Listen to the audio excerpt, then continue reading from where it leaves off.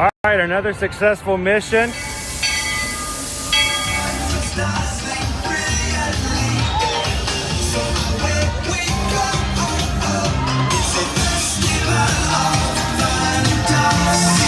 You just look strangely uncomfortable. Can you ask the raptor for motivation, please? Okay. She's very photogenic. Nothing can stop us now. Oh my gosh, I'm so excited. It's Chip and Dale. How are you guys doing?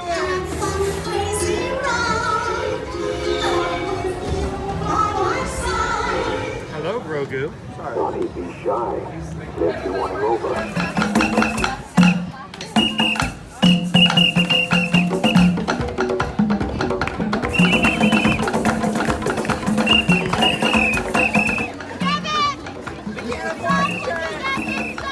Universal Orlando Resort, Earl the Squirrel needs his own Christmas tree over here for the meet and greet.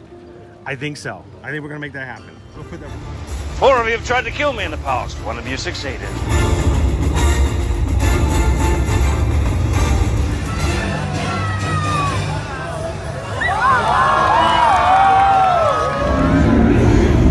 Oh wow. Do you think the people on the moon ever look over and say, wow, it's a full spaceship Earth tonight?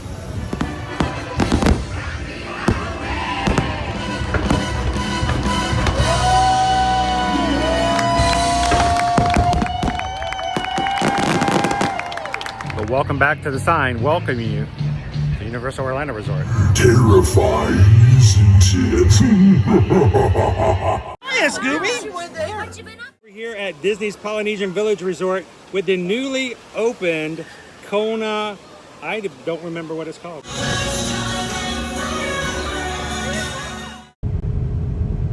All right, and good morning, Magic Crew. How are you guys doing today? Happy Wednesday, and welcome into another Ear to Ear Magic live stream coming to you live this morning from the I-4. I'll tell you what, just for those who are familiar, local, just this past couple months, we had an additional lane added to the I-4 going both ways. It really helped traffic. And then school started back, and we have gone right back to where we were before. So welcome to the I-4. We're about to be off of our exit coming into Walt Disney World. Instead of pushing the stream start, I thought, well, you know what? It's very rare that we get to go in and show you guys as we come into the Walt Disney World bubble. So this morning, come on in and we'll drive in with us as we head our way into Epcot for our very last Festival of No Festivals summer live stream from the experimental prototype community of tomorrow. We're going to be talking about next week's food and wine start, the menus that are involved, and maybe we'll pick some favorites that we're going to be looking forward to and trying. The Epcot International Food and Wine Festival starting very, very soon. So glad you guys could join us. If this is the first time you've ever been here on an Ear to Ear Magic live stream, hi. We are a family-friendly streaming channel that brings you to the parks here at Walt Disney World and Universal Orlando Resort. So we're glad you guys could come in and have some fun with us today. We're just about to come off the I-4. Smooth sailing from here. Hi, my name is Chris. Beside me driving, I am not driving and streaming at the same time. We'll get emails. We'll get a letter. We'll get a DM. We are being safe. I am wearing my seatbelt. So is Owen. And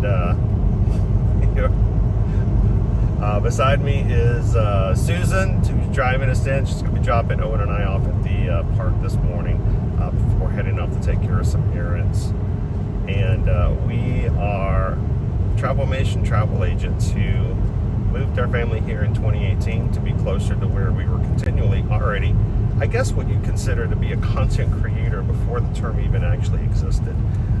So we started this YouTube channel back in 2016 to document things at the parks at both Disney and Universal, and moved here in 2018 with our family, and now we come to the parks every weekday Monday through Friday. This show you guys what's going on in the parks, talk about the latest and greatest news, give you some inside tips about what we do and how we navigate, prepare for crowds and attractions.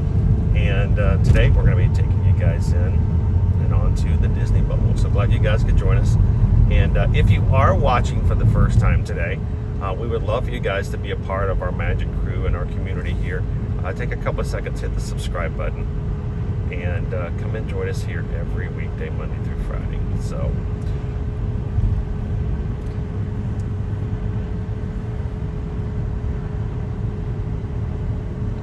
Jen was in the chat earlier and was letting us know we're gonna have to come in and join us a little bit later, having to start work a little early. So I hope you have a great start of your day. Thank you so much, Jen, for the super chat. Little diamond to be shiny and start off the day. So thank you, Jen. Jen's also helping us out with figuring out how much candy we think we can get weight-wise in preparation for next week's Mickey's Not So Scary Halloween party. I think we're going to put a challenge on Owen to see if he can get trick-or-treating as much candy by weight as what one could buy with the same amount of money it takes for the ticket. It's perfect because we'll actually have trick-or-treaters this year. He can fund that. Yeah, I don't think it'll last that long, but that would be a good idea. Especially since it's all M&Ms and stickers and stuff like that. We're going to be heading into the Disney bubble in just a second here. Thanks again, Jen. Have a great start of your work day. Everybody else coming in, glad to see you guys. We are making our way into Epcot, and instead of pushing the start time on the stream, I decided we rarely ever get to show you our drive-in, and there are some people who probably would really get a kick out of seeing the Welcome to Walt Disney World sign. So I said, you know, let's just go ahead and do it.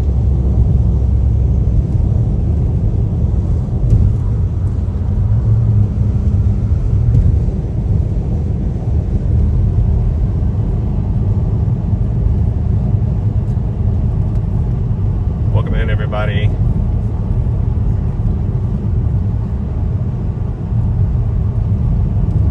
Jen says, I think I figured out to be about 16 boxes of candy. So find us a weight on one of those boxes, how many ounces is in that box, and we'll make an official goal for Owen to see if he can get that many. So how you doing this today? Run, walk, fight. Welcome in. We're not getting much of a breeze. It's pretty much same old here. There we go. We're talking about the hurricane. Yeah, Aaron. It's far, far away. It's far, far away. Far, far away. Far, far away. The coast will have some choppier waves. That's about the extent of it, of what Florida is getting from here.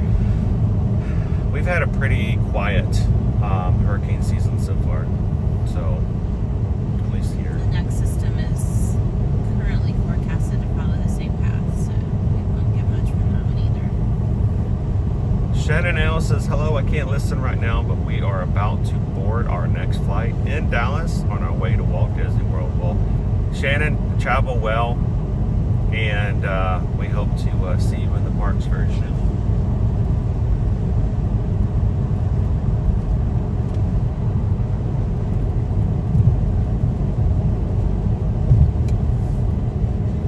How you doing this morning, Diane? Welcome in, Chris D.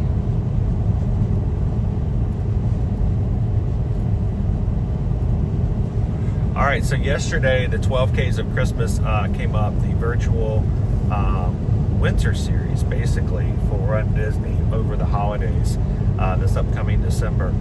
It's Muppet themed this year, and all of the ornaments / medals are Run Disney shoe shapes. Are they actually medals, or are they? No, ornaments? they're the so same. You don't have medals to hang. Yeah, you don't have medals to hang up, but Oh. what they do typically is, in the past they've done like ear hats and stuff like that, Yeah. so that they serve as medals. Oh. but you take them off and you can use them as Christmas ornaments because it's for holidays. But I don't know. There's been mixed reviews about whether or not they were happy with that design or not. Because It's you all can mother always thing. make a medal into an ornament on your tree. I don't know. But Those you medals are so can't heavy. You could totally do it though. Yeah, you'd have to have do a it. really like, reinforced you know that I am branch. the queen of alternative items as Christmas decorations, but you can't make a ornament into a medal. Like you can't reverse. So Dopey Runner says, as long as there's no storm in the Caribbean. No, wait a minute. Are we talking Pirates of the Caribbean or Caribbean Beach Resort? We have two different pronunciations. As long as there's no storm in the Caribbean in 106 days, which is when our Christmas cruise is. yeah, that's Dopey highly Runner's unlikely. Dopey Runner's excited about that. We are too, guys. If you have not heard about it, our next group cruise will be in December. We're going to be going on a Disney cruise together with our community, and we'd love to have you guys come join us, and we can all hope together that in 106 days the weather will be beautiful. The Maritime Cruise is going to be sailing out of Fort Lauderdale, and it's going to be December 5th through the 8th. So if you're interested in joining us, please let us know. Reach out to us at eartoearmagic.com, and we would love to have you guys be. So sorry. Speed bumps. Yeah, speed bumps. There's another one. And another. And another. And another. Caution, runners. Speed bump ahead. Run Disney runners right now are like, oh, that brings in some stuff. Hello, Luke. Love doing the Mickey's Not So Scary Halloween party, not only for the candy, but for the thrill of enjoying the rides at night. The fireworks were also epic too. And my favorite, of course, is the Booty You Parade. So we are going to be doing that next Tuesday. Thanks to the generosity and the support of those in our community.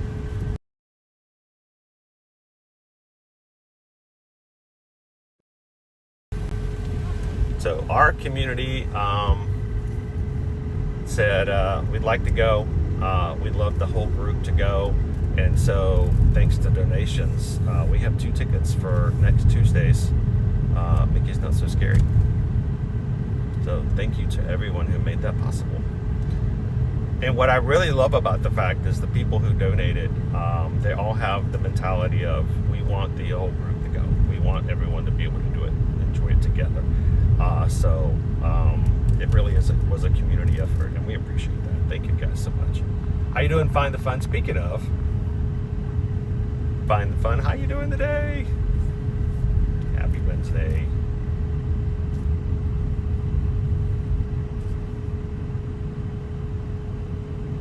You did it do anything for you when I said that, Dopey Runner? Caution, runners. Speed bump ahead. And it just keeps repeating. Caution, runners. Speed bump. My favorite one is the sharp turn ahead. Because I always say shark turn. Because, you know, dad jokes never get old or die. Because caution, runners. Shark turn ahead. One of these days, I'm going to, like, when I'm not running one of the races, I'm going to dress up as a shark. And I'm just going to stand there at one of those corners.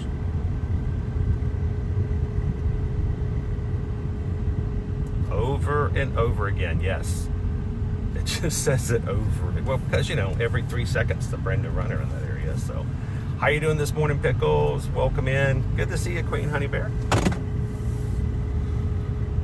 All right. Thank you for driving us in and dropping us off this morning.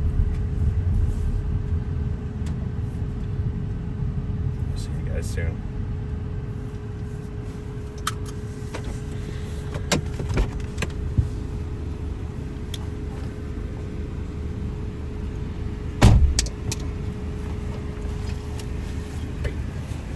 Bye. Oh,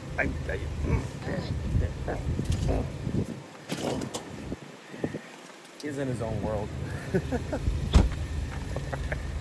I can't get my backpack. And no one ran off. Oh, We're gonna put you guys in our Tri-Gus in just a second for a little more stabilized thing. We are in the drop-off area though. If you ever do a Lyft or an Uber, this is where you can get dropped off. Or if you just have somebody in your own family dropping you off, this is the drop-off and pickup area. All right, we're gonna put you guys in Tri-Gus. Make the everything a little smoother.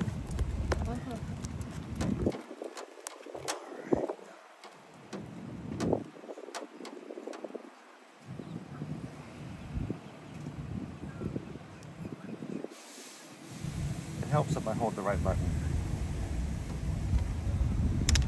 All right, here we go.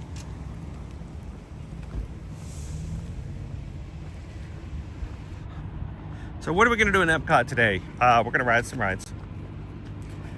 We might see some characters. We're also going to be walking around and looking at locations for the 2025 Epcot International Food and Wine Festival. And we're going to be pulling up the menus that have been shared by Disney and talk about what kind of food options will be available at those locations. And afterwards, when the stream is over, Owen and I are going to confer and come together and decide what we're most looking forward to seeing and trying next week when the festival starts. So our question of the day, which we'll pose to you guys to answer after today's stream for comments as well, is as you're listening to menus, as we discuss the menus today, we would love for you guys to pick your favorites as well. So we'll post what we have as our most looking forward to new items and most looking forward to returning items later on our social media.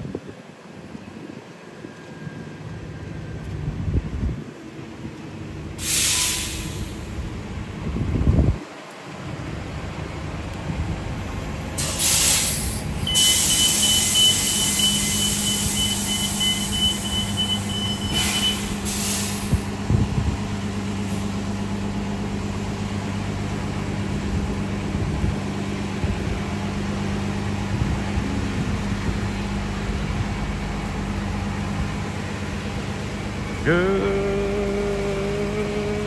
morning, Magic Crew. Now we are going to have to go through security, which means out of respect for Disney's rules and regulations, we do not record audio or video of the security process. You guys know that. So we will be putting on a hold screen while we go through.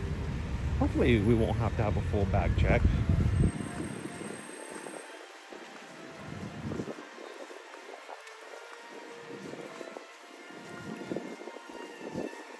Back live with you guys afterwards as soon as we get through.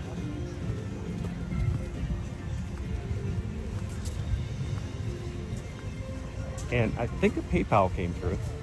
I missed it in the chat. You know, walking, talking, and chewing gum sometimes.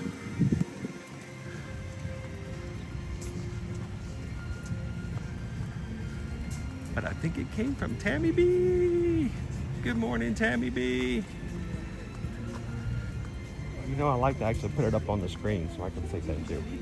But I missed it. I'm so sorry, Tammy. I'll see. But we just got a PayPal. Tammy B sent a PayPal. We just got a PayPal from the Magic Crew. Thank you, Tammy B, for that Ohana PayPal. Greatly appreciate it. And I'm glad you could join with us this morning. All right, guys, gonna put you guys on hold.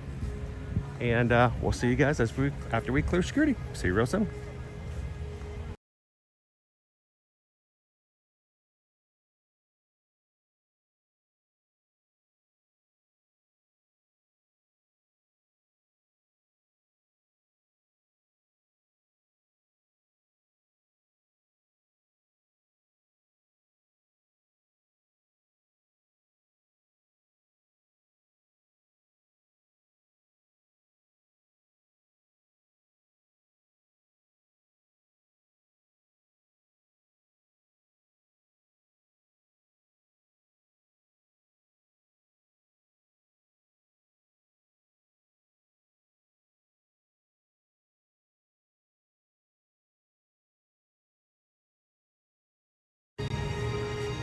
right, there we go.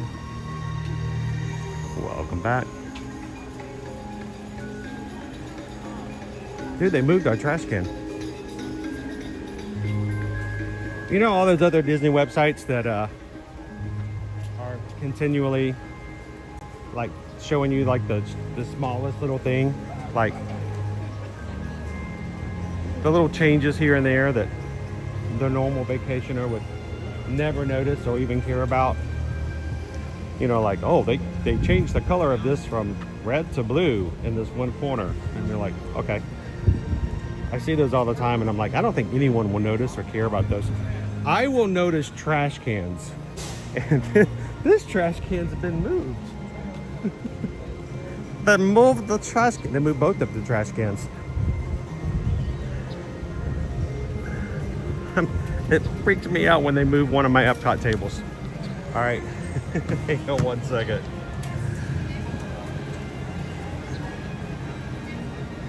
I'm gonna put all of our stuff back in for security.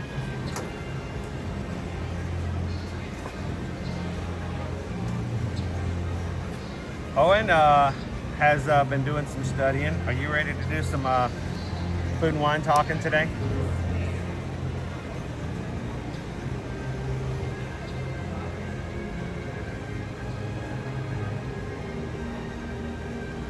Yes. I said yes.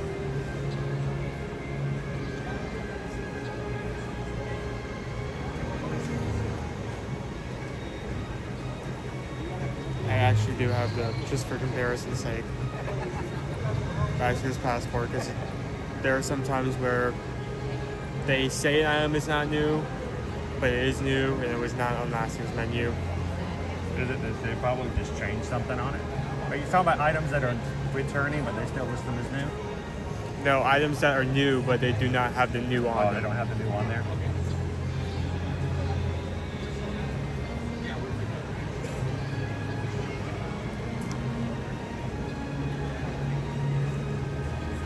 For those who come every year, you can always tell with the new ones, even if it's not listed as new, you're like, I've never seen this before. I don't understand the reasoning behind that. Maybe it's an item they've had in the previous year, and they're just like an item they've had like Or it could just a be few years something ago. missed. I mean, it happens. You know. It seems like a pretty big thing to miss stuff. Yeah, it is. But, you know, it happens. I mean, think about it. Hot dog. They put up a menu. They printed a giant menu. I still hope that's out there They somewhere. printed it. They gave it to somebody, and somebody went and put it up on the wall, and it was still hot dog. So, you know, it can happen. I felt like we should, because like not only I think we're the only ones who even noticed it. If it weren't for us, they wouldn't even been able to fix it because no one had pointed it Dude, out. the next time that happens to us, I'm not telling anybody but the crew. I'm not telling anybody. I'm telling them, asking, okay, if you take that sign down, can I have it? They would never give it to you. But I would want be that cool. sign. I would love to have had the hot dog sign. For those who are new Hot or dog. newish to our channel, there was a menu item back in 2023, and they put up a sign over at the Cheese lunching bonito pad, hot dog. and it was supposed to be something hot dog, and they misspelled the word hot. They took the T and they instead put cheese in its place. So it's not hot dog, it's hog dog. Hot dog. Hog dog. We had the hot dog, and I actually saw it for like 2 weeks. We put it up on the channel. We put it up on the screen. We showed it to everybody.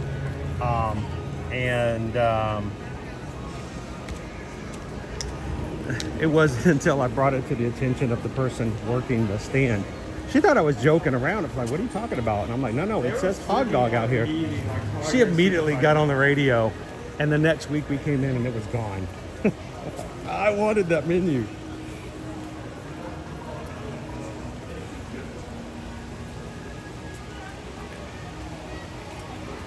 All right, let's get inside Epcot.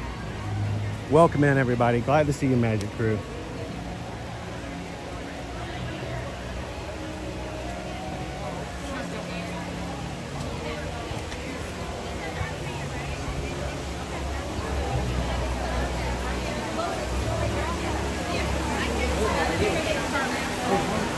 Good morning. nose on my hat and just walk around with it. I have seen solar powered hats down with the fans in the front. Thank you, Tracy.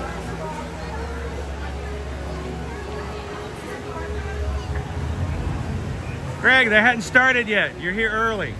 I'm already out. I was saying, there's no food yet. It's still the festival of no festivals.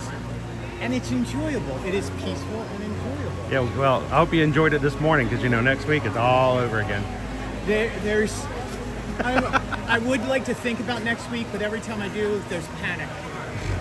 Between Such a week next Food week. and Wine, HHN. Premium Scream, D23, Mickey's Not So Scary that night, D23, Cusco Utopia. Can we just add some more stuff? We should add some more stuff to the And the wonder, like,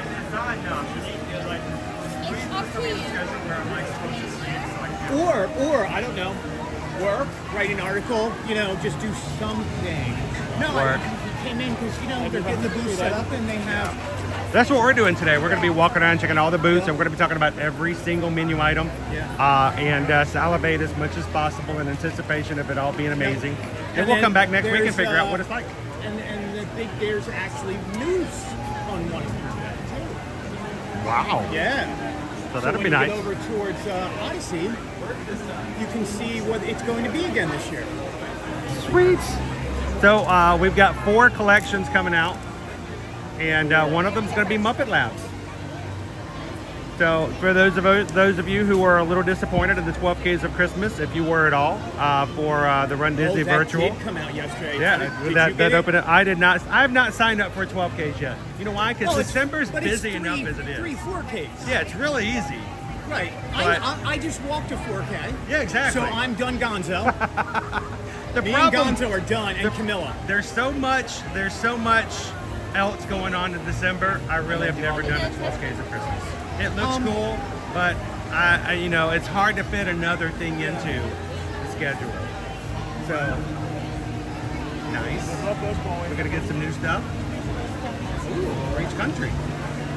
Coming fall. Where's the First week of Brazilian? October. Where's Brazil?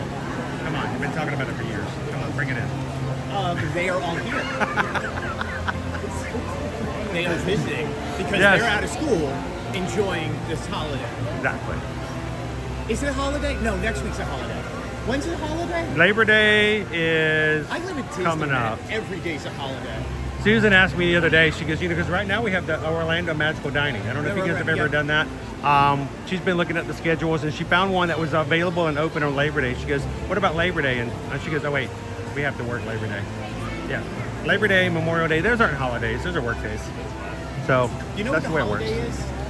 Last Thursday. What day are you celebrating?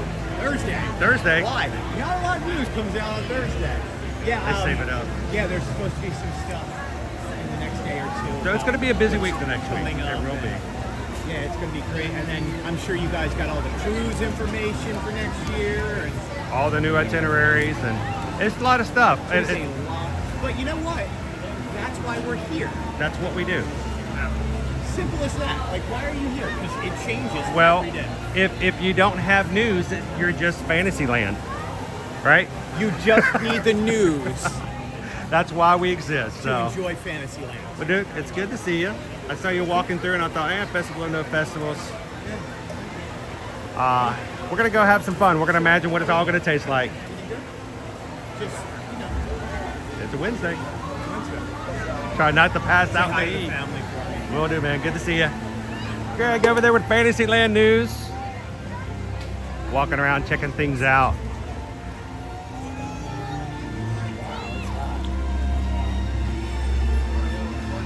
Crew, I do want to say that we are trying to see if we can meet a new milestone before the end of the month, and you guys are doing that to make that happen. We have new people hitting the subscribe button all the time, and today we're at 35,753 Magic Crew members. Now, we don't normally make a really big deal about the numbers because numbers are one thing. Real people, real interactions, real connections is what we really measure our community by. I mean, we all know there are channels out there that may have 100,000 subscribers, but you know, no one has any real connection, and it's just videos and no interaction, and that's not what we want. I could care less to have a channel with hundreds of thousands of subscribers, but no real people having a real good time together. So I am grateful for our community and what we do here in the Magic Crew. You guys are amazing. But at the same time, we can have some fun, realizing that we have growth and new people come in and all the time. So if you are watching today, help us get a little bit closer. We are 47 away from 35,800. And if you are watching for the very first time today, this group of people, we love them. It's amazing. Don't we guys? Don't we Disney Houstons? Disney Houstons is here. How you doing this morning, Haley? Welcome in, Obey. How are you doing today?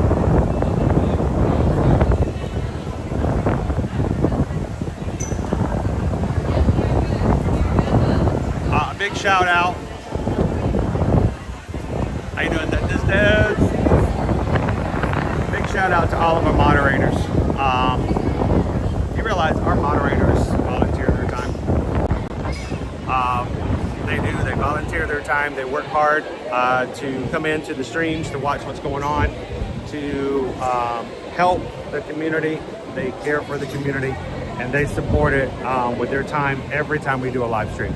So to our mods, thank you. You guys can always see our mods by the blue check. I think it's a check, the wrench, because they're working all the time. So thank you, mods, for whatever you guys do.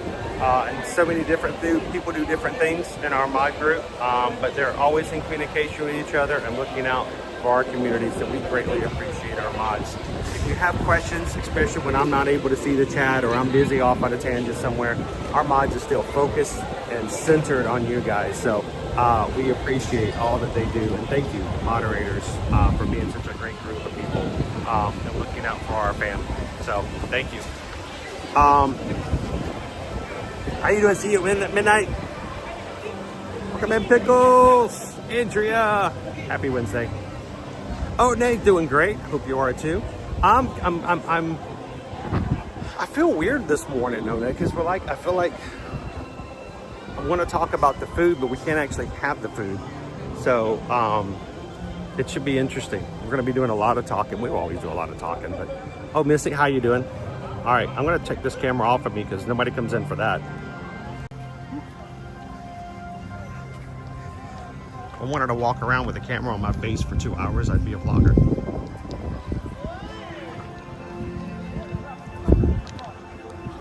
New Magic Crew, PWT 1997. Thank you so much for hitting the subscribe button. Welcome in. I think we need to ride some rides first. Everybody needs a little bit of something to kind of get started. 70 minutes for us to go see. So I was trying to 25 minutes to meet with your friends. See some email friends, working down. Oh my gosh, is there anything? Okay, let's ride something that's working. 5 minutes for land, 5 minutes for Soarin, 5 minutes for drinking. Okay, well maybe we can head over to the land. Hey, do you need anything to get started this morning? Do you need a caffeine? Are you good? Are you sure? Okay. We haven't done a Starbucks in a long time.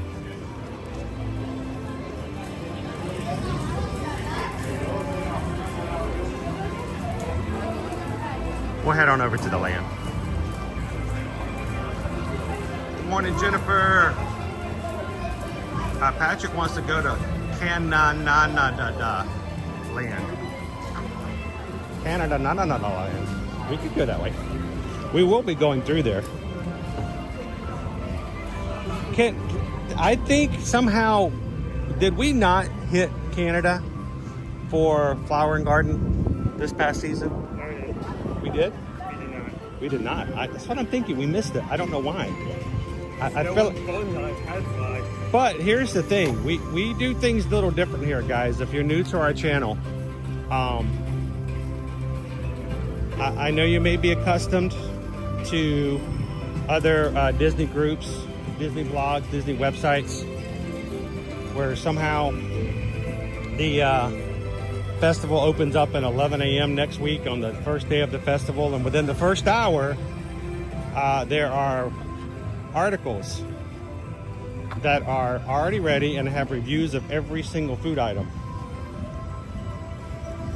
We don't do the speed eating thing where we just come here and plop down $873, buy everything. Shove like each onto your mouth. Like shove a bite in and go, good, not good, all right, next. We savor. We take our time. And we have several months to do Food and Wine, not a couple hours. So what we do is we'll come once a week, generally, on our Epcot day. We will have a food poll in which Susan will pick 4 booths that we have not covered, and we let you, the community, decide by vote. Majority rules. It's just democratic. We let you guys choose where we go to eat. And I think somehow in Flower and Garden, we somehow missed Canada. So, I mean, I do take some responsibility to that as well, but I guess there was nothing on the menus that made it like win the food bowls over the others. So, how you doing, Leah? Welcome in, Melissa K. I wonder how long they're going to keep the Goofy thing in the community core area. Labor Day weekend. This may be our last week and a half. Cool Kids Summer is over the 1st of September. So,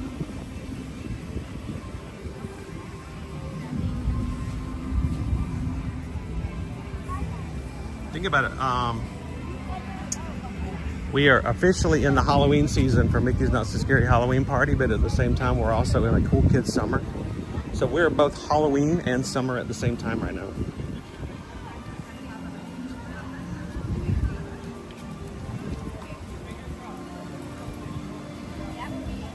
Good morning, Megan, Corey, welcome in. EWT 1997 says 38 days until my trip to Walt Disney World. Thanks for bringing us to Epcot. Well, this would be perfect, EWT, because we're going to be talking about the food menus for Food and Wine. So when you get here in your trip in 38 days, hopefully we can get you prepared, ready, or excited about upcoming food items to try. Oh, dude, there's a piece of grass that needs to come out of that sign.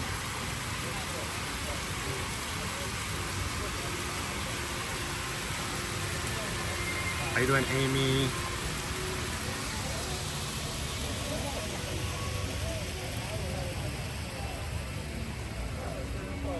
Leah says, I cannot wait for Owen reviews. I trust his taste buds.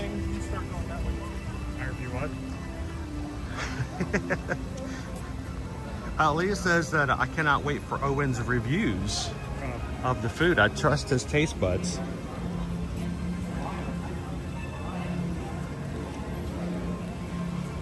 I will say this. The one thing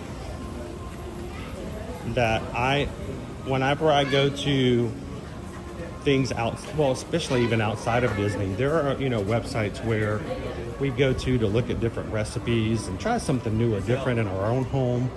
Good morning. When you go to the same place and you see the same author and the same people, you know that there's a consistent thing going on there. In other words, you know what Owen likes, you know what Owen doesn't like. It's weird when you go into a space where it seems like every food review is by a different person. How do you work that? If every single food review on a website is reviewed by a different person, I mean, does that bother you like it bothers me? Like if I'm going to a space that's, you know, trying to give us some ideas of different food, like for recipes and stuff like that, but I realize that every time it's written by a different person, then you don't know how that works out. Is that, maybe it's just me. It's like you have a favorite restaurant, and every time you go, there's something chef in charge. Well, yeah. Well, if you go to a restaurant, if you go to your favorite restaurant and you have a favorite server, we're going to Soarin. Is Soarin good? Yeah. Okay. Oh, cool. Yeah. So if you go to your favorite restaurant and you always have your favorite server, and you go to that server and go, hey, how was this new dish? How was this new dish? Then, you know, you kind of feel like you have a baseline, right? So.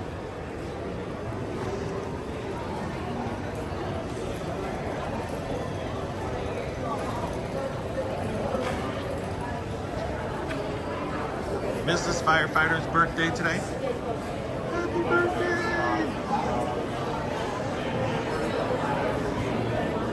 Disney Fanatic says one scene in Carousel of Progress is a crooked towel on the stove. I want to fix it every time. I get that.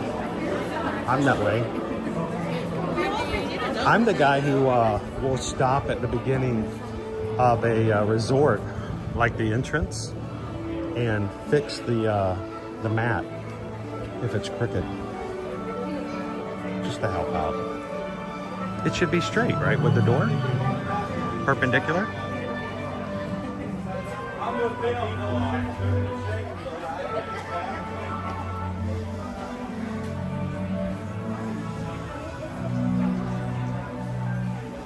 Well, Firefighter says, I want to wish my wife a very happy 40-something birthday.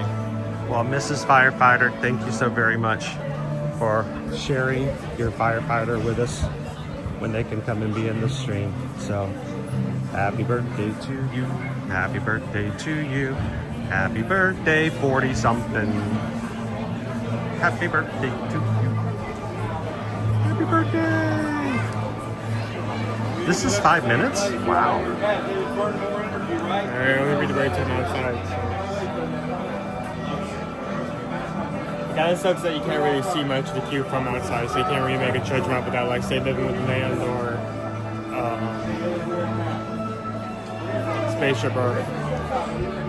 You know what? It's one of my pet peeves when it comes to dining. Patrick says they have a new barbecue place in town. Check the menu. The menu doesn't have any prices on it. Why? That is it's a huge red flag for me. Why? The most simplest of things, and you can't share information about it.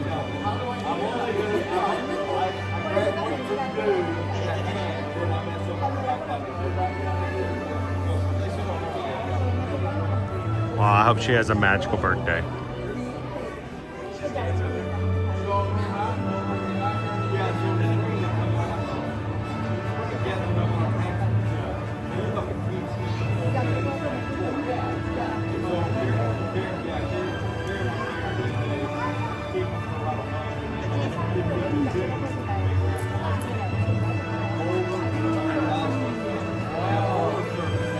How you doing, Vince? Vince, how do I book a Universal vacation through you? If you filled out a form, do me a favor, shoot me over a quick email, Vince, and I will check for that form. So you can email me over at chrisedwards@travelmation.net. Just a quick email. Say, hey, I filled out a form, and we can get that with you. When's your trip?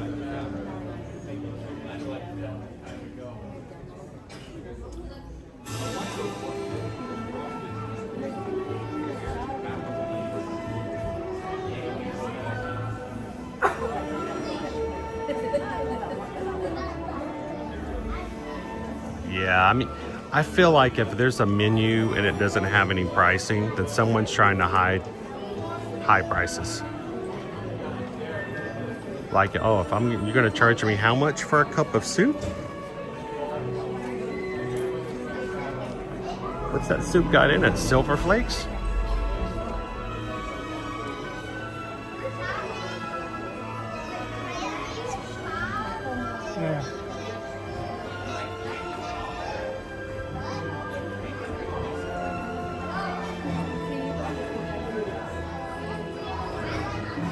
They said they're just a day at a time. That's something new.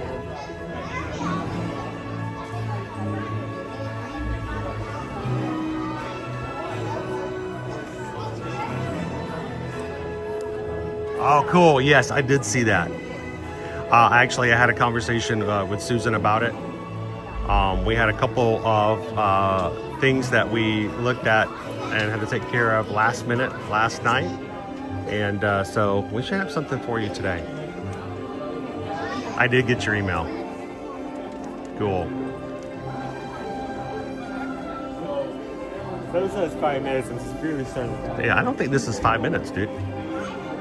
wait until What part of the line is the 5 minutes? Have we started yet? Do we we got tricked. I think out of all the rides, I feel like this one has some more tendency of giving it an accurate wait time. Greg, I have consciously decided not to go in a restaurant if they will not post their prices.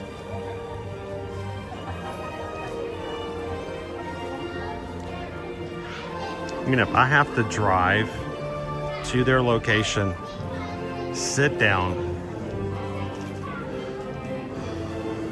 just to see a menu and prices, you know, I'm like, that's a lot of work for something I don't know, you know.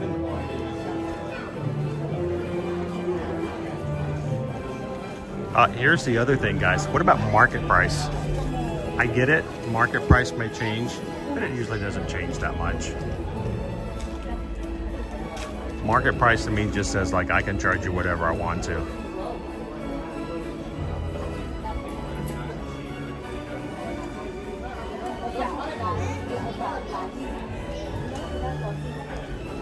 Now the app says 20 minutes. That seems about more accurate. Yeah, there you go. So now that about it's time, so considering that we're moving from line. How you doing this morning, Leo? Welcome home. It's your home. We're in Epcot.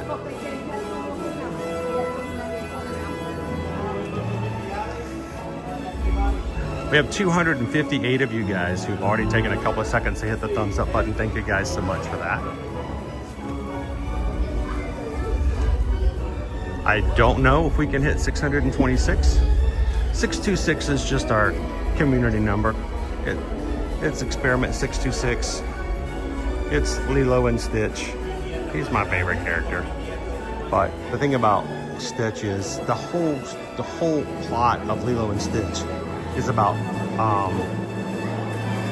realizing that there is family that you're born into, and then there's family that you have chosen or has chosen you.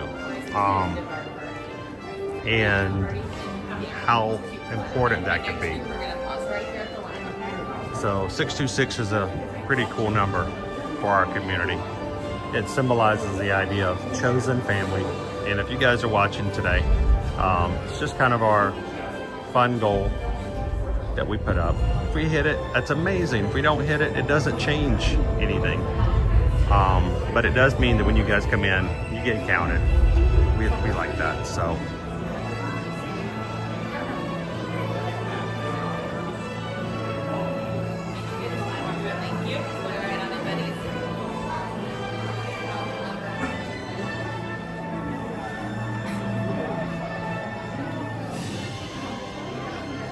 But if you want to cater to the visitors, they are not there all year. You have to deal with the locals at some point. I love that. No matter where you're at, there's always the locals and the visitors. Even here at Disney World, you know, we have the locals. The locals like us who are coming in excited about the menus for food and wine.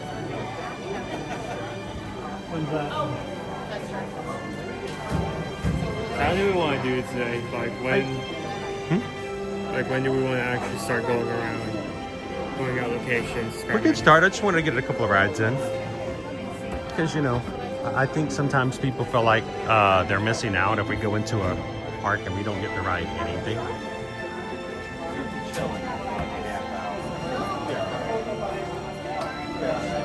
How you doing today,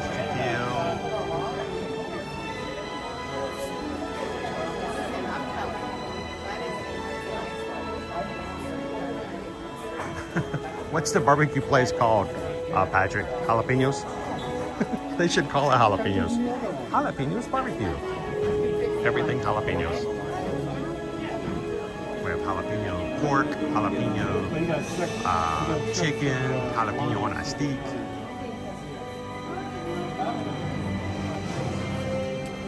You might say so.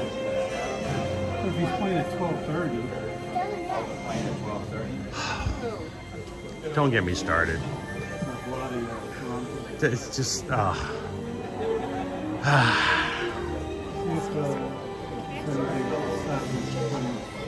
it's oh,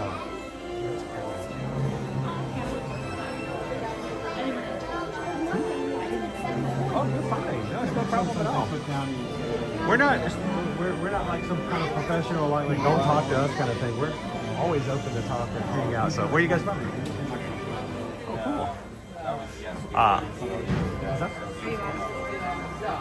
We originally from Georgia, and we moved here in 2016. So we started doing Disney stuff on the regular back in 2016, and it just got to the point where we were just traveling like every 2 weeks. It's a lot of driving. So eventually we just moved here. We've been doing this. We live stream every day during the weekdays since 2020.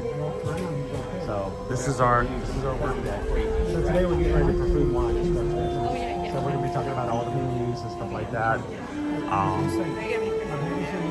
So you guys have come just about the time it's gonna be really quiet for a little bit. Next week it's just gonna go crazy because all the food menus and stuff is probably back up. I just call it Instagram. So idea, when you smile really big, you smile from ear to ear. So it's not necessarily Disney, but it fits Disney as well. So, oh, you're welcome. Whenever you guys get back home, if you ever feel like you need some part time, you can just come in and ride some rides. Oh, it's nice to meet you guys.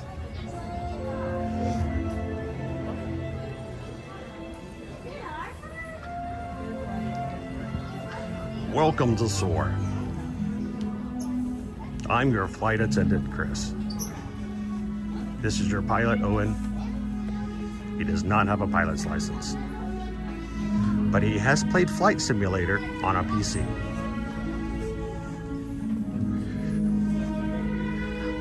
And one time back in 2012, he stayed at a Holiday Inn Express.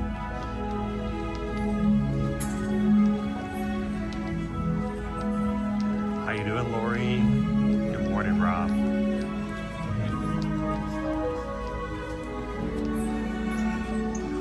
Oh, Missy, how are you guys doing this morning?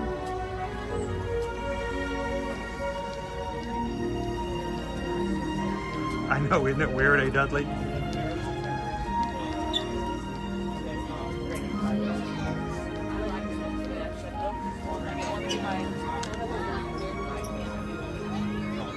All the way in? I'm okay with that.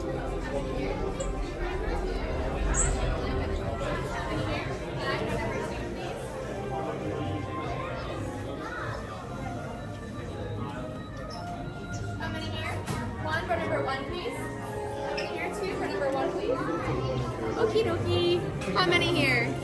Four for number two. I guess we're out in the wall. Yeah.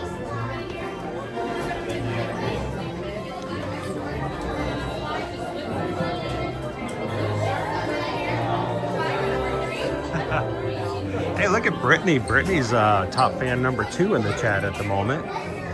That's cool.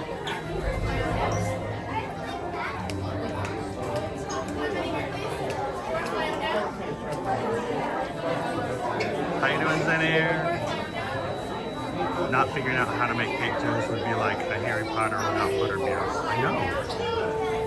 Guardians of the Guardians of the Galaxy. I don't know the exact pronunciation. 3 dumpling type dishes. And none of them cake toast. But there is no cake toast. No cake toast. It's pink bottom. Hey girl, thank you so much for the super chat. What can I say except thank you for the super chat. Appreciate that. Mahalo.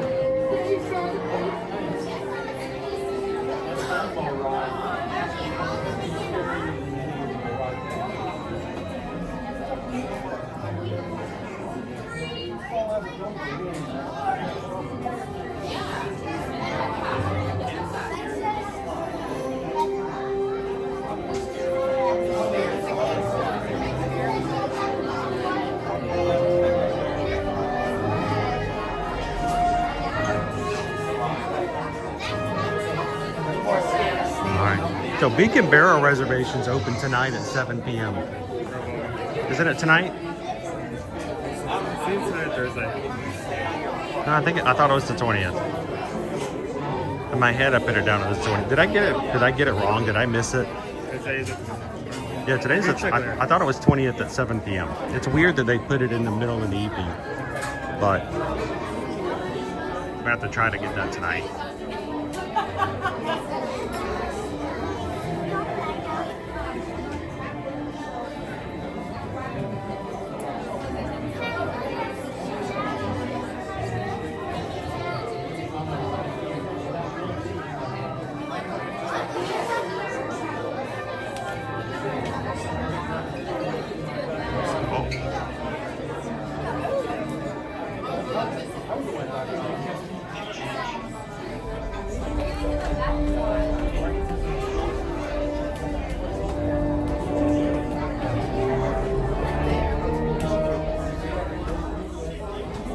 Hello and welcome to Soarin. My name is Patrick and I'll be your chief flight attendant today.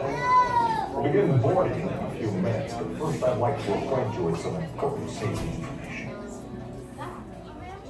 When the doors to your flight open, please take a seat and store all carry-on items in the underseat compartment. This includes cameras, purses, hats, and of course, these little beauties.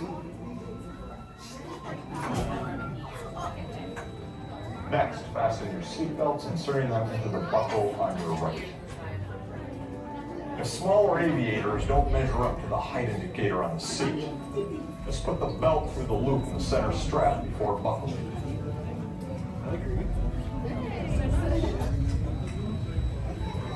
Nice work, pal.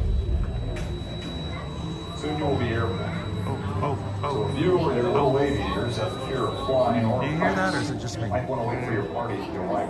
Yeah, crazy. Okay, let's review. That is seatbelt, carrying matters, safety strength, fear of heights, keep your hands and arms inside at all times. Anything else?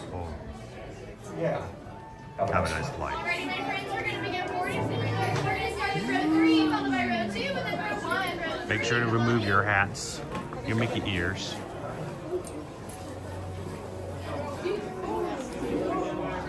Be prepared to put all your items in the under seat compartment or in the aisles within the taped off areas.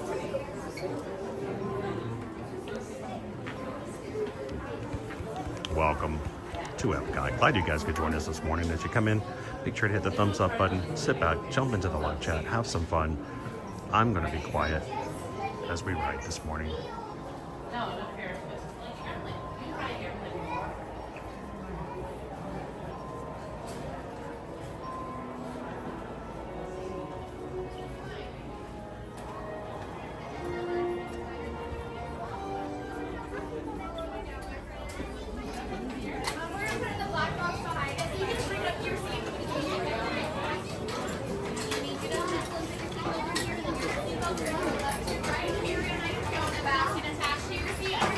We are now conducting our final systems check. Please store all carry-on items in the underseat compartment. For your safety, remain seated with your seatbelt fastened during the flight and watch your children. Bienvenidos. Favor de colocar sus efectos personales en el compartimiento debajo del asiento. Para su seguridad, permanezcan sentados con el cinturón de seguridad abrochado durante el vuelo y vigilen a los niños. Esperamos que disfruten su vuelo.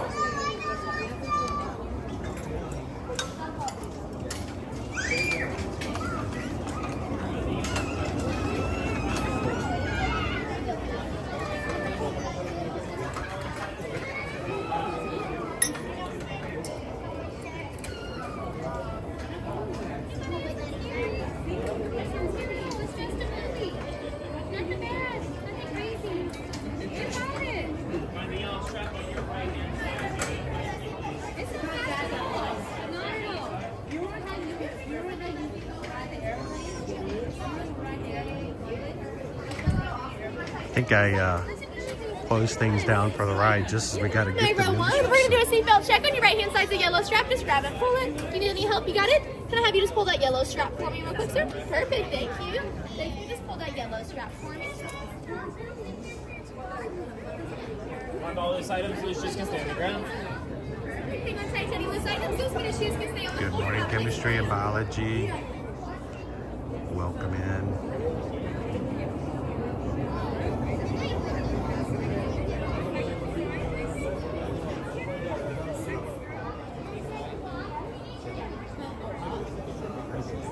Back to the breach. Breach blanket, bingo. Breach blanket, bingo. Sorry, call back to an old joke earlier in the stream. How you doing, Peter Bag? Do me a favor, guys, before we get started. I want everyone in the chat to say hello to Haley this morning. Good morning, Haley. Soarin to tower. We are ready for takeoff. Woohoo!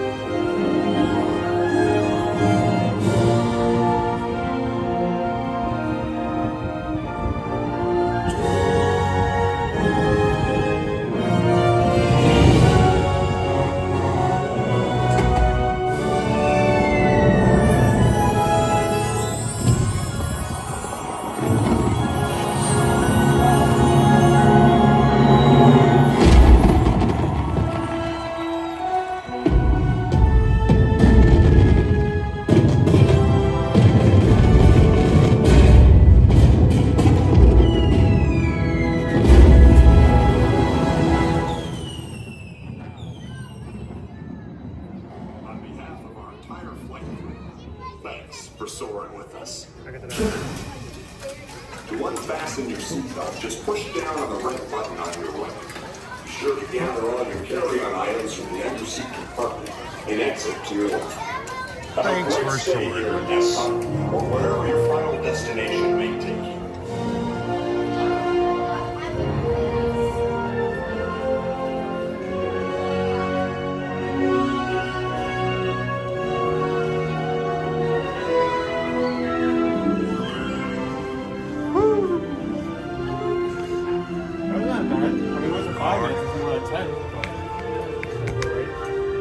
Here it is, 10 o'clock in the morning. We've already traveled all the way around the world. Good morning, Magic Crew. Welcome in. Glad you guys could join us. I guess I see this part of the park. It's nice and warm in here, but in a good way.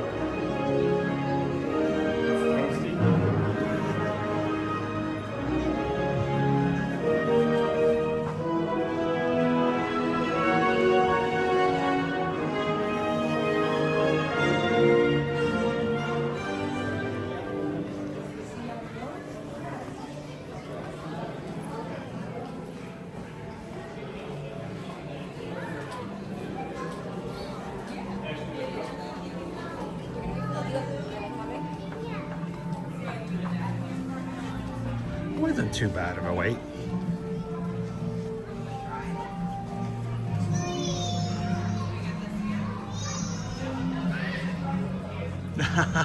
TLP.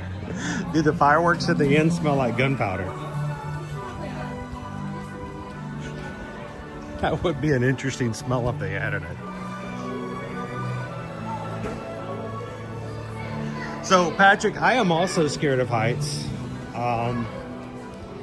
In a very serious manner, but I have no problems riding Soarin', except for today. Now, keep in mind when I'm live streaming, guys, I know a lot of people get the impression like, oh, it must be great to have a job where all you do is walk around and ride rides all day long. But instead of enjoying the ride, I'm focused on the numbers on the screen as far as the connection strength, making sure that, you know, I don't drop signal, that nothing's going wrong. So I actually, the entire time I was riding, was looking at my screen on my device to make sure everything was looking right and that, you know, we weren't having anything that would detract from you guys enjoying the ride. And the weird thing was, when I'm watching the screen, when I'm just normally riding, it doesn't bother me. But today when we got to Paris and I'm watching it through the screen, I can feel that sense of tingling, of losing sensation in my legs. And yeah, the heights got to me, but I was watching it through the screen. That was a weird thing. So,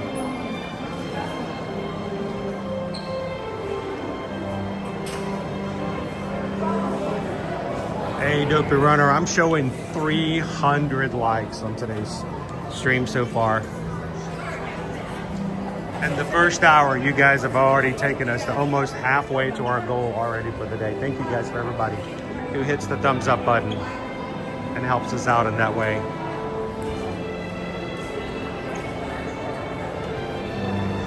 Now, as we're in line, if you are a brand new viewer of our channel, anytime we have a back and forth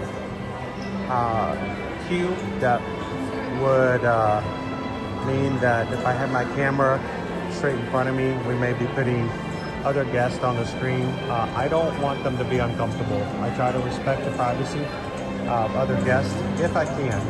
Can't always do it in public spaces, but in queues I can. So there'll be a lot of me showing the wall or the floor or the amazing ceiling. Why am I doing that?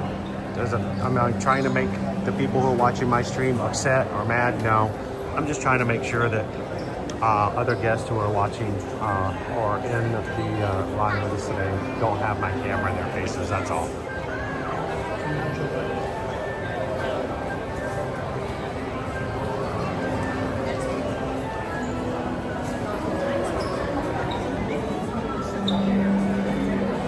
All right, so just as we were getting on the last ride,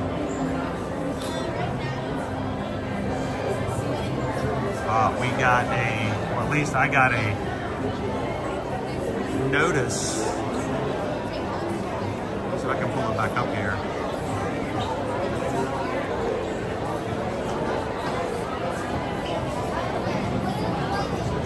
Where is it? Nope. Here it is.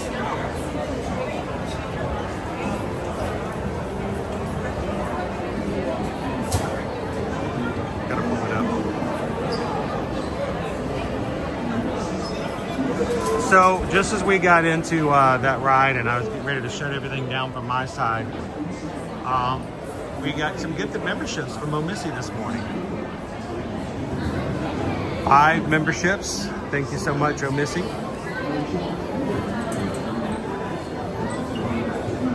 Our Magic Crewcast membership is our YouTube membership program that allows people to support the channel by paying a monthly fee.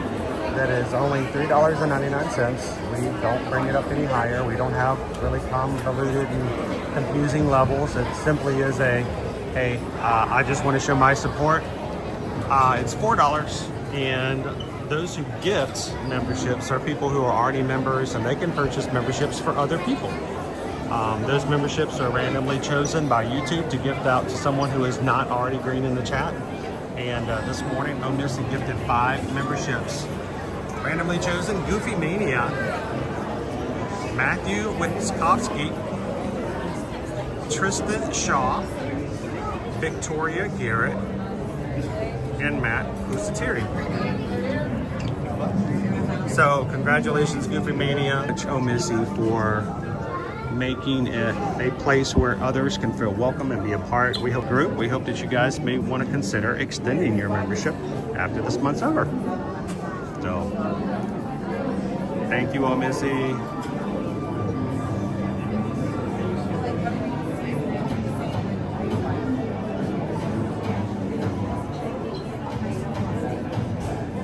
Kim, if you'd like, I can send an email out and cancel that meeting for you if you need to. I mean, is it an important meeting, or is someone just going to read off of a PowerPoint that they could just email everybody? I mean, let us know.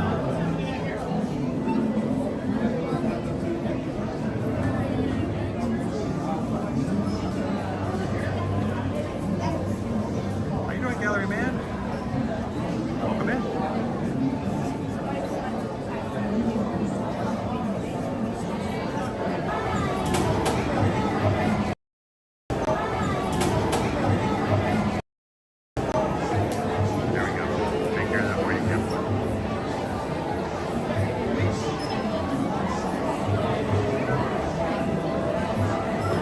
Don, good morning. Ninja watching. Thank you to all of our Ninja watchers out there. 7.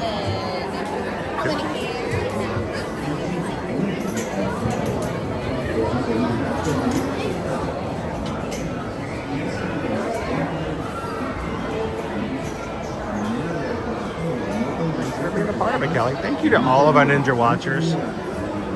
Some of you chat, some of you cannot. You're working hard and you have an earbud in your ear and you're listening all around. So thank you to everyone out there.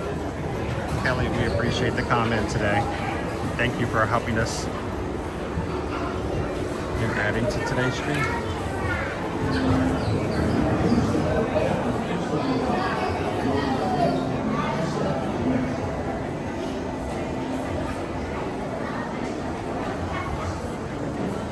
What have we heard about the refresh of Spaceship Earth? It has been an ongoing project they've been trying to do for over 6 years. The current one, the one that they're, the next time it goes down, I think it's just going to be just a regular renovation like they normally do. But they're going to do a major overhaul on that thing sometime in the very near future.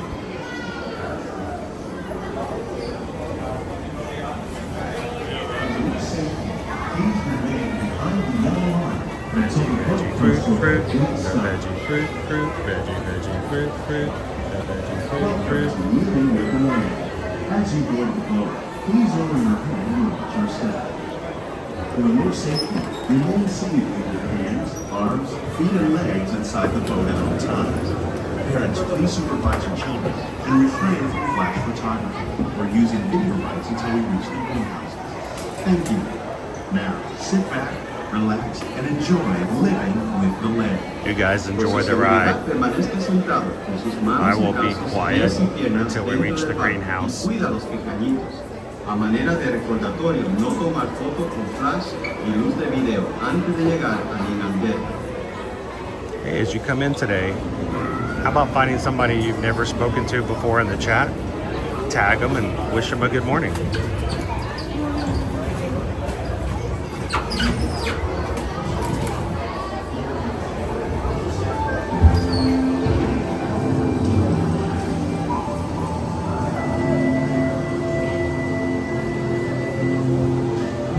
Welcome to a voyage of discovery and awareness of the richness of the often surprising nature. Our journey begins as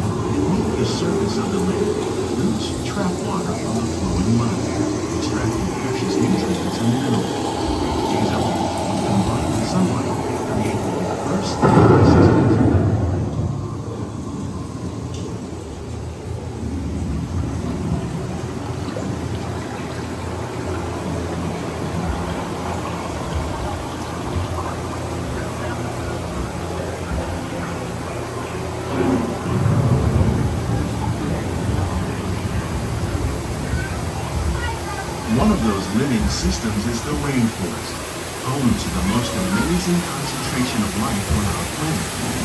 These dense and beautiful forests cover only a tiny portion of the Earth's surface, but they contain more than half of its plant and animal species. Rainforests are also extremely rich in productive living systems, providing us with oxygen, food, medicine, and other elements essential to our lives.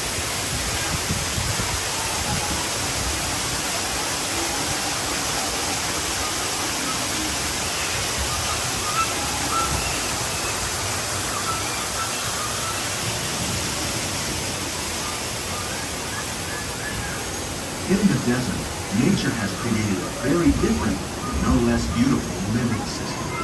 And while this arid landscape may seem lifeless, it is very much alive.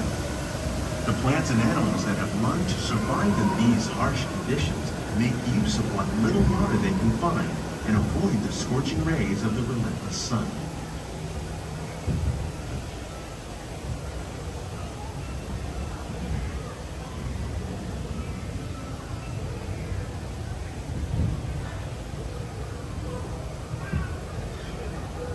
The American prairie once appeared as desolate as the desert, but over time, rainwater and nutrients gradually penetrated the hard surface of this land. Even the hooves of the mighty buffalo helped create the rich soil that would one day become home to the American farm.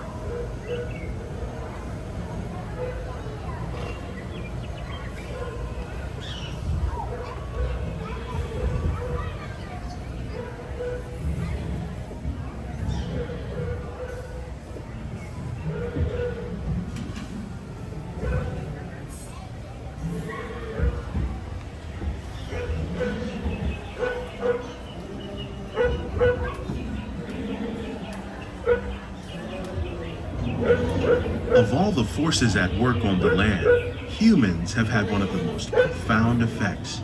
The need to produce food for a growing world led to the enormous use and sometimes overuse of the land. In our search for more efficient ways to grow food, we often failed to realize the impact of our methods.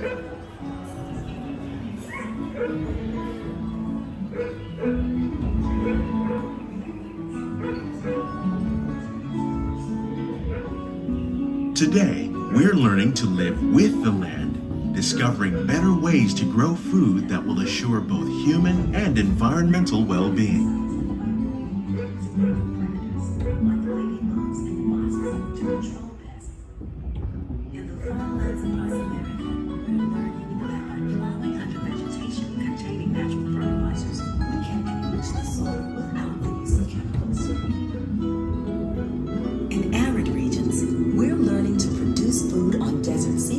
By developing and planting crops that thrive on salt water. In Japan, we're learning that by mixing leaves and other living materials into our soil, we can make farmland more fertile without the need for chemicals. Here at Epcot, we're learning to reduce the need for chemical pesticides by breeding and using natural predators like ladybugs and wasps to control pests. In the farmlands across America, we're learning that by plowing under vegetation containing natural fertilizers, we can enrich the soil without the use of How will we meet tomorrow's growing needs for food production, yet still respect the needs of the land? Some of the answers are being discovered just ahead. To help us maintain these carefully controlled ecosystems, and for your safety, please remain seated in your boat at all times.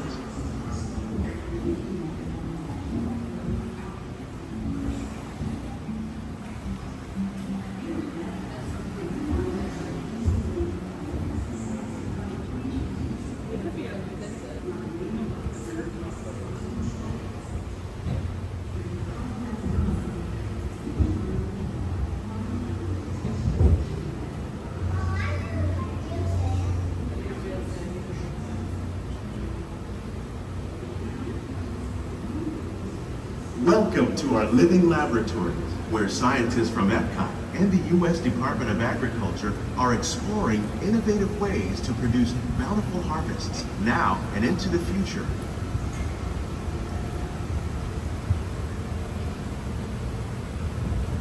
The tropics are home to the greatest diversity of plants on the planet. Many of these, like papaya, bananas, cacao, coffee, and rice, are well known around the world. These are just a few of the edible plants that have been an important source of nutrition for people living in the tropics. Many are rich in vitamins and minerals, while others are well adapted to growing in less than ideal conditions. Some, like the water lily, thrive in wet, swampy areas and waterways. All parts of this plant, even the flower petals, are edible. The starchy root of the plant has long been used to make flour for baking.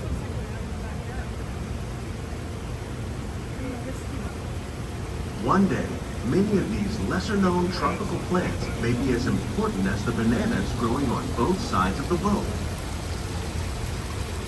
More than 28 million tons of bananas are eaten annually, making it the most popular fruit in the world.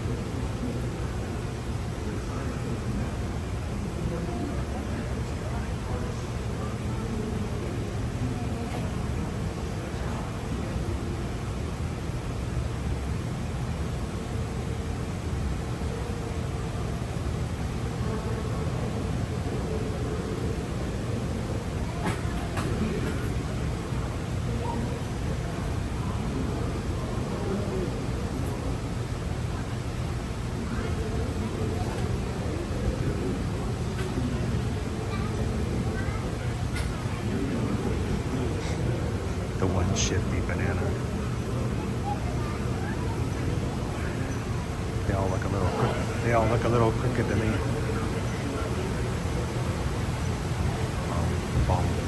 When we mention farming, you probably don't think of fish. But fish farming, or aquaculture, accounts for nearly half of all the seafood consumed globally.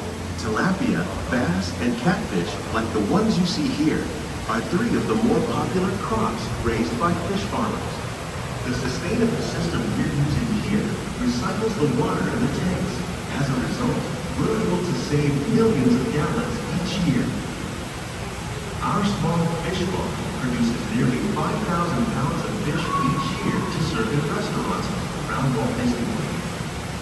Innovations like this one can play an important role in our efforts to produce bountiful harvests and still protect natural resources.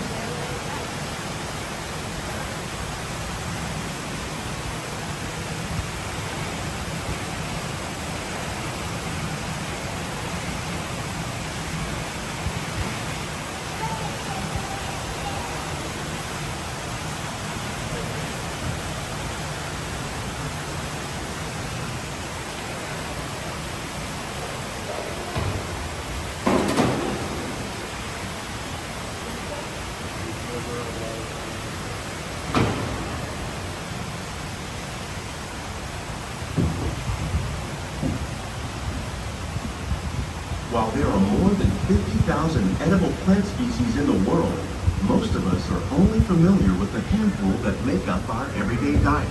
The common grains growing here, wheat, maize, sorghum, and millet, plus rice, account for nearly 2/3 of our global food consumption. Learning how to increase yields of these staples is an important goal of research around the world.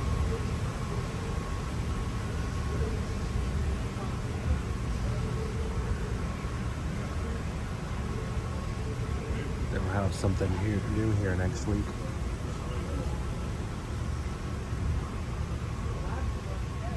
Wheat.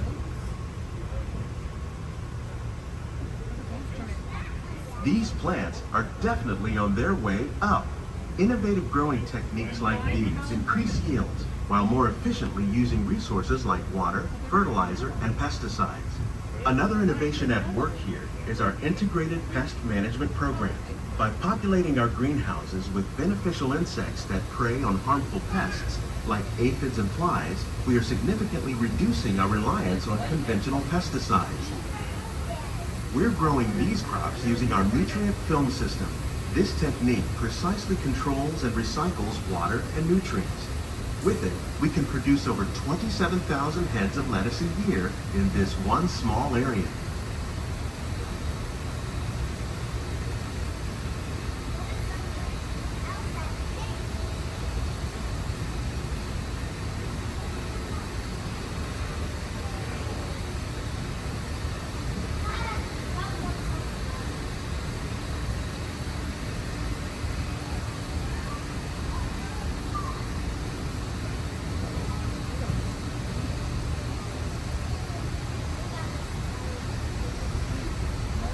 Some of our best ideas have been inspired by nature, like these fruit and vegetable trees. By growing these ground plants vertically, we can increase yields and better control diseases. These crops taste as good as they look. In fact, we serve more than 15 tons of produce from our greenhouses in restaurants here at the land every year.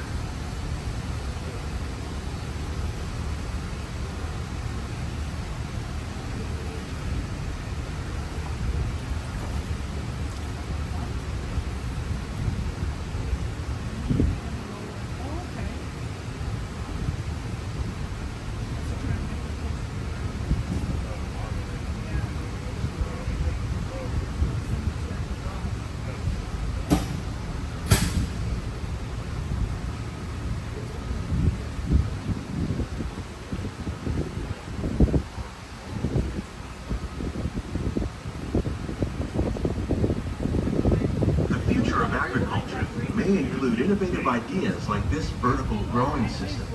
Plants grown in this way use a fraction of the space required by traditional growing methods.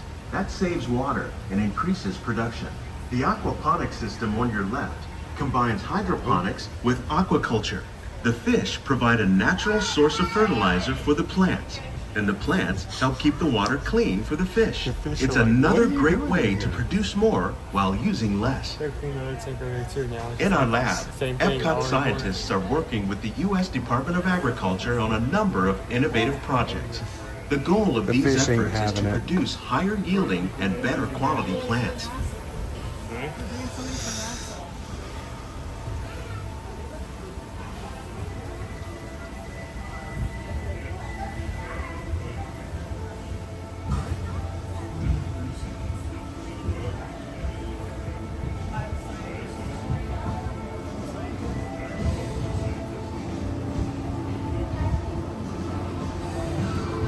Yeah, can I have an order of culinary herb? Yeah, we got 3 orders of culinary herb. These greenhouses represent just a fraction of the work being done worldwide to produce bountiful harvests for our growing population. Scientists, farmers, and even backyard gardeners are doing their part to improve the quantity and quality of foods that we all rely upon. Together, we can continue to find more ways to increase food production and protect our precious natural environment. Only then will we truly be living with the land. Diane, many times in places they actually do anything that's harvested On behalf of Walt Disney could end up in we one of the hope you've restaurants enjoyed this here unique at journey Walt Disney through our World. living laboratory. And if that interests If you'd you, like a closer look, then check out the over in the behind-the-scenes Animal Kingdom, walking tour. It's a chance for the whole family. there is a to lounge closer called the session Nomad Lounge. with the plants and growing It's techniques adjacent in to our Tiffins. laboratory. Right before you go into Pandora, Please keep your they have a hands and salad feet on the inside menu. the boat and remain seated until the boat comes to a complete stop.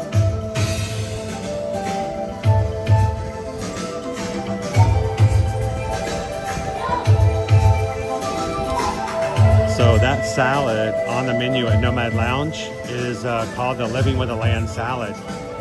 And I don't know if they can claim that everything on the salad comes from this greenhouse, but I do know cool salad to eat.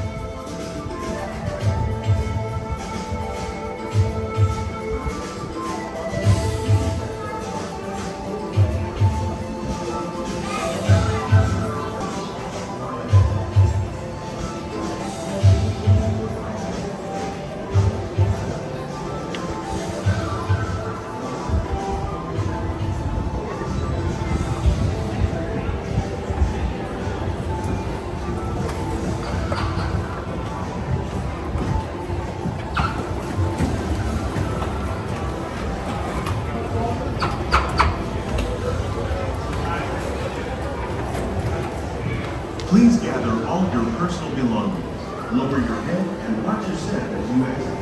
And take small children by the hand.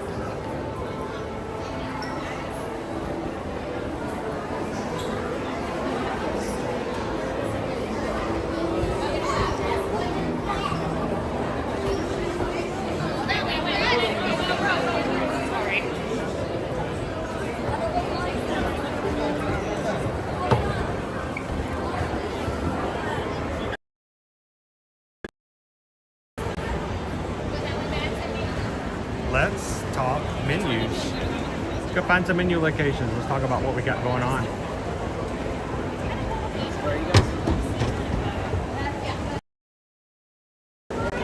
Good morning, everyone. Oh no! Welcome to Epcot.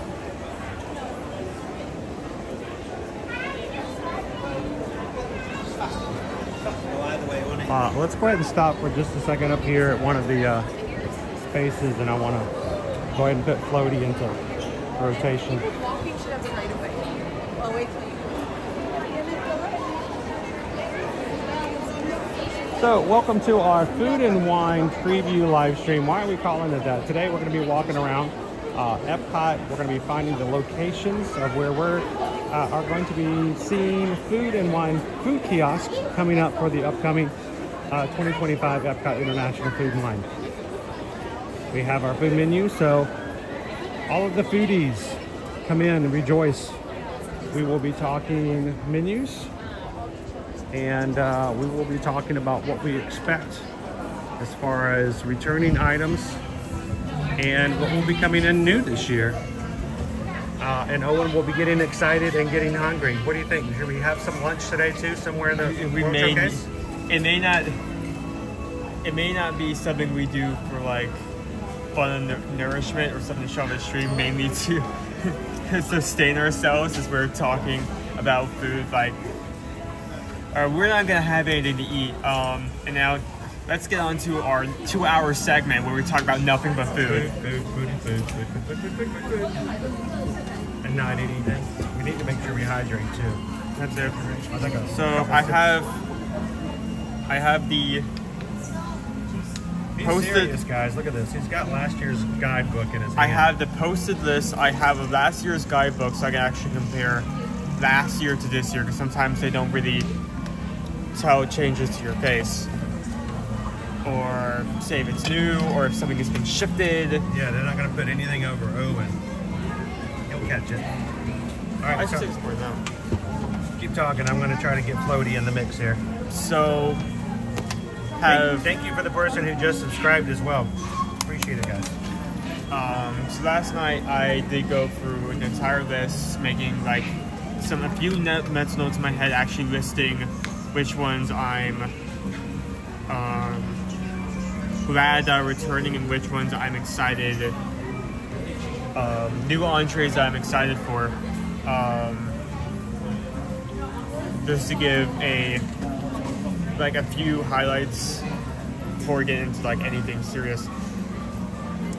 A lot of good changes with a few booths. There are a lot of booths last year that I was kind of like disappointed. I felt like the menu could have been a bit better, and those have seen some major changes. We'll see if those changes are anything good, because I can say that an item can be good based off of its description, but one, I haven't actually put the thing in my mouth, so I can't say for certain if that's going to be good or not 100%. And two, we don't have prices yet.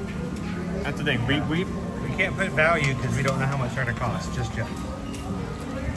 So again, that's only something I can predict.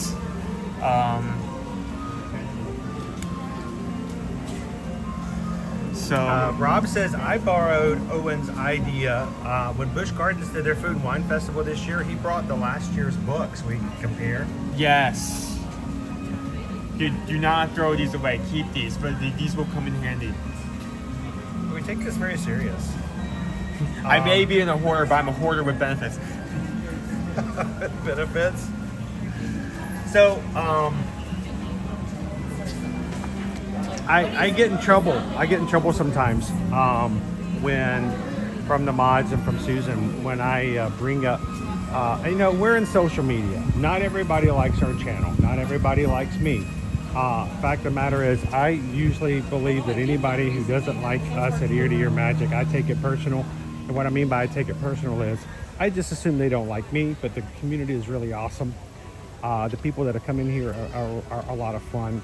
You guys make the live chat so entertaining and so positive. So when people come in and get negative, it's like, it's just, they don't like me, and that's fine. Not everybody's gonna like me. That's the difference between being, a 50-year-old person like myself, as opposed to a 20-year-old streamer who hasn't had the life experiences of realizing that not everybody is going to like you. It's just the way it is in life. So if you enjoy our channel, if you like hanging out with us, we love it. If you don't like me, you put me on mute or something, but don't disparage the community. But at one point, we get people who come in and go, well, wait a minute, where are you coming in as this food reviews? Like, who made you the expert on the food? What's that? What did you say? Right here. I can keep talking, so don't move. Don't move. Okay. So, we're not culinary experts, except for the fact that we've had years and years of experience trying the food, seeing the differences. So no, it doesn't fall on us to be the mix of the mix when it comes to food reviews. But the one thing I can say is that we've been the ones who've had it. We've been the ones who've been here every year for the past 6 years nonstop. Actually, it's more than that, because that's just since we moved here. We have been coming to Food and Wine. We've been coming to every single Festival of the Arts. We have been to And when I say every single festival of the arts, I mean every one since it first started. So this is not bragging. This is not trying to say that we're better, that we know what it's just that we've had that experience, and we hope that, you know, it benefits someone who comes in and to be a part of that. Haley says, it's okay, Chris can't please everyone. Believe me, I can't. So, oh, Nate, there should be a special section of Eat to Eat Magic. Actually, for 1 year, for April Fool's, I actually changed the logo. I made it Eat to Eat Magic for a bit, and people found that to be pretty funny. The best part about Ear to Ear is that the love of the special ingredient, not trying for likes or donations or clout, just trying to do it for the good of everybody. I'll tell you this, guys, there are people who donate to the channel. We don't ask them to. Why is that an important thing? Because to me, that makes it more important. The people who donate do it because they want to. They support the channel, they support you, they support the live streams. I don't walk around begging for donations. There have been times before where we haven't gotten donations, and that's fine. We keep moving on and we keep pushing on. But what is important is the people who do come in. When you do come in, we want you guys to enjoy the streams. We want you to be important in knowing that you are important to what we do here. So come on in, and at no point have I ever asked, we need people to do donations. No, you come in, you enjoy the stream. If you're brand new, we don't want you to give a thing. We want you to come in. The one thing we do want you to do is jump into the chat and make some friends and some connections. So thank you guys for being. Brittany says, this may sound mean. I don't mean it to be, but y'all's voice and Owen's are comforting anytime the stream ends and it goes to another Disney tour channel. My voice, it's funny. You either love my voice or you hate it. The weirdest thing, Brittany, was back in 2022 when I was in a grocery store, and this really did happen. We were in a Publix, I believe, or maybe it's a Walmart. And as we were just sitting there shopping, somebody came around the corner, up and down the aisle. You know, shoppers, that's what they do. But they came around the corner, they looked right at me, they caught my attention, and they go, I thought it was your voice that I heard. That's the first time this ever happened. I had no idea who they were. And I'm like, oh, hi. They're like, we were on the other aisle and we were shopping and we heard you talking. I'm like, I've heard that voice before. And so they came around the corner to see if it was my voice. And they're like, I thought it was your voice. And, you know, they laughed, I laughed, and they walked on and did their shopping. It was hilarious. So all I can say is if you fit in here, if you like our streams, we are grateful. And we hope that you enjoy being around other theme park people like yourself without having to explain why you like Disney. You don't have to explain why you like Universal. You don't have to explain why seeing Mickey Mouse gets you excited even though you're 37 years old. Nobody will question that here. But if you don't enjoy it, we're glad if you watch and enjoy what you can out of it. But if not, find a community, please, that you enjoy. And that's important. Find a place where you enjoy. If it doesn't fit, find one that does. Because if it doesn't bring you joy, don't sit in it. If it doesn't bring you happiness, don't be in it. And we need you to find a place that you are happy. Because there's so much negativity in this world, especially in social media. Find your place, find your people, and when you do, embrace them and give back to them. That's what's important. So today, that's what we're gonna be doing for our foodies. Owen wants me to stop because I believe this is our first space. Is that correct?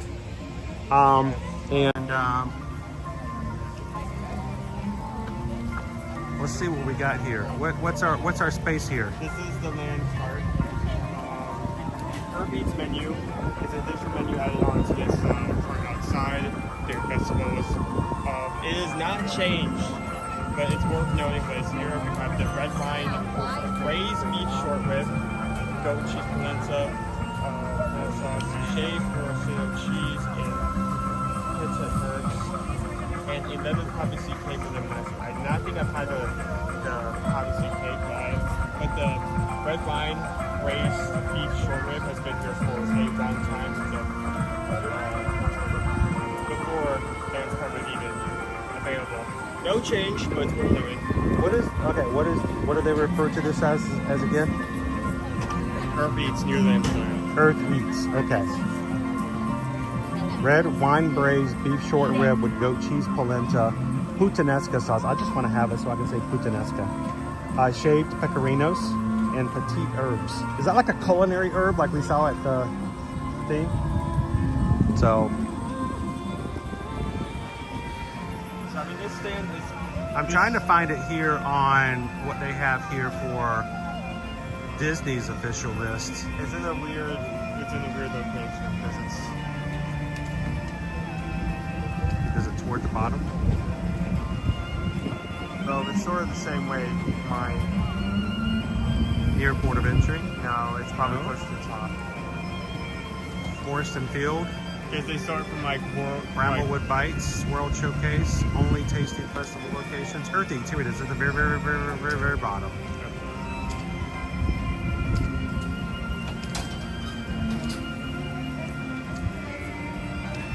I got a price here. Red wine braised beef short rib, $8.50. Are you see prices up? Yeah, prices are right here. Goat cheese, polenta, puttanesca sauce, shaped pecorino cheese, and petite herbs. Okay, that's handy, man. $8.50. Lemon poppy seed cake with lemon icing is $4.50. So it's not a bad price for a dessert. And it's in a very unusual space right out here between the land. My source does not have prices. I know, mine does. That's weird. I'll take that. I'll take yours.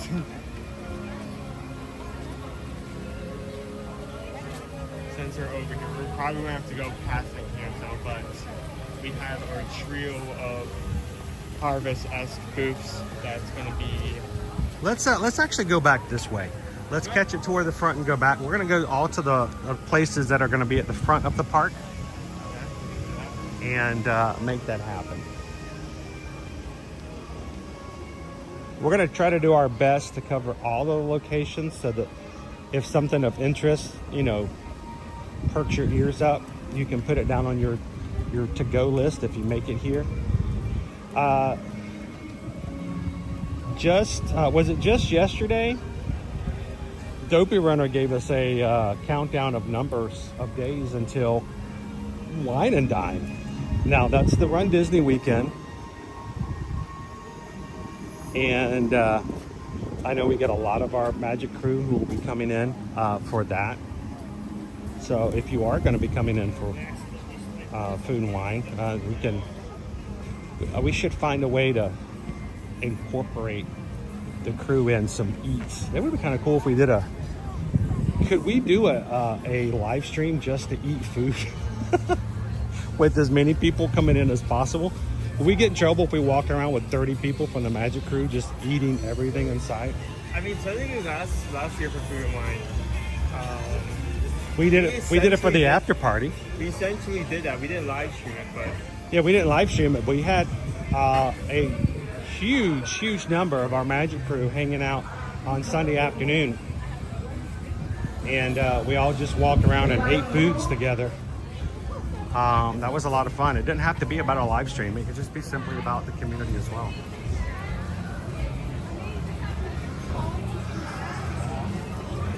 Woo.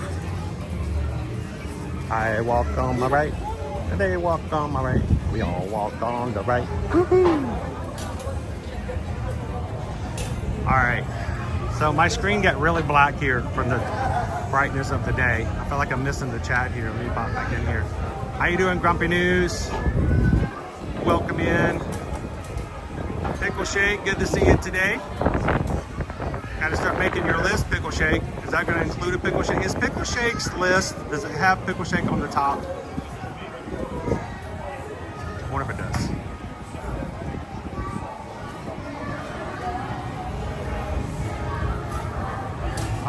It's still very, very dark over here. I was hoping being in the shade for a second, it might make it a little bit brighter. Andy Man, been a member of the Magic Crew cast now for 4 months. Jumbo. We got to see Andy Man's location yesterday. We're at the hotel room over at All Stars. That was kind of cool. How you doing today, Andy Man? Thanks for being green in the chat and a member of our Magic Crew cast.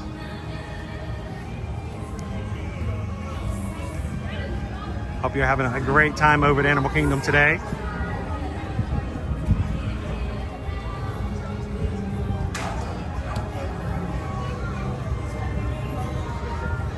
How you doing, Jason? Jason Cheney's hanging out with us today.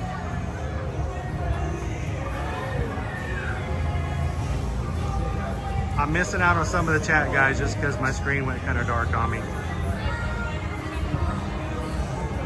Andrea says, I think the stream should come with a warning. We'll make you hungry. That's what we strive for. Dee, how you doing today? We're going to be going through all of them. We'll be pointing out the new ones.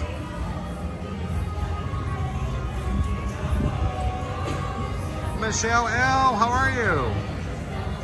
Calvin says, realizing how real Wine and Dine Weekend is about to get. 1 week from tomorrow, the actual Food and Wine Festival opens. We'll be less than 60 days away. Yep. Go Tigers says, it looks nice, but give me the HHN food booths any day of the week. I might be having a hangout with Go Tigers at HHN, and we may have to grab some food and some houses next month. Go Tigers, I haven't gotten my Fear Pass yet. That says when I can go or how often I can go, but as soon as I do, we'll have to see what we can do to make that happen. How you doing today, Sorcerer Mickey 82?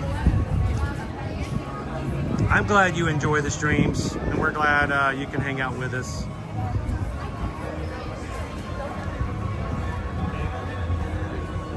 Mike Wazowski, good morning. Leah says, I appreciate when people see you in the parks, you acknowledge them and give them a quick chat. You don't treat them like they're a nuisance. Well, they're the reason we're in here. I think it is unfortunate that sometimes people lose sight of the fact that what makes us what we are is our community, and without it, then, you know, it's the whole purpose that we do the live streams. So please do us a favor. Please come over and say hello if you see us. We are not too busy to say hello. Now, certain times we may have a schedule to hit. Sometimes we may have an itinerary in which we're trying to stay on task. And even though it may seem like we're just wandering around, Owen and I normally have a full agenda on our list in our minds that we're trying to get to and share with you guys, whether it's subtle or not. And so we may seem like we're in a rush sometimes, but we are never too busy for our family to say hello to. So please, when you see us, come over and say hello.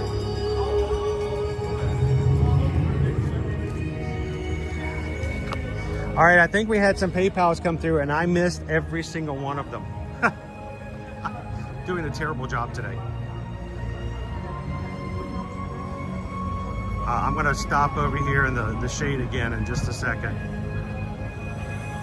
How you doing today, Susan D?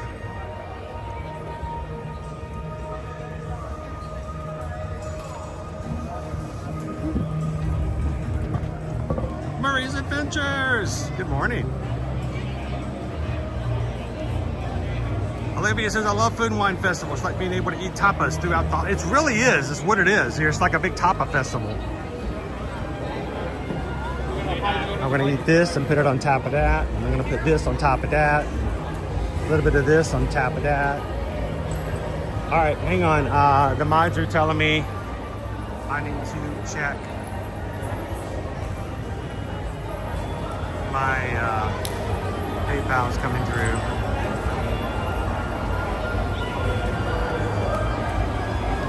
Wow, there we go. Hey Dudley, thank you for being green in the chat. More than above that, just thank you for being in the chat. Love having you be a part of the conversations all the days. Thank you so very much.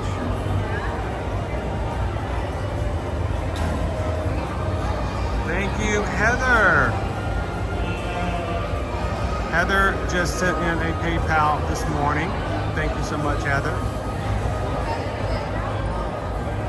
I think I just saw it as I go through. It goes by so fast. You guys, if only you knew how small this little bitty box is.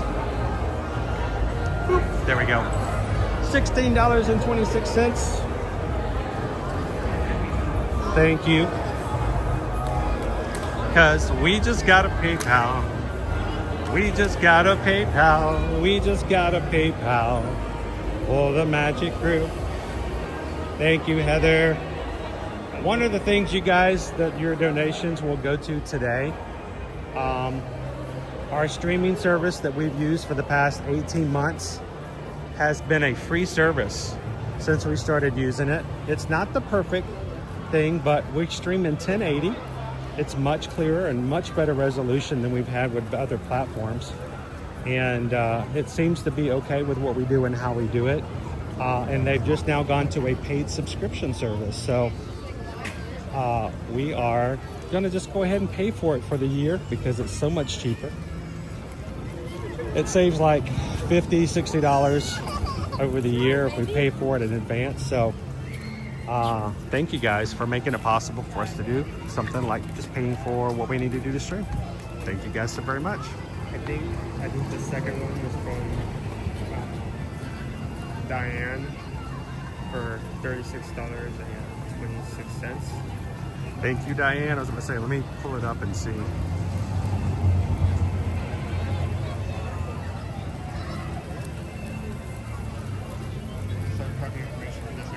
There we go. There it is. Thank you, Diane. Diane sent in a Ohana PayPal, $36.26.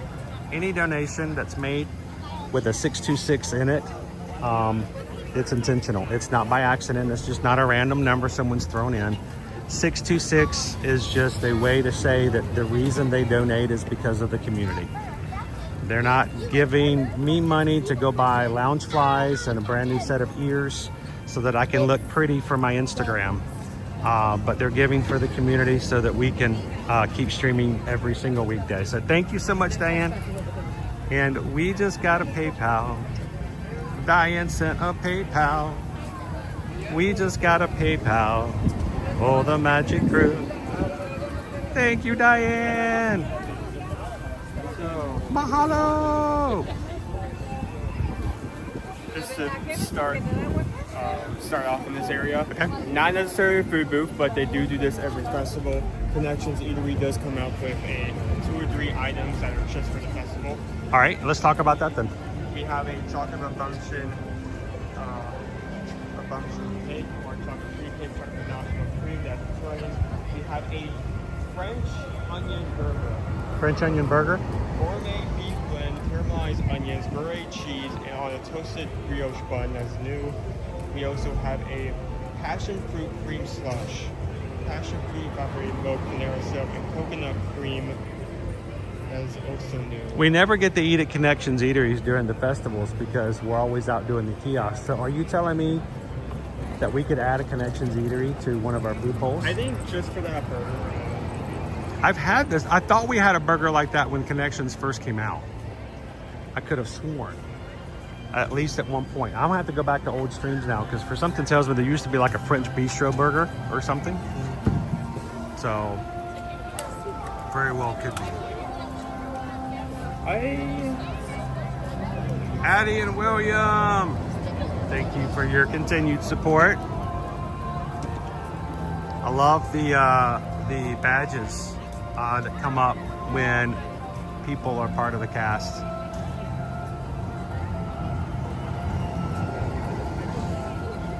Thank you guys.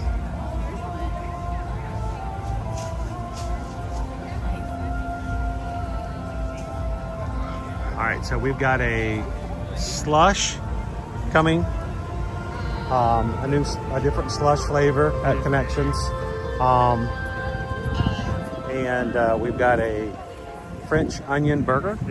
I think we should try that. I'll try that even one day, even if it doesn't get chosen as an option. Our next 2 are going to be near Creations. Okay. Calvin says, I had that French bistro burger last year. I was about to say, it may be something a little different. Hold on, is it listed? Let me... I had this book with me, but I forgot to check it. So wait, did we get another one? Wow, you guys are keeping me on my toes today. Anonymous! Anonymous! Anonymous just sent in a PayPal. Anonymous! Because we just got a PayPal. Anonymous sent a PayPal. We just got a PayPal. Oh, the magic crew. Thank you. So I'm checking the festival offerings, and while there may have been a French bistro burger at some point last year, during this time, we had the Korean barbecue chicken sandwich with pickled cucumbers on a brioche bun. So while it may not necessarily be new, it's new to this time frame. Okay. It's hard to keep up with all of the food sometimes.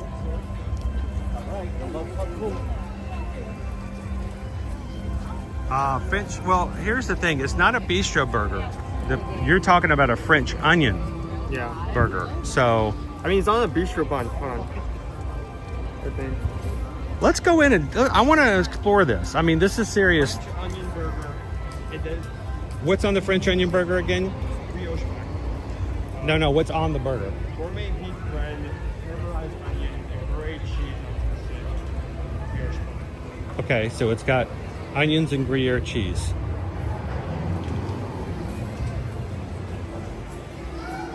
Hold on.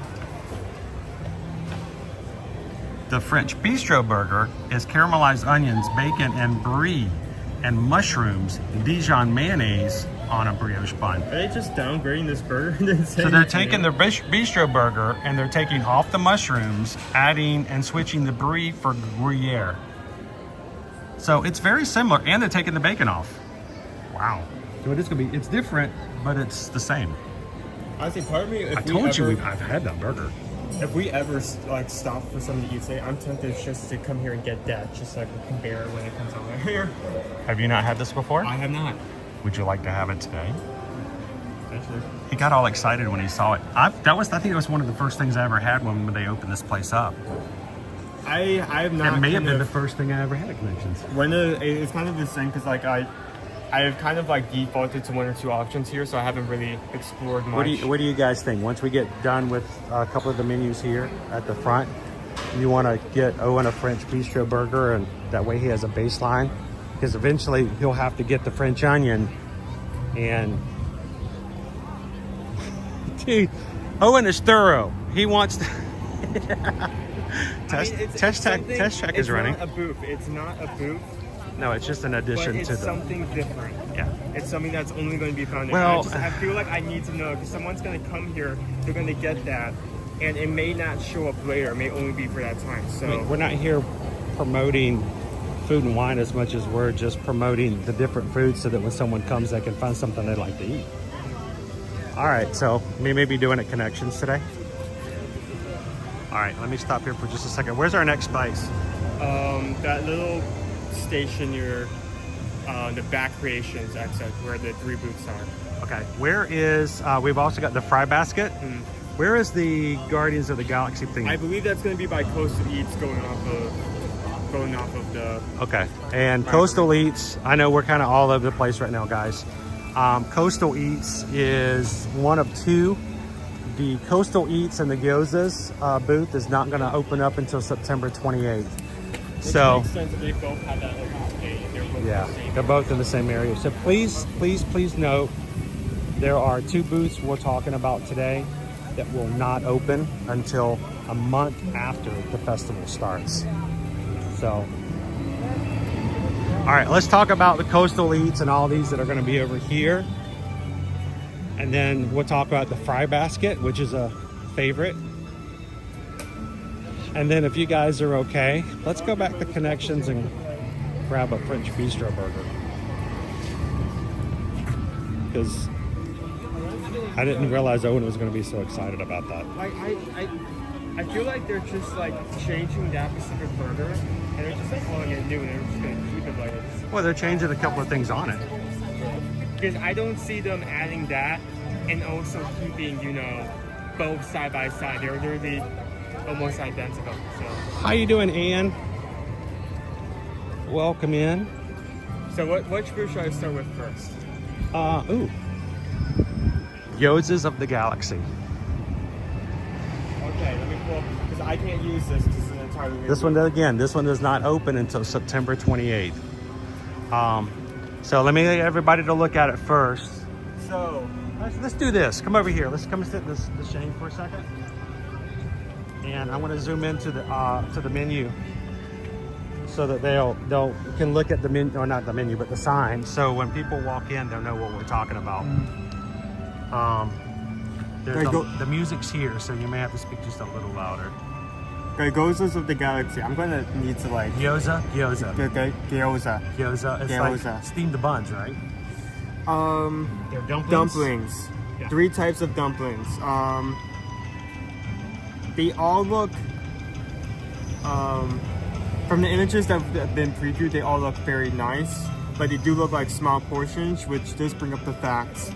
Not the fact. It brings up the concern that we may come here and these may be really small portions for a large amount of money, but we'll. All right. Well, let me do this then. Let me look at my source. Sure. I need your source because honestly, I don't know I'm gonna how go, you got the. I'm gonna go. I got the insider source. Yeah, right. So let me just read out the menu while you're doing that. We have buffalo style dumplings, chicken dumplings with buffalo sauce, celery root puree, blue cheese cream, crumbled blue cheese, shaved carrot, and micro celery. Which one is that? Buffalo style dumplings. Okay, that's gonna be $6. Seriously? $6. That's a decent price for chicken dumplings, buffalo sauce, celery root puree, blue cheese cream, crumbled blue cheese, shaved carrots, and micro celery. $6. Okay, I'm going to go out of order for a reason here. Street corn style dumplings. Okay. Also chicken dumplings, but with a tomatillo. Tomatillo. I can never pronounce that word for the life of me. Tomatillo salsa verde. Street corn salad, cotija cheese. Tortilla cheese, lime crema, and cilantro. Dude, I want 2 of these. $6. $6 as well? Yep. This is the one I read this and it immediately got my attention. I'm not a huge fan of tomatillo salsa. You know, it's a green salsa. Green salsa to me is not as a favorite of mine as like a red salsa. Wow, Jessica wants to just move that back and forth. Sorry, guys. Again, this booth opens up September 28th, and we may have a lot of fun with these. French onion soup. This is the one that immediately caught my attention when I read this. French onion soup style dumplings. Pork and beef soup dumplings with caramelized onions, cherry beef broth, onion and gourmet sorbets, Parmesan cracker, and micro chives. So, for some of you who have been with us for a long time, you're thinking the same thing I am. Not during this festival, but I believe, if I'm remembering correctly, Flower and Garden, they have deconstructed eats. Yes. It has been a long-standing booth. They've had a deconstructed key lime pie, deconstructed BLT, and they used to have this item which I surprisingly really loved, deconstructed French onion soup. And it was this French onion, it was this huge dumpling filled with like a French onion soup style broth. Yeah. And that's exactly what this is. And I'm reading this like this is just the deconstructed French onion soup. Except instead of being one big dumpling, it's like 4 smaller ones. So Here, that's hang on to that for just a second, just so everybody can see it. Yeah, your source has the prices. My source has the images. My source has, well, yeah. Hang on. Now I can't see it. Oh, I switched it. I moved it. Sorry. I was going to show them the picture. There we go. It's going to be really zoomed in. I don't think I can do it now. There we go. Is it really going to have that many dumplings for $6? I don't know. That seems like a lot of food for $6. I mean, this may be small depending on the size of the plate, but still, $6? It's not bad. So for 18 bucks, you could get all 3. This may be a booth where the across the board is an average of like a high 4. So I love dumplings. What do you guys think? Dumplings. Who's all for the dumplings?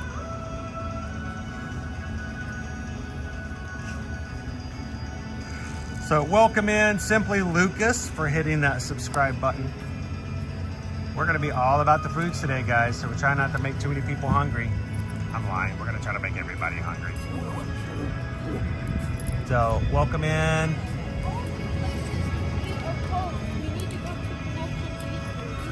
So, all right, we're gonna be here for about 2 days getting through all of these menus, but hey, you know, Rob says I could eat dumplings all day long. Ann and fam, yes, please, I love the dumplings.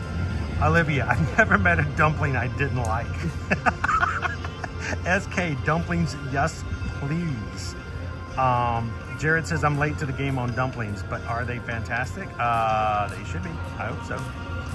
Leo, dumplings, yes, price, no. You know though, $6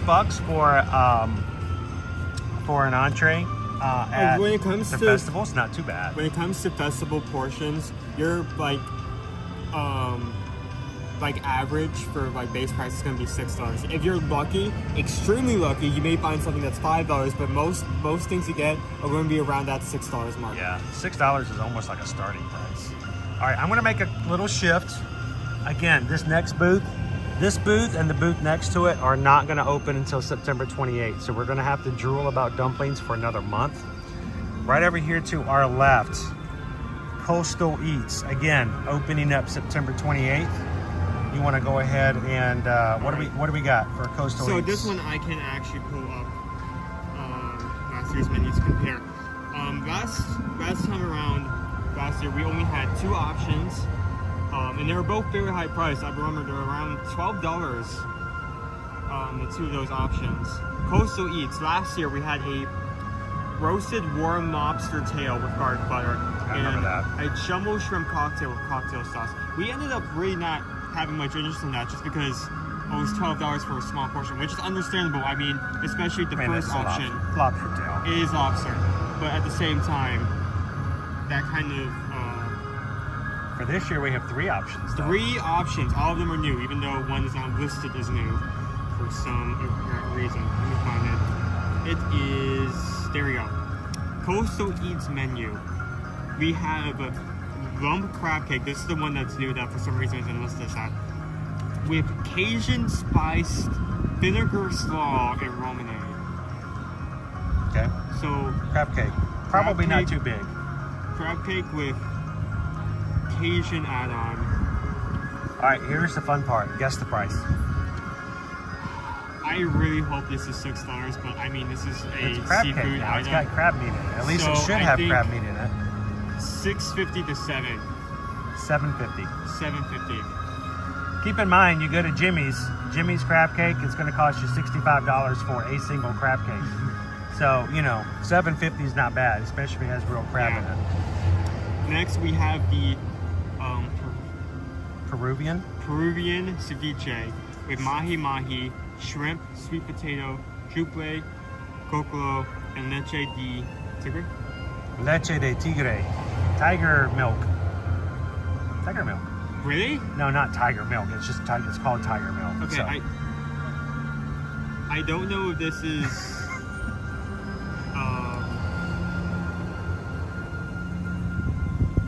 I'm looking Michael, I missed him. All right.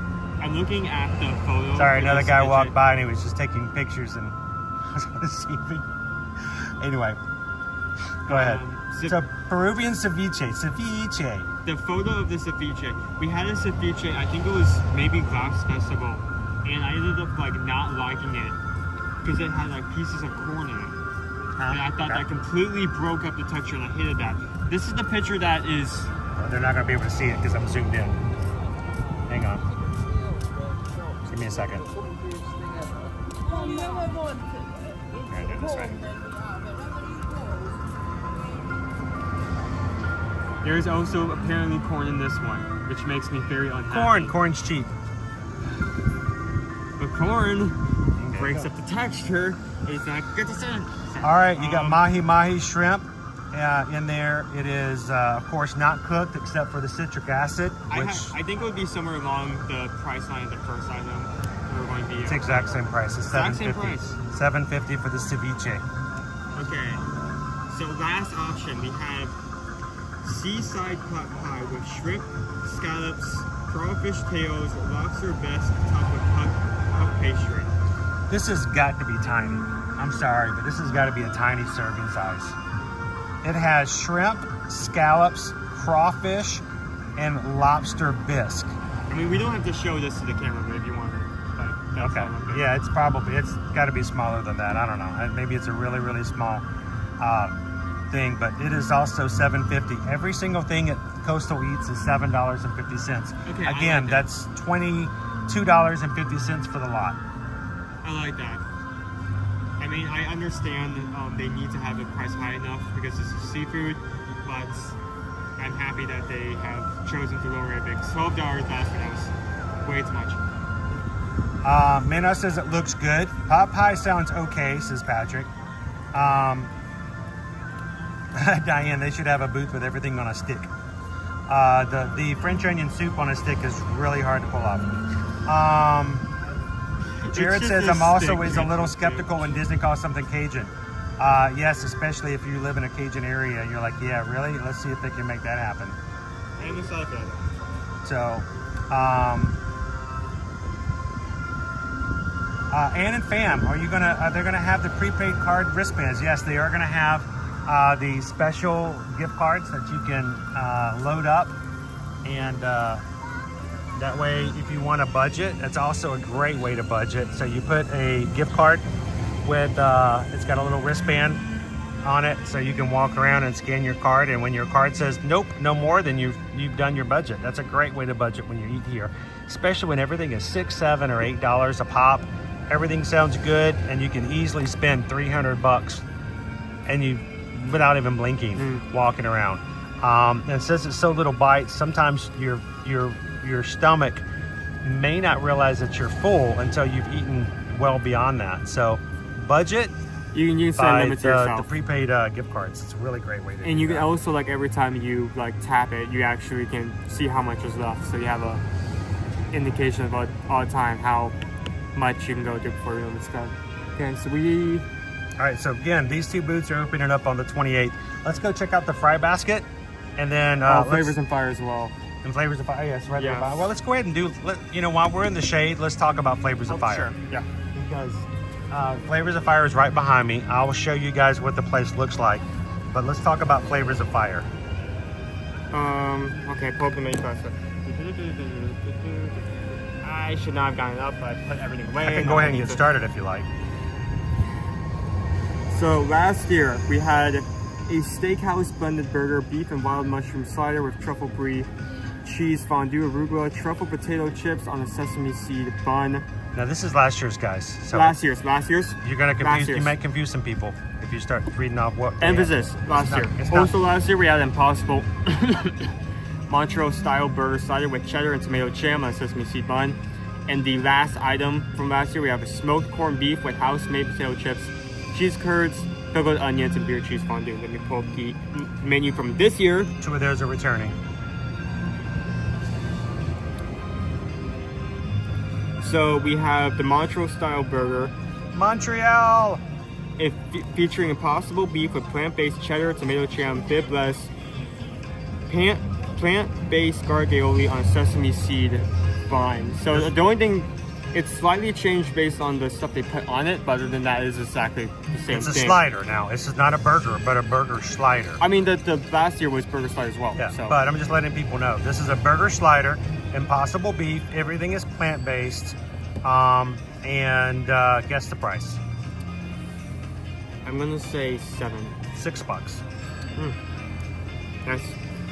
Next we have the Rodizio style grilled beef skewer. I don't know what Rodizio is. Me neither, but this. Anybody in the chat want to help us out? Rodizio, Rodizio style. I don't know what that means, but like this sounds good. This sounds like in my bar park. I like the sound of the option of this. With grilled beef skewer with marbled potatoes, charred shallots, roasted baby peppers, and chimichurri. I love chimichurri. It's a beef skewer. That is my language. You like chimichurri? That sounds good. Name the price. Also gonna say $7. $7. Okay, wow, on the mark. I went around. And then the smoked corned beef. Smoked corned beef with house-made potato chips, cheese curds, pickled onions, and beer cheese fondue. Cheese curds. So this one hasn't changed whatsoever. It's exactly the same word for word as last year. It's got house-made potato chips, cheese curds, pickled onions, and beer cheese fondue. Guess the price? $7.50. $6.50. So we got 3 items coming to Festival of Flavors of Fire. $6 for the burger slider, $7 for the beef skewer, and $6.50 for the corned beef. The whole lot will be, what is it? $19.50? Less than 20 bucks. So, all right. And fry basket. Let's just go ahead and talk about the fry basket while we're here. Then we can show the locations, and then we'll stop for a bit and have a bite to eat since we're making everybody hungry. Fry basket, it should be the exact same. The only thing that could change is the potentially toppings. I'm going to start out with this year's, and if something pops up, I'll note it. A bowl of yuca fries with plant-based garlic, cilantro, aioli. That is the same from last year, word for word. We have the fry flight with 3 different types of fries. We have... That's all I got. Sea salt vinegar fries, truffle parmesan fries with black truffle aioli, and sweet potato casserole fries. Okay, this does seem slightly different. He's comparing it to last year's menu. Yes, so we have sea salt malt vinegar fries. They're plant-based. Truffle parmesan fries with black garlic truffle aioli. And then sweet potato casserole fries. I don't know what makes it a casserole, other than the fact that it must have marshmallows on it. So last year we had barbecue bacon fries with smoked aioli, but they switched out this year with the salt and malt vinegar fries. Okay, I like those better. Yeah, kind of. So sea salt malt vinegar fries, truffle parmesan fries, and then they have sweet potato casserole fries. Guess the price on the fry flight. Last year was around this price. I'm gonna say $7.50. $8. Dang it. And the adobo yuca fries? $6 on that. $5.75. That's a weird price. $5.75. They don't normally go that $75. I mean, I'm glad that it's $5.75 because I really enjoyed this in the past. Yuca fries were really good. Yeah, you guys, the fries are always a hit. Gabriel says they really are. I mean, not only is it a interesting food item, but if you have any little ones that are still trying to branch out their palate, it's a great starting point because it's something they know and love, but it's a different version of it. PWT 1997 says rodizio style. Basically means it's a bite or two, almost like a amuse bouche. So what I'm hearing is, instead of saying festival portion from now on, we could just say it's a Rosito style for almost 9% of the festival options. Jared says salt and vinegar fries sound like they would pair well with fish and chips. A lot of vinegar. All right, so let me show you guys. Let's go. I should make that before someone else makes that, like fish and chips poutine. You know we can make these fries at home, right? Yeah. Okay, I'm just making. I want to point that out. Fries with vinegar. We put I mean, I enjoy the fries. I enjoy the fries, but let's be honest. I mean, a lot of the times when you go to the food festivals, you're like, oh, I can't wait to get this, and you got Belgian waffles. I'm like, you can make those at home. All right, Flavors of Fire. Right here, 3 items, $19.50. We'll get you the lot to try it out. We already have our grill out. Got our smoker. The Yoder smokers right there. And of course, no menus are out just yet. What I have is subject to change, guys. So, coming soon. Introduced in 2017. So, I remember the first Flavors from Fire. The first Flavors from Fire actually was a lot spicier. Wasn't that over before we renovated? It was over there? Yes, it was over where the Encanto area used to be. Oh, that's so wow. And they were a lot spicier. I feel old. When they first came out, you're not, don't say that. The 21-year-old up here, I feel so old. So much has changed. Flavors from Fire used to be much more of a fire grill. well, not so much grill, but the fire was the seasoning. Yes. That as well. was hotter. There So used to be a fireplace right by the food. yep. And here is our fry basket. It's going to be right outside the exit test track. And the fry basket will have 2 offerings for food. We'll have your adobo yucca fries, which are not yucca at all. They're actually pretty good. And your fry fly for $8. Luckily, I'll have Owen with me to help share the flight. This is the only reason why I'm tired, because I don't. He's all excited. You got a week away. Like there have been times where I have not come with you and you've like scolded me there because you had to eat the entirety of something by yourself. The wheels on that grill make it look like a beach buggy. Disney Houston's Flavors from Fire had an amazing mussels bowl a few years back. Dopey Runner, cooking at home string. You know, we haven't, wonder where, if Opie Mama is in. We haven't seen her in the chat for a bit. If you're Ninja watching today, Opie Mama, how you doing? Hope everything's okay. When you guys come into the chat and we miss you for a bit, we do notice. Opie Mama sent us some cookbooks from Disney Cookbooks, and you know, I've talked about the idea of us doing a like a weekend cooking stream where we cook something from Disney at home to see if we can even get close to it. But you know, that's a lot of effort, a lot of julienne, you know, chopping, and I have to give Owen a knife and, you know, getting close to fire and flames. So we'll have to see if you guys would enjoy something like that. We can always do it. All right, so we're going to take a little bit of a break talking about menus. We're going to go back into Connections Eatery since I opened it up to the French Bistro Burger. We're going to stop and... No, I'm glad you mentioned that, because I thought, like, going up to what I thought this was something new. This is just like a shift to like a already had item. I mean, this has been here since the beginning of Connections, so... I need to try this, if not for the sake of... How about, you know what? I think it's okay just simply to say you'd like to have it. I mean, yes, that too. Everybody here doesn't need, you know, if they're you don't have to justify it. I want to say with certainty, is it better or worse than the last version? So, well, let's grab a place to sit and we'll put a mobile order in. See if you can help us find a spot where we're not putting everybody on screen and making them uncomfortable as they're having their lunch. Maybe a booth where we can put the camera toward the wall.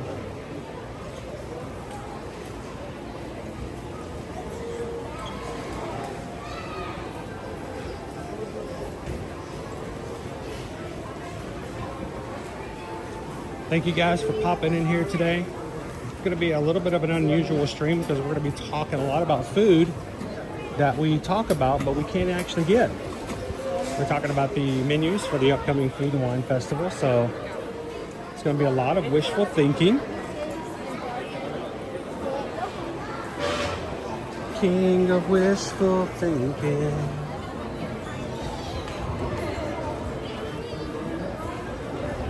And I was going to grab that table. Thank you, sir.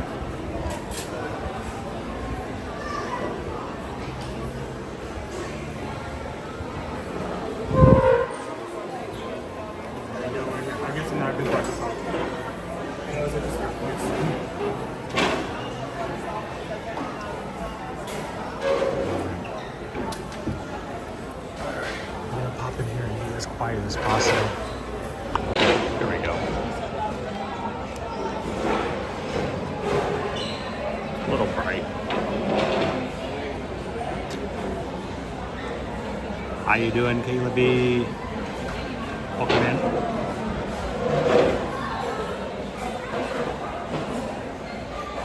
Oh, Green Giant, the electric umbrella. We have some great memories from the electric umbrella. Old Epcot. Welcome in, Tony. Good to see you today.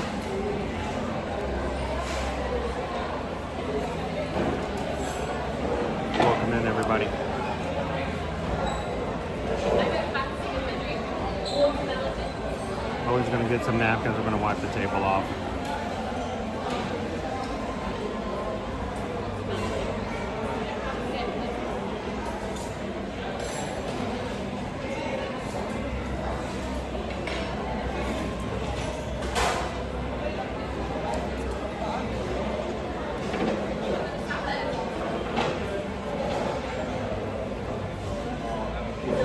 J Grubs. I have to say, Chris, I think you're such a respectful person when it comes to trying to avoid showing people when you're walking in line and eating. It's uncomfortable to have people watch you eat, so we try not to put the camera on people. So I know it's boring to look at this, but the reason we do that is because nobody has to worry about them being on camera. So it may look like we're filming people. They may think I have the camera on them, but we try very hard not to put people dining so they can enjoy their meals. So who remembers the electric umbrella? I used to eat there all the time. My favorite was the talking trash can. Welcome in, Yukali.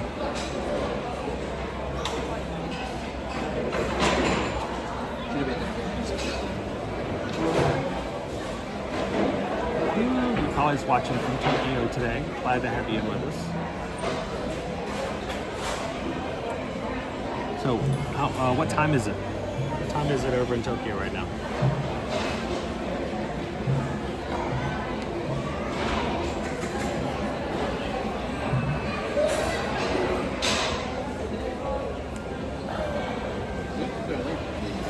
Owen's bringing over 42 napkins and sauce. This is for you. Is that the special sauce? No, that's honey mustard. You want me to get the special sauce? Honey mustard? Oh, okay. Here, take these and shingle them in front of the camera like a set of keys. Thank you. What can you make of these? What, I can make a hat, make a brooch, I can make a pterodactyl. Wipe off this off.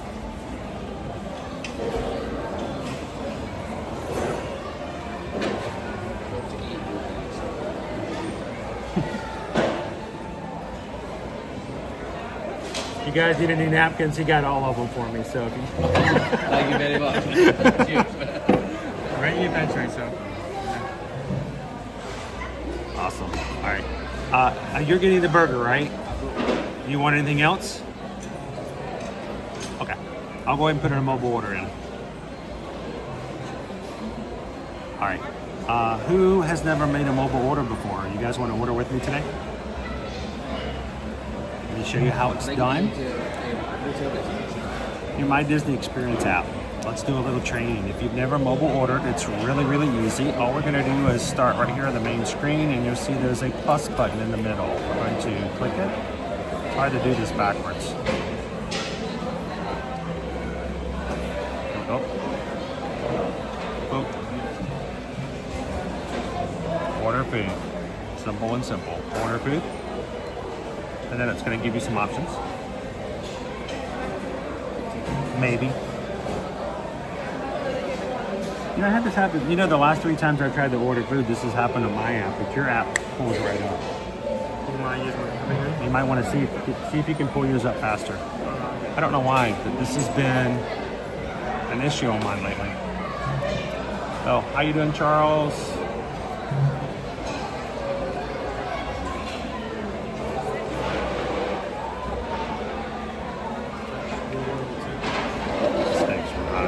Yeah, this is the last 2 times I've tried to do this. This happened.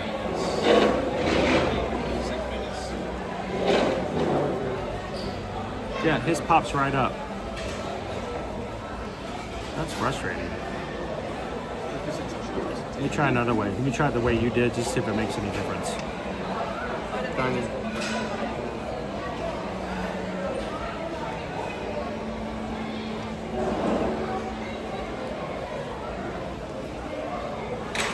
I don't know.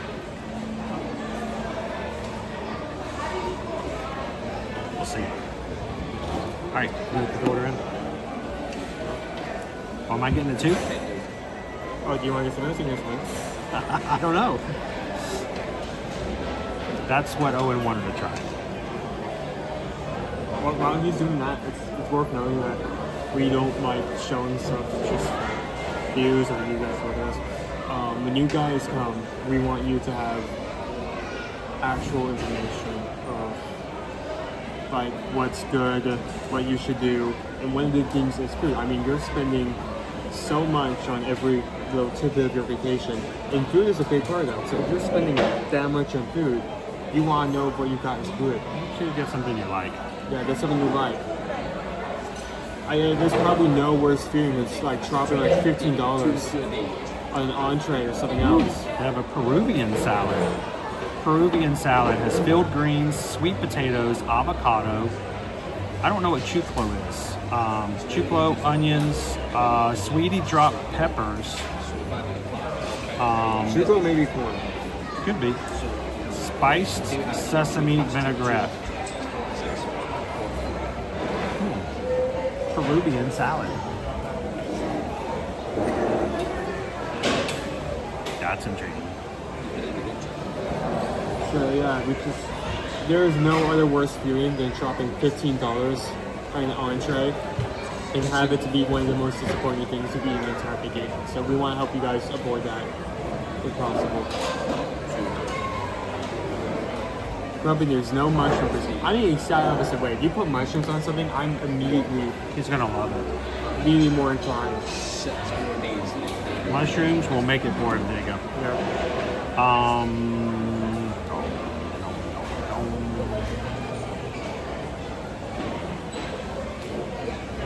The curry pizza at Connections was really good. I'm not sure if they still make it or not. I have never heard of it. I feel like if I had seen that, I probably would have tried, because curry pizza sounds awesome. I love the sound of that. Yeah, their pizzas they have right now are margarita pizza, pepperoni pizza, and cheese pizza. So We actually really enjoyed the pizza Connection. That's kind of the reason why I had this is like a kind of like food sin. But I haven't tried most of the menu because I kind of default to margarita pizza because I like it. In the future, I really just need to try more items. So, all right.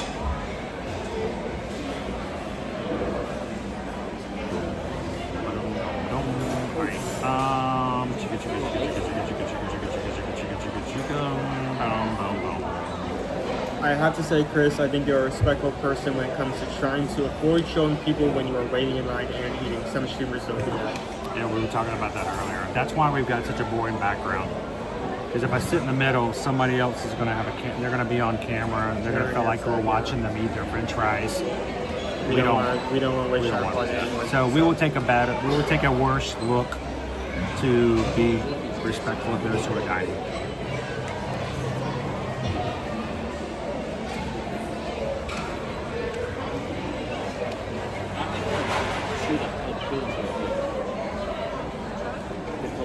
Chris is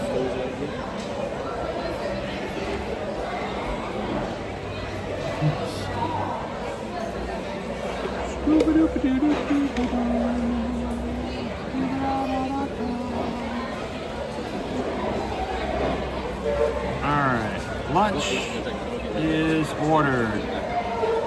1 burger, 1 salad, 1 drink, $34 and change.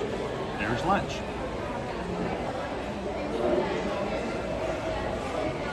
Here, I'm gonna leave that with you.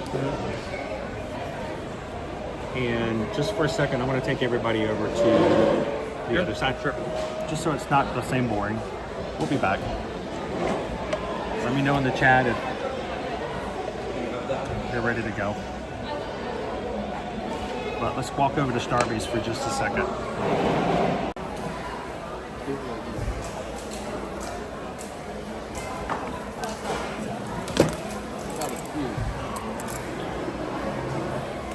Thank you, by the way. I kind of wanted French fries too, but I think French fries with a salad. Without paying extra. Alright, so we got mobile order in while we're waiting. Let's walk over and take a look at this Starbucks side for just a moment. We'll have plenty of time looking at the back of that boring table.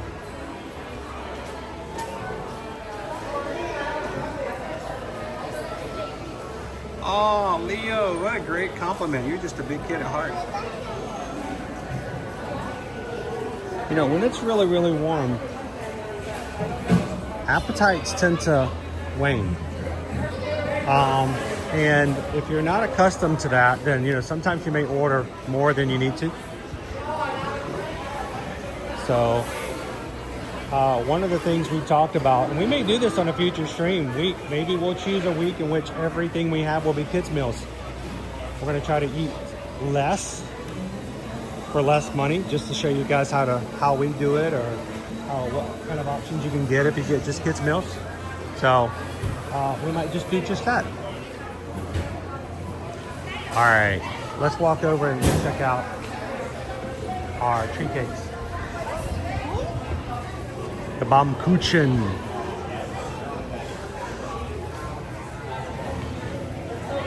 There are tree cakes. Tree cakes basically just butter, eggs, vanilla, sugar, and flour. It's very simple. They have this machine and it spins around the tree cake. The back of the machine is an oven. So they will come along and simply lather on more batter and more batter and more batter, creating more rings, just like you would a tree. Afterwards, it's cut into large rings, and each ring is then cut into half. You can either get it with or without chocolate, and they are preparing the chocolate right over here.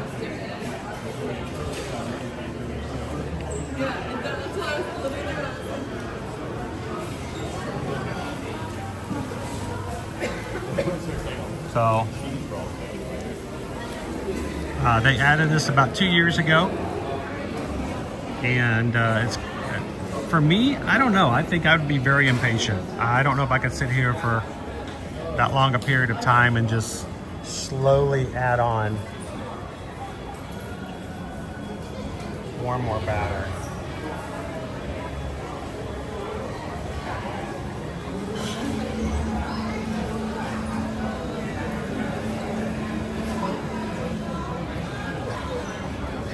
Our mobile order is ready.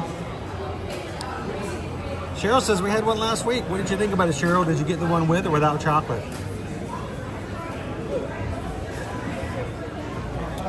Jared, it is true. The modern day tree cake here requires, you know, these special ovens, and I think they only have a handful of these in the country.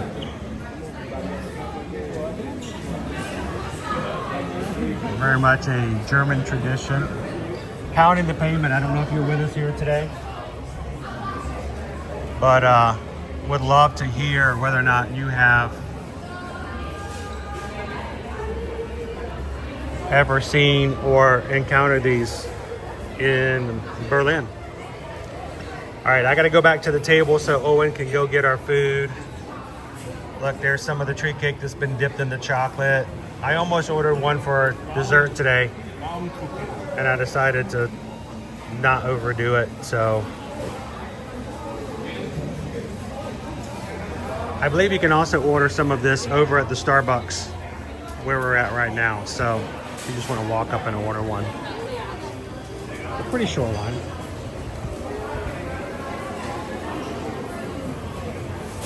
Yeah, it's weird to not see very many people in the Starbucks line today.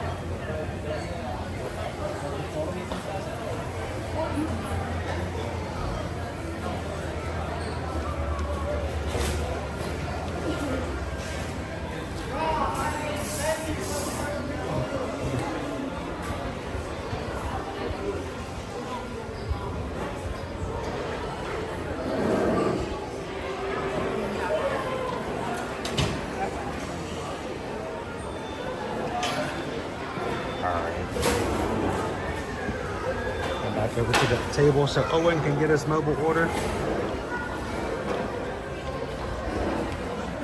And unfortunately, guys, I'm gonna put you guys back on my face. I'm sorry. Sorry.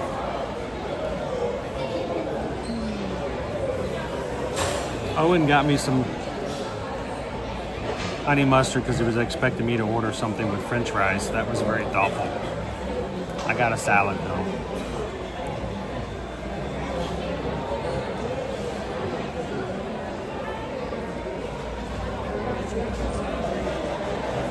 Cheryl says we had the Baumkuchen with the chocolate. We waited 15 minutes in line. Wow.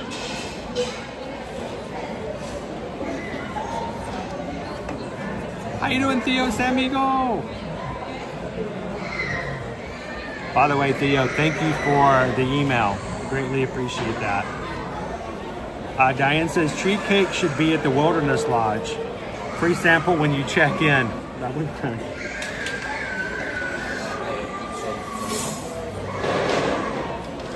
Josette, how you doing? Welcome in. Favorite food, chocolate.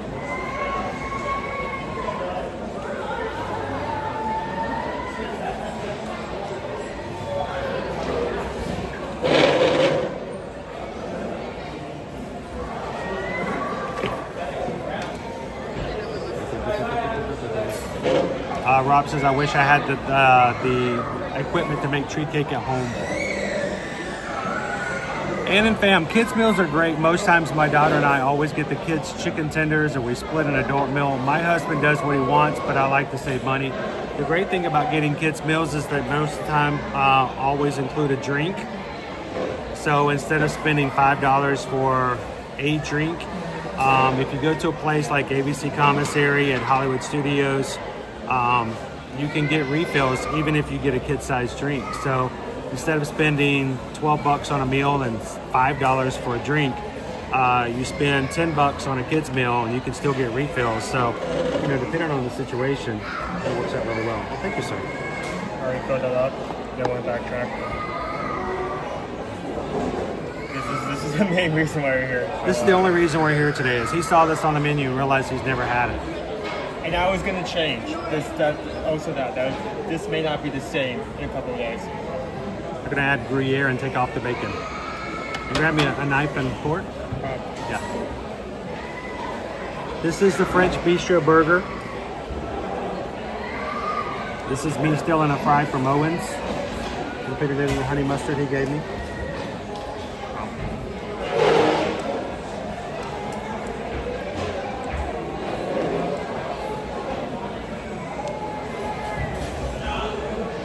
How you doing, twin mom? 42 days to go.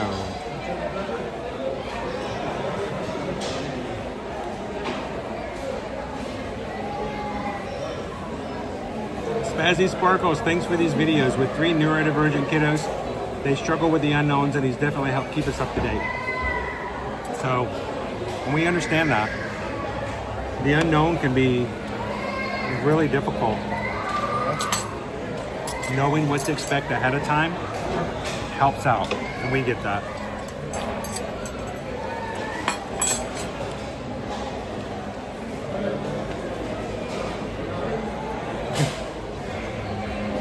If you eat lunch, I will use it. What you doing? Nothing. Taking a picture of his food. Bad influence on Dad. You know. You only have one person to blame it, it's yourself.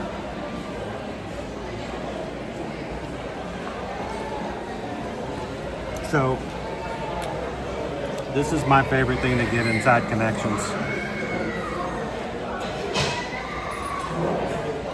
It is the General Tso's chicken salad.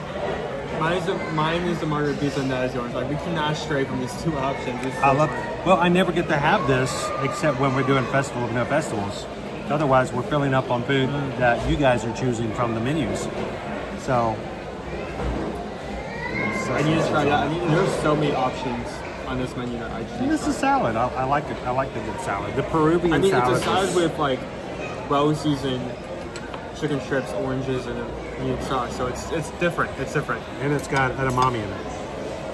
I mean, that's the first question I ask whenever you give me a burger, a salad. Is it different? A hot dog. What makes it different? Why am I spending $15 for this? You know? If not, I'm just doing the same thing everything else is. If I'm just having a burger just for the sake of having a burger. Also, just side note, I like that we have big bowl here. I hate having like a small bowl, big burger, and I have to like go through the trenches of like French fries just to be able to pick the burger up. So.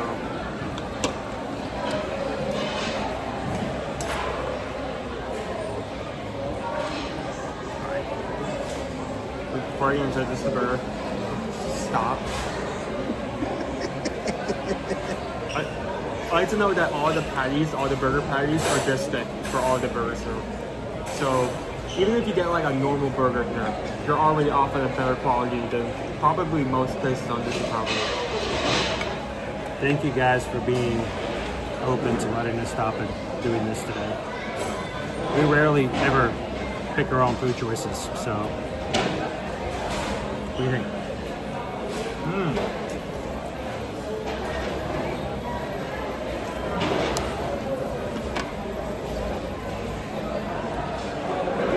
Oh, that is an interesting flavor combo.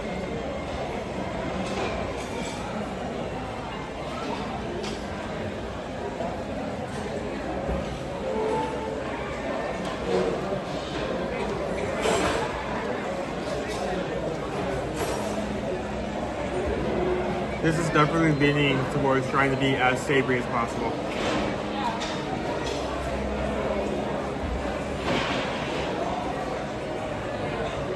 You can see that I'm scared of. Oh, yep, there's some debris. Yep, there it goes. There's warm cheese on this. I can't show this to the camera anymore because I'm going to get like warm cheese all over the table.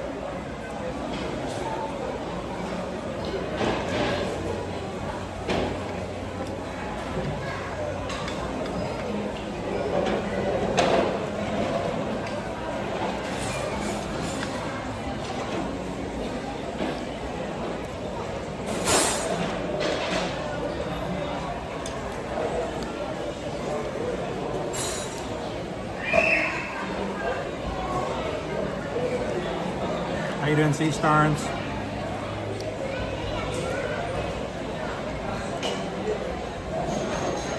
You know, we used to do that when we were vacation here before we moved here. Your mom and I would always bring a case of water. And the night before, if we would stay in certain suites and stuff like that, like our DVC suites, I would freeze the water bottles so that over the day, the ice would melt. And so you drink a little bit of it, but you wouldn't drink all of it. And you'd give it back to us. We put it back in the backpack. And as time went on, the ice would melt some more. You remember that at all?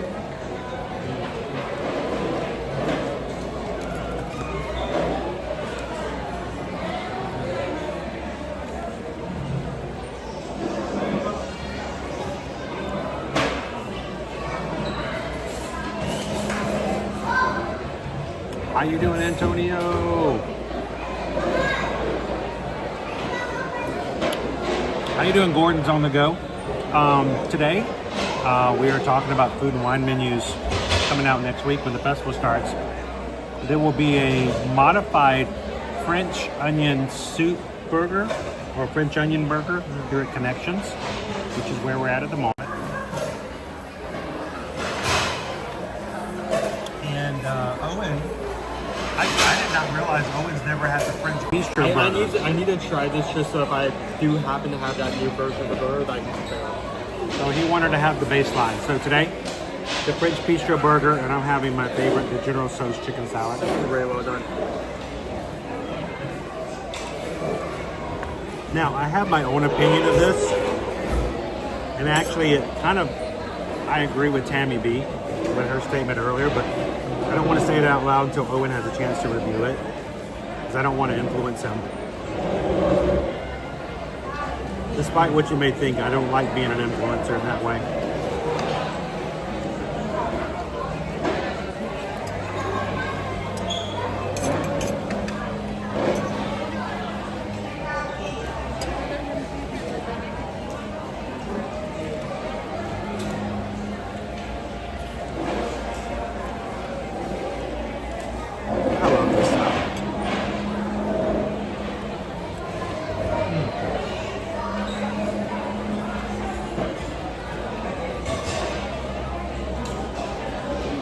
Edamame in it.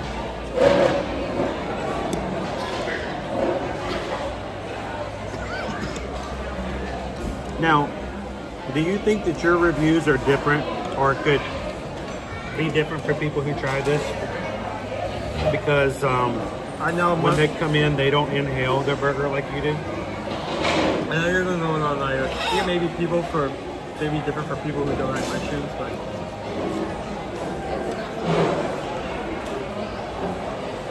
I just have right now.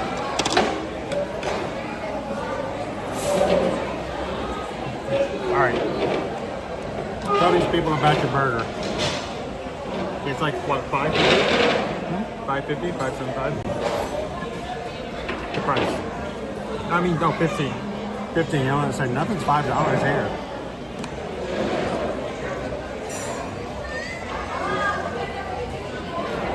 And what am I saying? I have the menu order right now. How you doing, Nikki G? Oh, I love this salad, Gordon. It's one of my, it is my favorite here at Connections Cafe. Connections Eatery. What I would say, so all the burgers here are fairly on the lighter side, this side. All the patties are thick. I don't think there's any burger that does not have a brioche bun. I feel like that's like the standard here. French Louisville burger. It's at $15. That's not a bad price, especially for that high quality. Gourmet beef brand, caramelized onions, bacon, 3 mushrooms, Dijon mayonnaise, and a toasted brioche bun.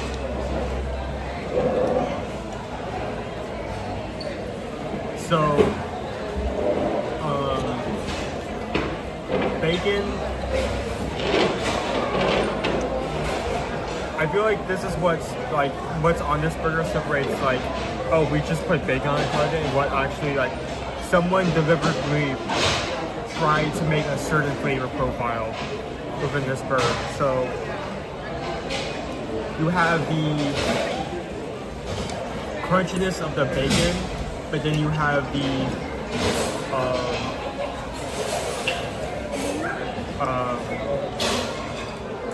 cheese, and the mushrooms and the onions, sauteed onions mixing together, and it creates this much more savory, sophisticated flavor compared to normal burger. It's a very decent price, comes with fries, very thick patty. I'm kind of between a solid 4 and a high 4. I do not think this goes into 5 territory unless they add some type of like bun or change something, but it's good. It's good. So what has your opinion been in practice? I know you don't like mushrooms, so maybe different than mine. The mushrooms didn't really bother me. Mushrooms are okay as long as they fit into the flavor profile. That's it. And I'm not sitting there chewing on a piece of fungi for like 5 minutes just to swallow it. I found the burgers here to be slightly on the dry side. Wait. Now, I don't know if you felt that the case to be today, but I can see that you got some. Yeah, I'm using that advice. You have some broth there at the bottom of your plate, which may help. But I thought they were a little dry before. I could see what you're saying, but it wasn't dry enough for me to notice.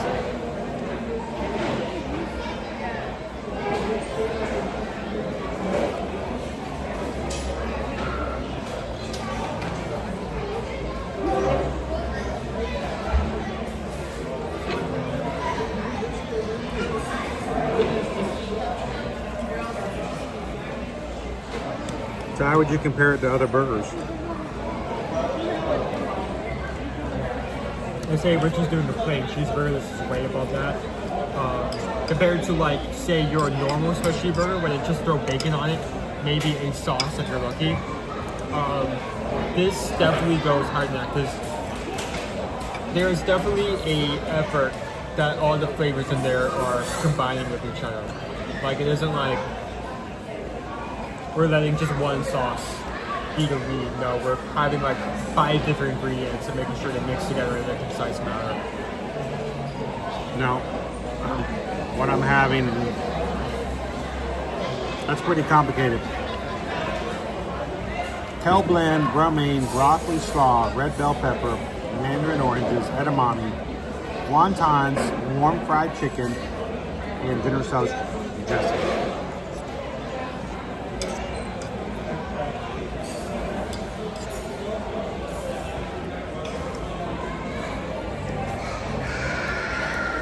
It kind of has that, you know, it's not Chinese food, but it does have that Asian influence.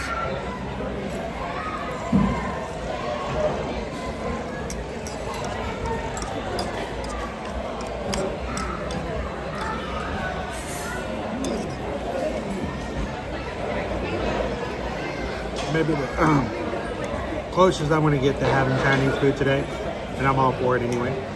But I like this salad. It's really light.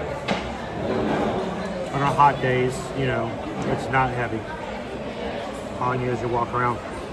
3 pieces of chicken strips. Oh my god. It's a heavy burger. It's just hitting me that I still have to eat all these fries.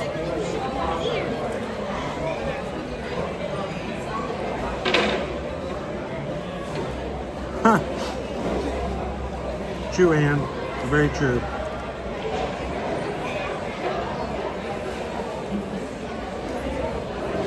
You know, Rob, normally I wouldn't like fruits. It's got raisins in it. You like raisins.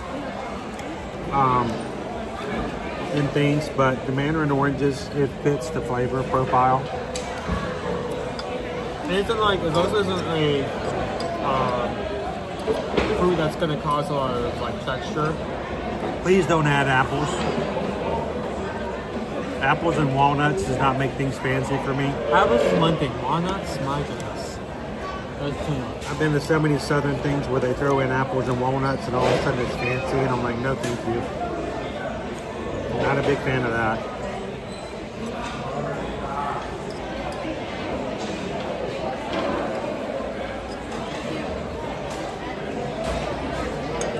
The day hasn't already started. It's only 12. We still have to go. Who would get across the entire We're going to World take a Showcase. walk around the World Showcase. Do some more. We're going to need to do it quickly though. So. It will probably be faster if we, like, prices are important. We can just skip the prices for now.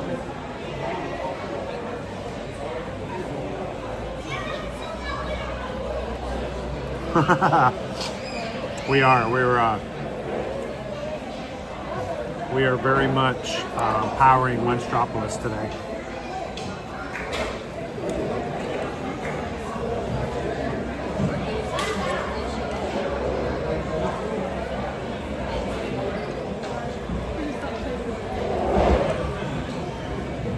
Welcome in. Avida say, welcome.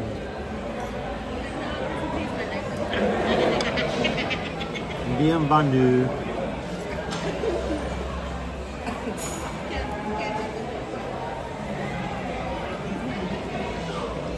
Josh says he's like number 458. What do we got? We are at currently 460. Thank you guys. Sorry, I eat my food a lot slower than Owen does.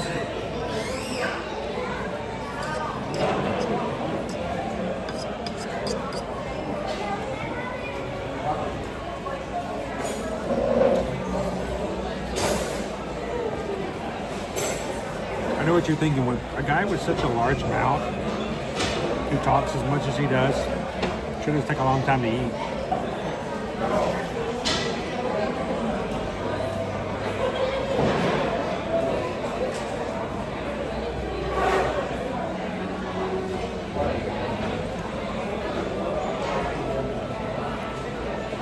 So, real quick, anybody signed up for the 4 days of Christmas yesterday? I think Nick did. I think I saw something over in our group that Nick signed up. Anybody else?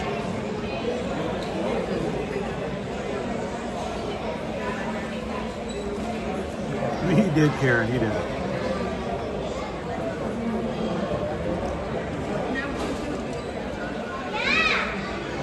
So, Pixie Dust Mom, will there be any gluten-free options at the festival booths? Do we have anything on what we've seen so far that tells us if they're gluten-free or not? Let me go for that. I don't know if we have that designation just yet. While some of them may seem to be gluten-free, we usually wait for them to give us the official word.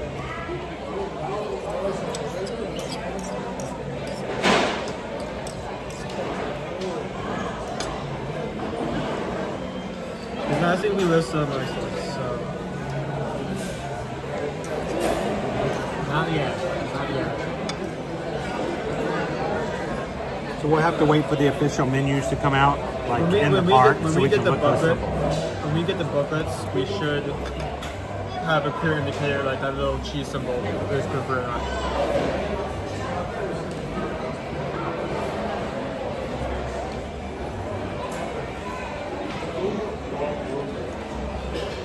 Yeah, we have no official gluten-frees at this point, unfortunately. There we go. Awesome, Tracy.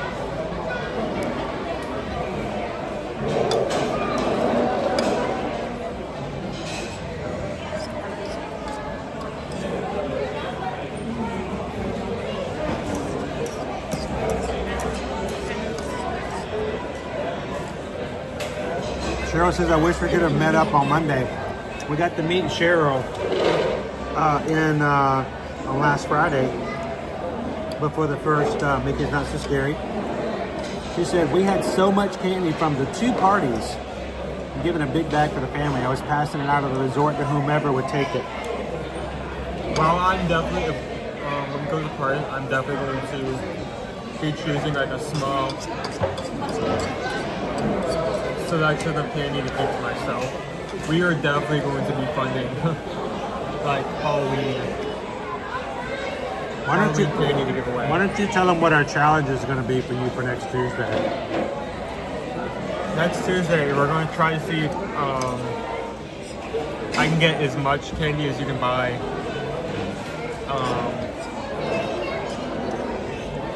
Buy in person with the same amounts of money it costs to buy a ticket. So I'm essentially getting tickets worth in candy. That's basically the goal.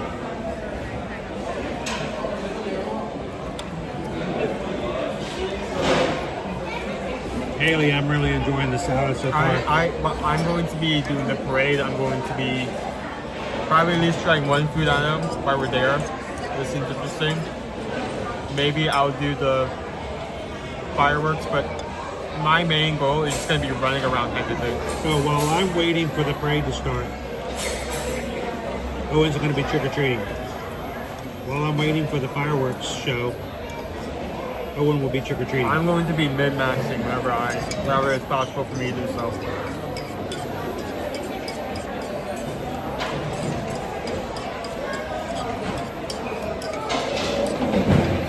Because I'm trying to remember, does the Halloween party have an overlay for Space Mountain?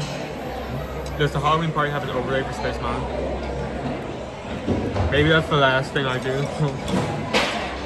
If I'm staying in like a 30-minute line, isn't like... So we won't have an official number as far as the weight of the candy as a goal for you to try to see if you can do, because he's talked about doing this forever. So we're going to see if we can actually do it.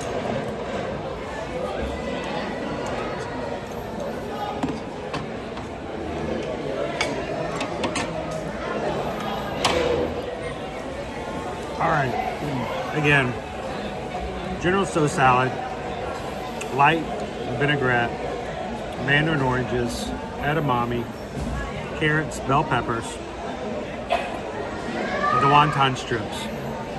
Very much an Asian inspired.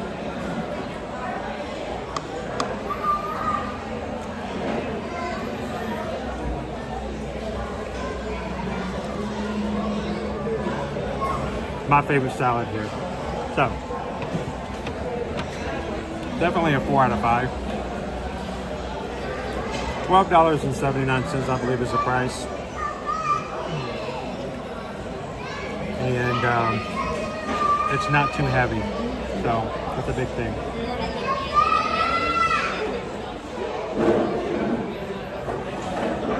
So I'm assuming from here, we're going to the Odyssey, even if we can. Yeah, so let's start at the Odyssey.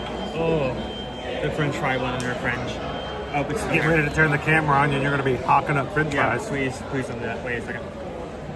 Wow, you had French fries and a French burger. Can you speak French?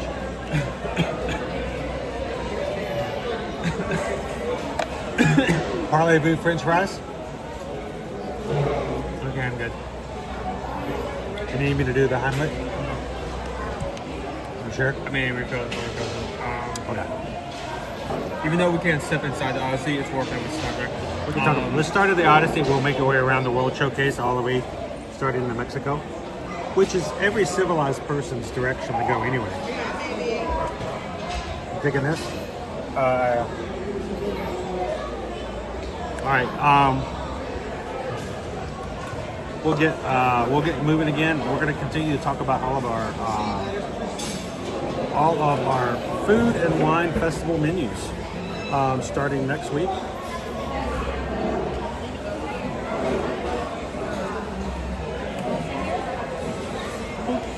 Thank you guys for everybody who has hit that subscribe button here today.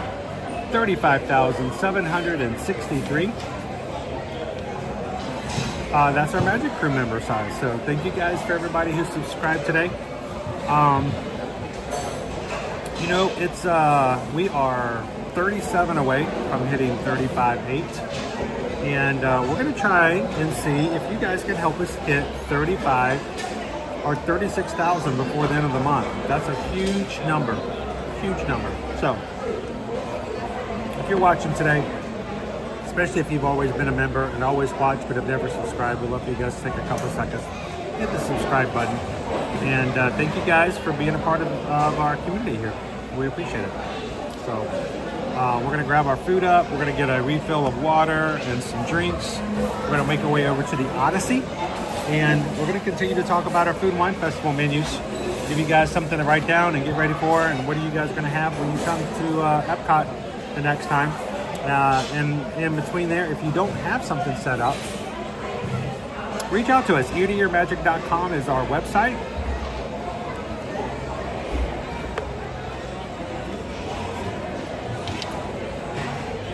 And you can fill out.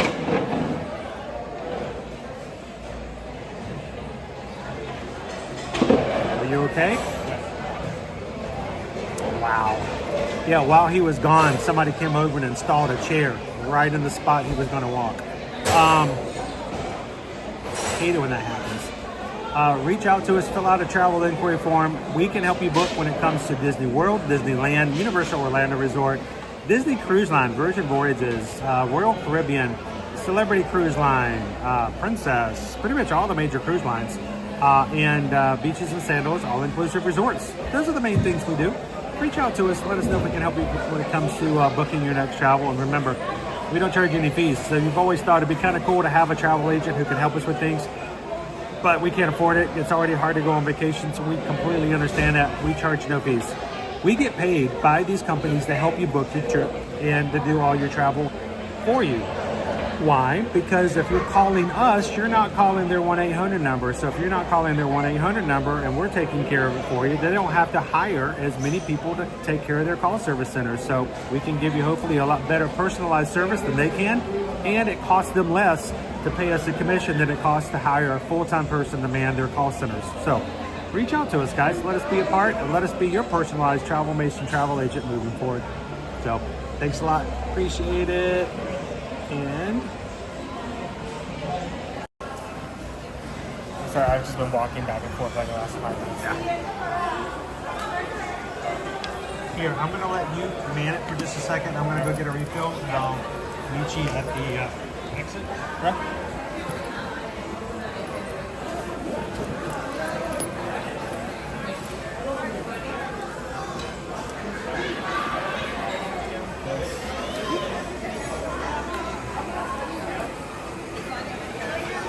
Okay, let's get going. How's everyone doing today? we are going to go through all of our edible options, all of our booths for food and wine. I'm going to try to be as quickly as possible for this next segment because we have a lot to go through still. Try not to get interrupted and keep a fast pace going. I mean, I would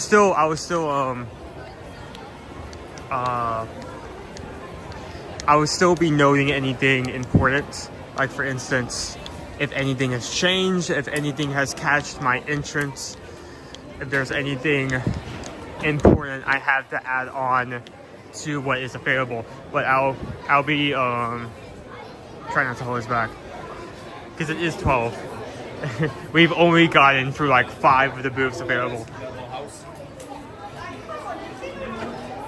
So again, if you've never eaten here, you want to know what the options are. It's very good options.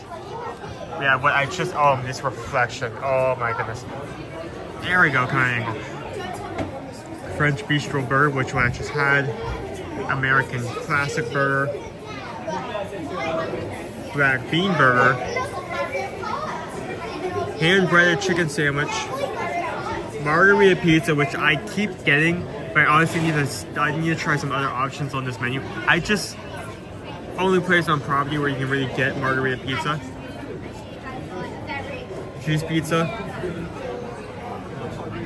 pepperoni pizza, Bavarian salad, General Tso's chicken salad, General Tso's chicken salad,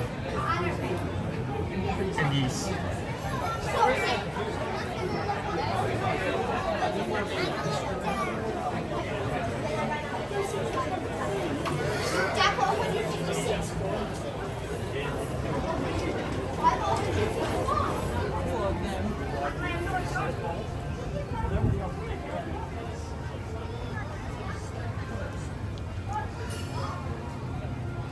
A brief moment to chat with you guys. How are you doing today?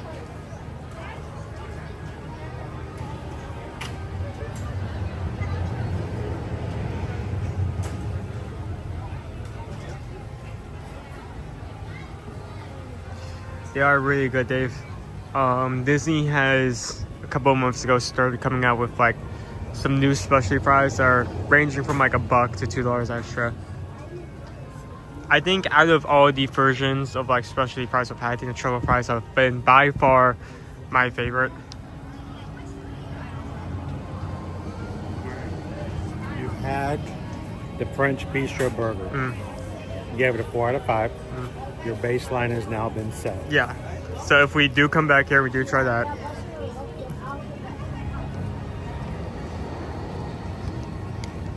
Okay, let's go. What do you think? Should we throw it a ride? Was it too much? Will they get bored with us if we do a ride? Are you gonna down an entire Diet Coke before we get on? Don't challenge me on stuff like that. You know, I've seen what you can do with a burger. Have you seen what I can do with a drink?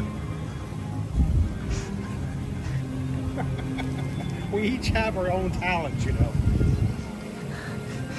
Okay, so what skills could you can you provide for this position? Well, I can eat a burger really, really fast. Put that on your resume. Put that on my resume. You should put that on your resume. At this point, just, if there's like a bomb, at this point, just put anything on your resume. Like, if there's put something on the resume, okay? If there's like a bomb that's going to go off, and the only way to defuse a bomb is eating a burger, then I'm your guy. In that very specific instance, I will save everyone's life.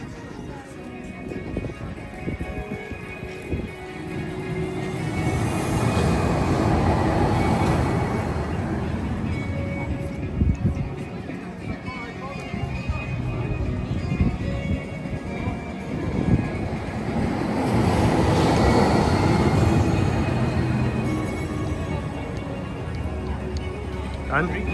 Dang. Is that? You want me alone, sir?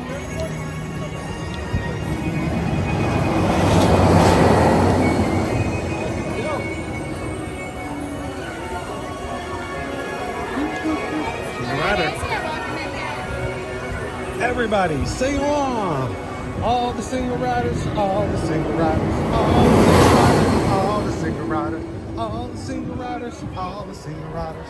You put your hands up, up, up. All the single riders, all the single riders, all the single riders, all the single riders, all the single riders, all the single riders. You put your hands up.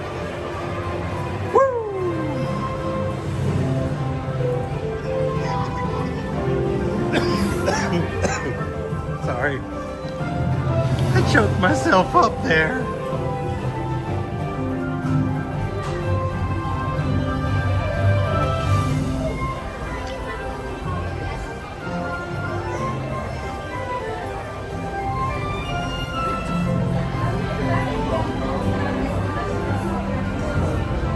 Thank you. Yes.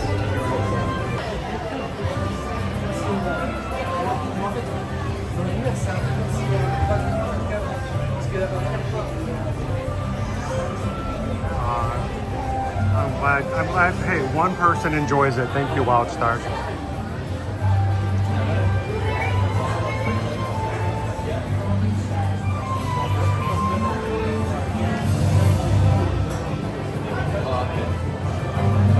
Thank you so much, Leonard. Alright, there's only one person Member for 23 months. Thank you so much.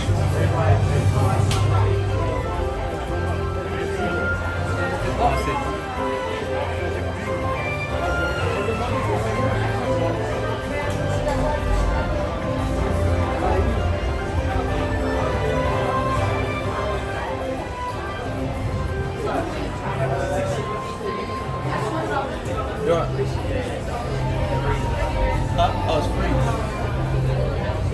I don't know how quick this goes. I don't know where we are in the queue. It's pretty fast. Right around the corner, you're on the clock. Wow.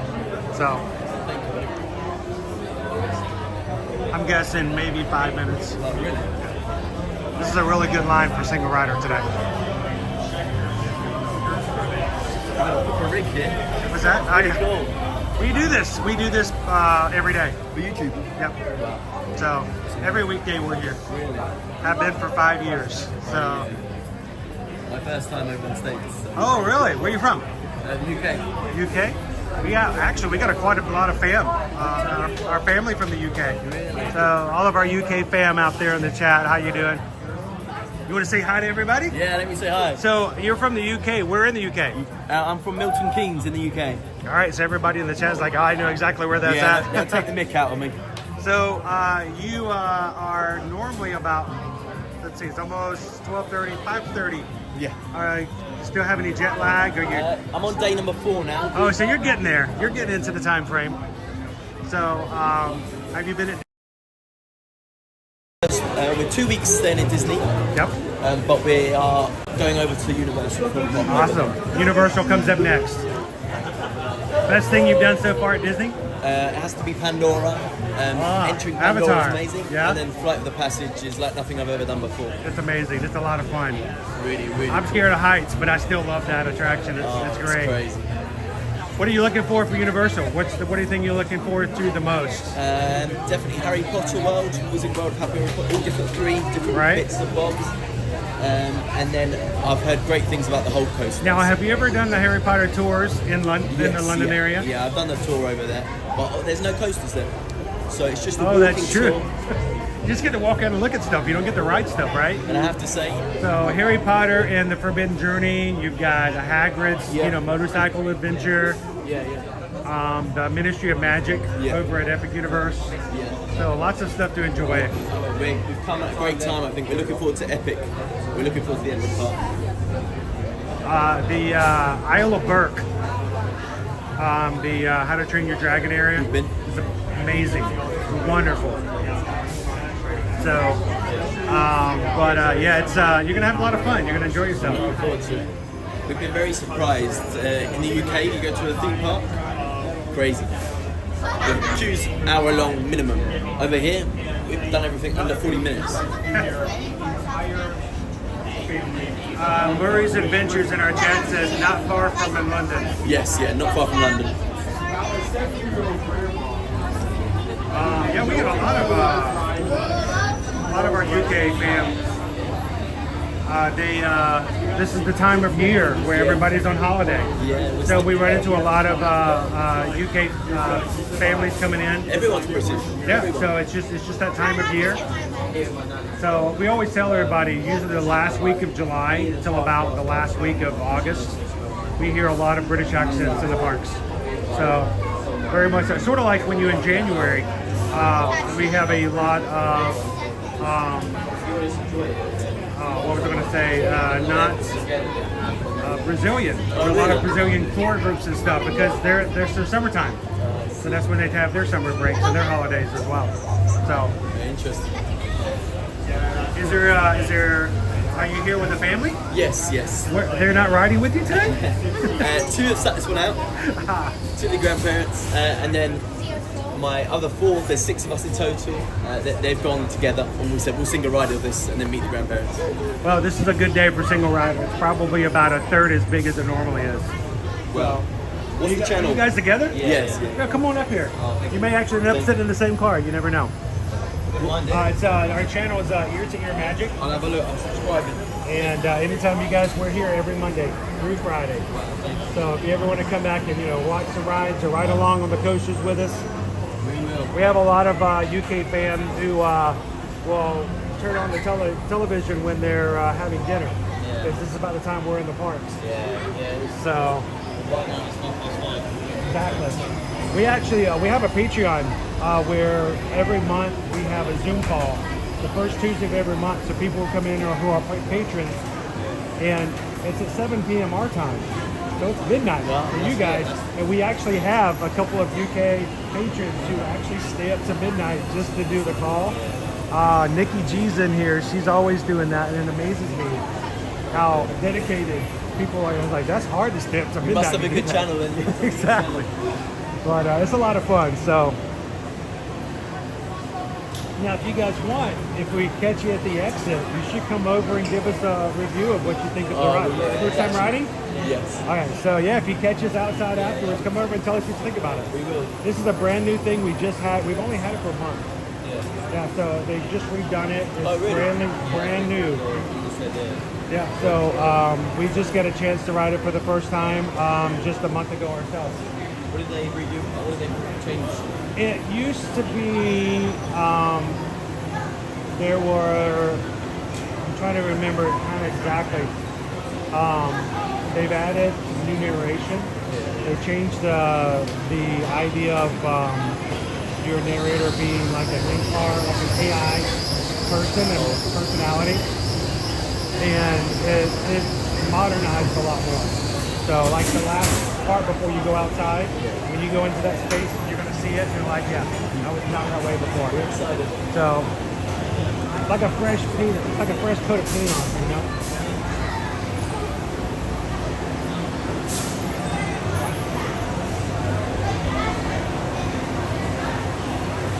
Can you tell us where's the best place for fireworks tonight to watch? What's that? Where's the best place to watch the fireworks? The fireworks from here. Epcot is a good place for fireworks because no matter where you are, as long as you can get up to the water, it's a good spot. Now, I prefer Japan, especially if you can get up top. There's a building up there that has a second floor. If you can get there early, you get a much better space. But Japan is a good space. Right here at the beginning, when you walk into the World Showcase, there's a huge area open there. But literally, as long as you can get to the water's edge, you're good. So it's just the one big circular area. Now, our previous show, it had screens set up to where you had to be in certain spaces. Now you're good. So.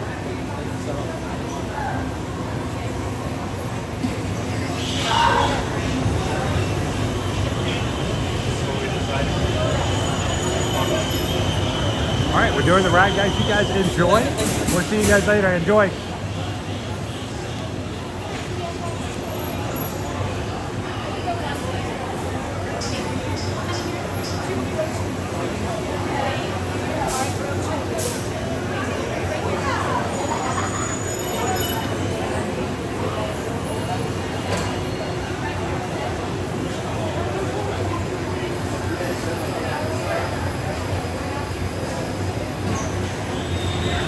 you guys again at the exit. Continue to chat, enjoy. If you haven't done so already, hit the thumbs up button this afternoon.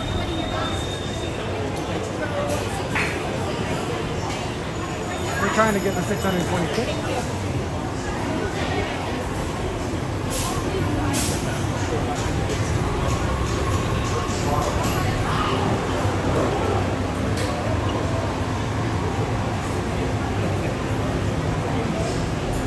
Watch out for this guy.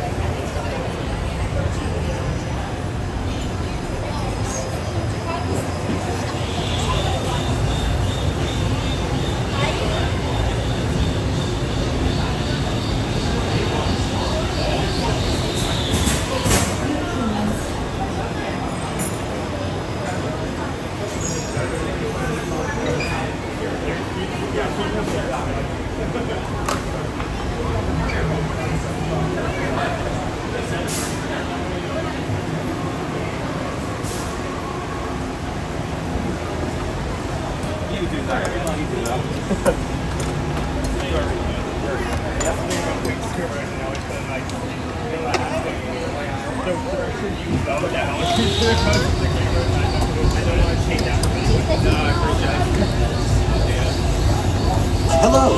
The seatbelt check is around the corner.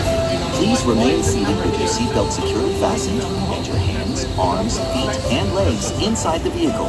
And please, supervise children. Thank you.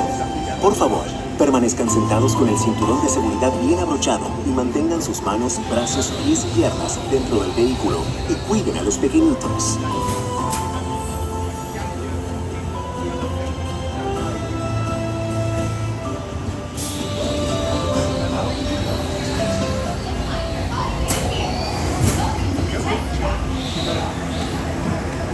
Welcome, riders. I'll be your guide on today's journey. And I'm your automated vehicle. Welcome to the test track.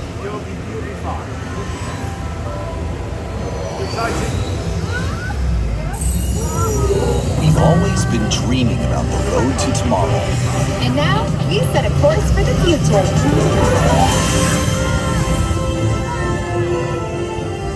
Before we can visualize tomorrow, we have to start by looking at the world of today a little.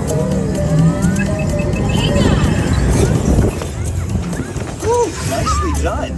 Surprises, huh? I was built for this. Tomorrow's roads will be built with technology too, like inductive charging to help keep you powered up. Smart road activated.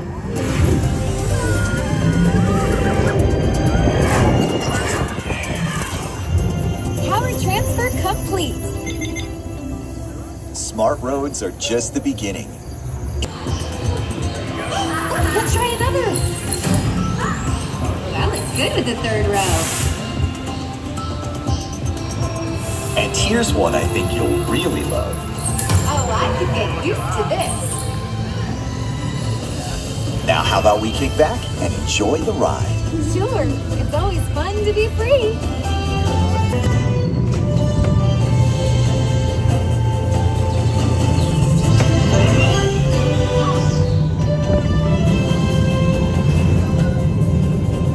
Watch out!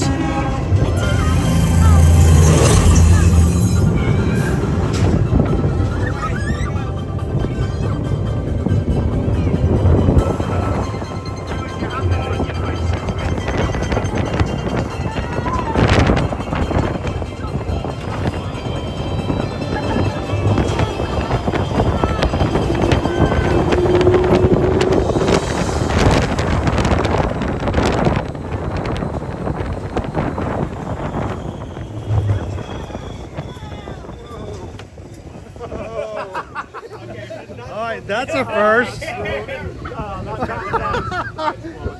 Whoa. All right, never done that before. I love being sideways. We are currently experiencing a momentary pause in your testing experience. Please remain seated as vehicles may begin moving again. We're doing well. We've done 2 rides. That's kind of on hand to assist as necessary. Once again, that's kind of a really moment right there. Really? At any time. Thank you. I now understand why they have this strap right here. This is so. Oh. Oh my goodness. Oh, what is that? There you go. How's that seatbelt working for you, Owen? I think it's the only thing keeping. Oh! What? We stopped. Wasn't expecting that. Ow! There you go. God, we Oh, I stopped. can tell we've stopped, mate. Yeah. Whew. Oh, this is so. Alrighty. How are you doing? I'm not sure I can hold this for much longer. I've got something to hold above your head, so I'm Ugh. it's you that's in the unfortunate spot there. We All right. stopped. Let me put this in perspective for everybody else. We stopped. Oh no! I think someone's getting on. We're Wow. not doing very well at Epcot today, are we? Dan? No, oh my gosh. Have you gone and stuck before? Yeah, we were on the spaceship Earth at the start and got stuck about halfway around and sat for 10 minutes while waiting for 10 minutes? Yeah, literally sat there for ages. It felt like it was at least 5. This is where we are right now. You know, at one point we were walking in and out, right, and it showed us down and they were giving us. They may have had like a. Yeah, it was probably then. Yeah. Hi. Yeah, we We are stuck up here. Okay, I need to take a picture of this. Like, yeah. All right, can we? I think that seems like it. Can we get maybe like another 50 feet, maybe just to level out just a little bit? Like we're stuck like this, but upright is like this. All right. Oh, I'm gonna.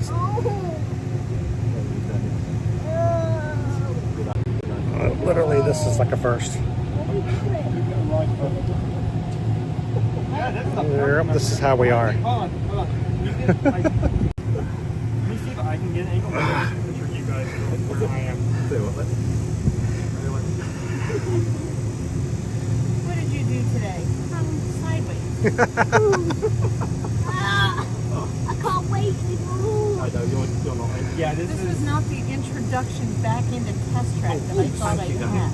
Ow. Sorry. I think it's the rod. It is the ride. It's stuck. I know it's unfortunately autistic anyway. Yeah, we just need something to put out there and hold a. If he needs to get out, he's being quite. That's right, Leo. Whee! Honestly, it's okay. You know, the hundreds of times I've ridden this, I've never once thought about what it would be like if it stopped at this area of the track. Well, now you get to experience it. Oh yeah, this is great. So, I've actually gotten stuck in a couple rides in a couple places. And this is not a You're alright, mate. You'll be fine. You'll be fine. You know, there is. See, Daniel, this is an experience not everyone gets to have. I was gonna say this. There's a chance the ride starts to move, but there's also a chance that they come here, unlock everyone, and they walk us out. Oh my gosh. It would be a really cool experience. Yeah, I was thinking I'm gonna. I would rather just walk out at this point. Yeah. Oh my goodness. It's okay if I unbuckle my seat, but I think before I could walk out, I would have to fall I out. think when you read online, that's Oh yes! Yay! Oh my gosh!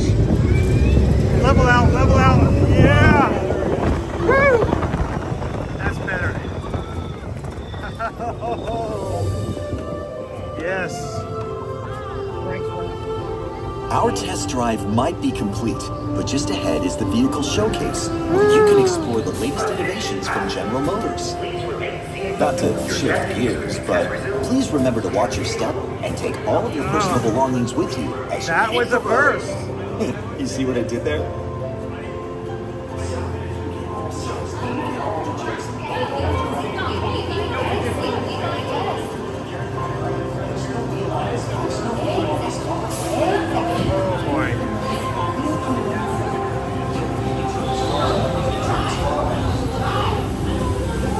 So, you get all the jokes and all the driving? Hey, if you want to take the wheel, be my guest. Maybe you're right. Thanks for joining us. See you in the future. Oh my goodness. I might need a slight adjustment, mouse ears and beers.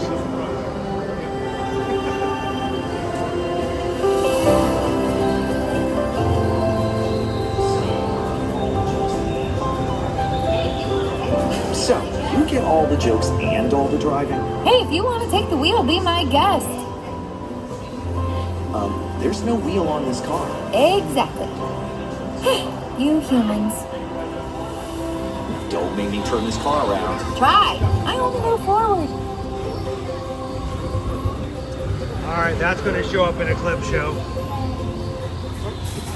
All right.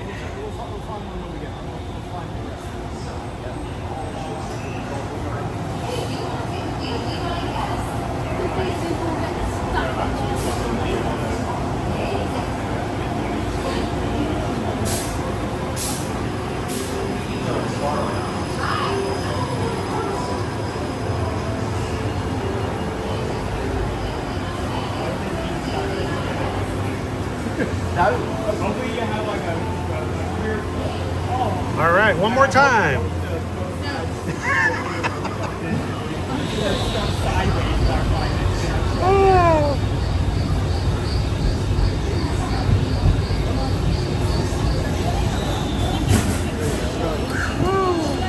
All right.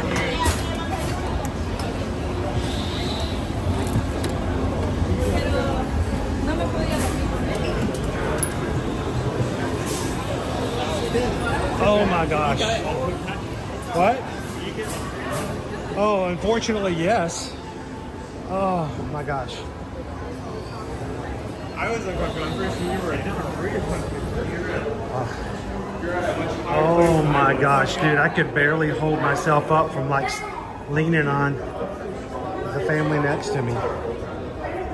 Oh my goodness. That was something. Hey, that's a new experience. That is like I said, as many times as we've ridden it, we've never stopped on the incline before. Hang on one second.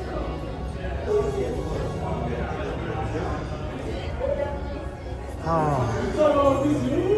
Wow.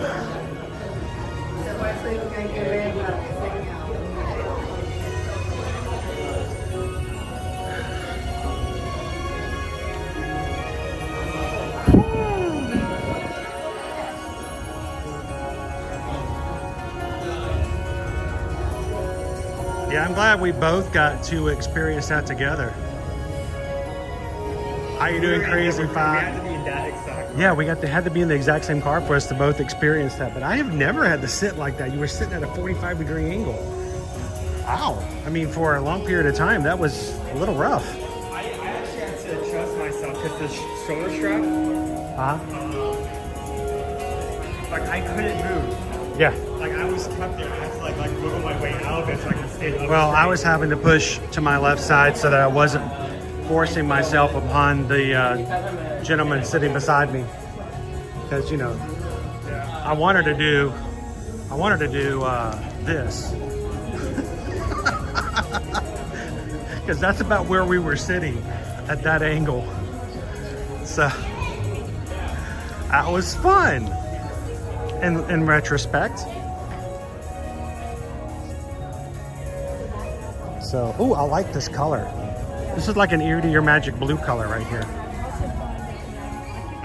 Look, it's my car. Look at that. The blue, the white.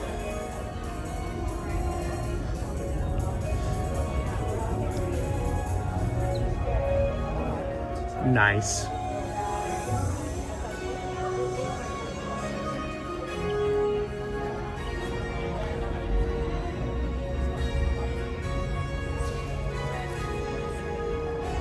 It's even got my hat. How you doing today? Good. How are you guys?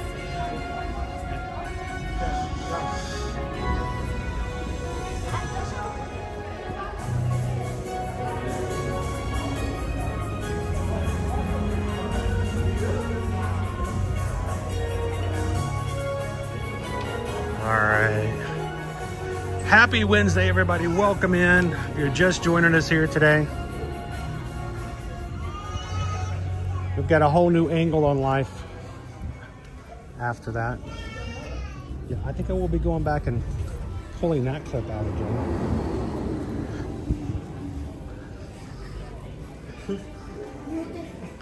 You're in the perfect angle too. So not only you could see how awkward it was for you, but you can see how awkward it was for everyone else walking in that position. Oh my goodness. Luckily we were the only car in that position.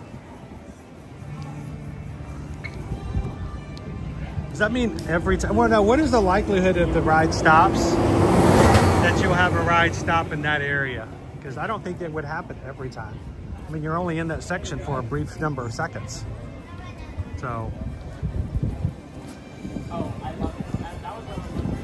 right, welcome in, guys. We are here to talk about food and wine, but we just got off being sideways. Not about us being sideways. Even though it did happen, and it was both very cool and bad and uncomfortable. It's the new Zach Galifianakis film, sequel to the famous Sideways, Sideways 2. But we're going to be talking about food and wine menus. The festival starts next week. We're okay, Jared. I survived test track, Diane. That's what we need. I survived test track. Dopey Runner, what did you miss? Well, Dopey Runner on this, actually, we were right here. We were right there toward the front where the track turns about a 45-degree angle. The ride stops. Instead of coming up to it, going at full speed, the suddenly started slowing down. They came to a complete halt. So the car was actually tilted like this. So when the ride stopped, we were all forced to lean so that we're not like laying on complete strangers in the car. And it was just there for an elongated period of time. It's a little uncomfortable. My neck hurts a little bit, but that'll be okay. I am not a victim. I am a person who got to experience something brand new for the first time. Yeah. I've never done that before. I never even thought about it if the car stopped at that angle, that you're just kind of stuck there. Okay, so I'm going to try my best for these. That was Paul Giamatti. Okay, that was the wrong one. Zach wasn't in Sideways. Wrong star. Sorry, Galifianakis. I'm going to try my best for the rest of the booth just to go as quickly as possible. Okay, let's talk about the Odyssey.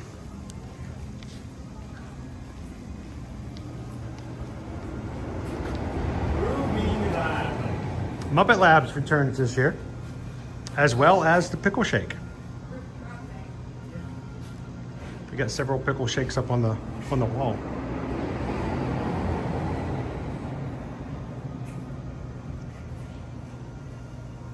So the menu lineup is completely the same, except for this year we have a new Korean barbecue wings with gochujang barbecue sauce and toasted sesame. All the rest of the items I'm about to say are returning. We have the fried pickled spears with dough ranch. Those are good. Garlic parmesan wings. Yeah. Impossible chicken tenders tossed in buffalo sauce and plant-based ranch. Okay. And plant-based blue cheese crumbles. And of course, the unnecessarily spicy yet extremely tasty Carolina Reaper. Pepper curry. I can't remember. Did we have those last year and we just don't remember? No, definitely not. We somehow missed it.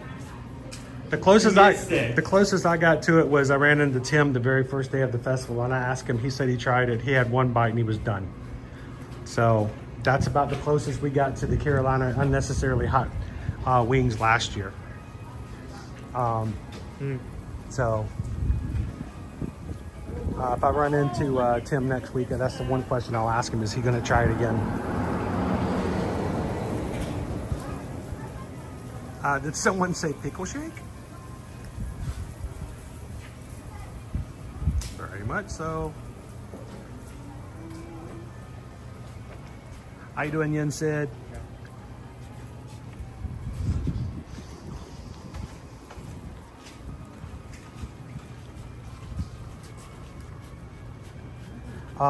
We are going to have 4 collections for merch this year. We are going to have the general food and wine merch. We're going to have Chef Mickey merch. We're going to have Chef Remy merch. Actually, it's 5 now that I counted.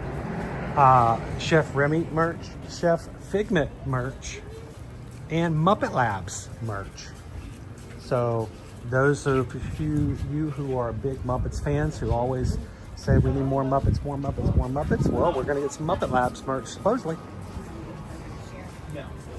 So we'll have to keep an eye out for that as well. When you take a bite, they should, you know what, they should call them, instead of calling it the unnecessarily hot Carolina Reaper wings, they should call them the Beaker wings for Muppet Labs. Because, you know, after you take a big old bite of one, you're like, me, me, me, me, me, me, me, me, me, me, me, me, me, me. What'd you say? Me, me, me, me, me, me. The water is still very, very clear. See all the way down to the bottom. Here, fishy, fishy, fishy. All right.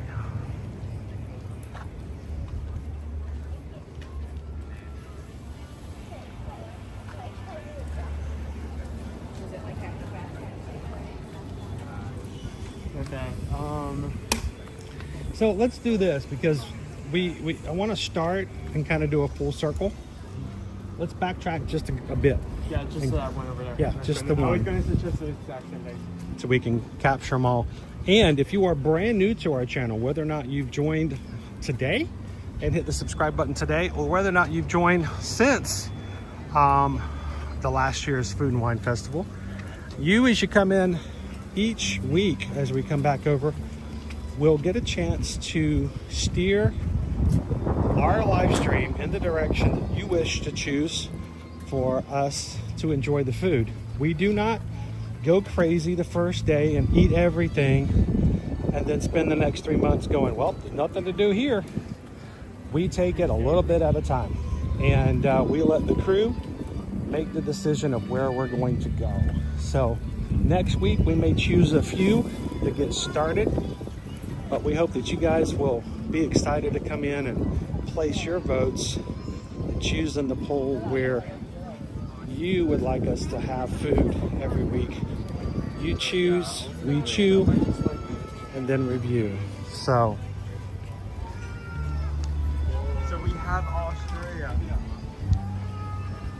Looking at both menus, they are almost exactly the same except for one difference. From last year. The returning items are the grilled bushberry spice shrimp skewer. I love the bushberry. With sweet and sour vegetables and coconut chili sauce.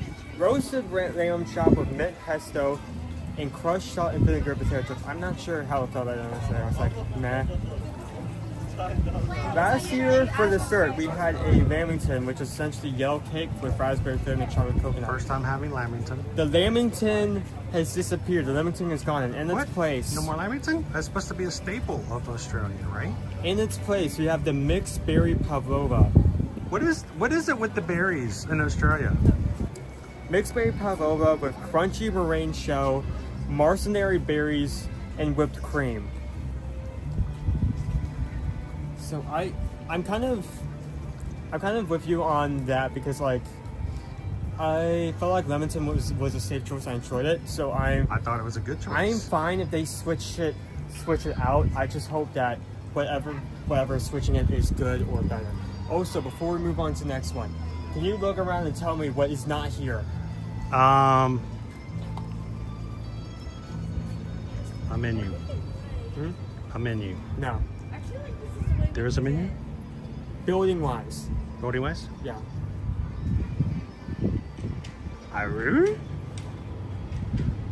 What? Really? There's no noodle exchange. Oh. Well, the noodle exchange has moved to different places. One time the noodle exchange was down there. Huh? It's not on the menu. So we don't have any noodle. They got rid of the noodle exchange, huh? The noodle exchange is gone. Noodle exchange. They're no longer exchanging noodles. Noodle exchange has been over there lately. I thought you were talking about this specific building. Yeah, but there is no noodle exchange over there. So, all right, recap. Grilled bushberry spice shrimp skewer with sweet and sour vegetables and coconut chili sauce. Guess your price? 7. You're just saying 7 for everything, aren't you? But you're right, it's 7. Roasted lamb chop, mint pesto and crushed salt and vinegar potato chips. I think this was like $8.75 last year. It's $8.75 again this year. And the mixed berry pavlova with crunchy meringue shell, macerated berries, and whipped cream. I'm gonna go on an edge. This seems like a lesser, or something lesser, even though it's stranger. I'm gonna say $5.50. $4.75. $4.75. Less than $5. That's odd. Very unusual for us to have something less than $5. But I'm okay with anything that has macerated anything because I love to say the word macerated. I was very sad that they did a little change. I like to say macerated. I mean, say it with me, guys. Say, my favorite item macerated has been the coconut dye shrimp noodles. Yeah. But yeah, that is not returning this year.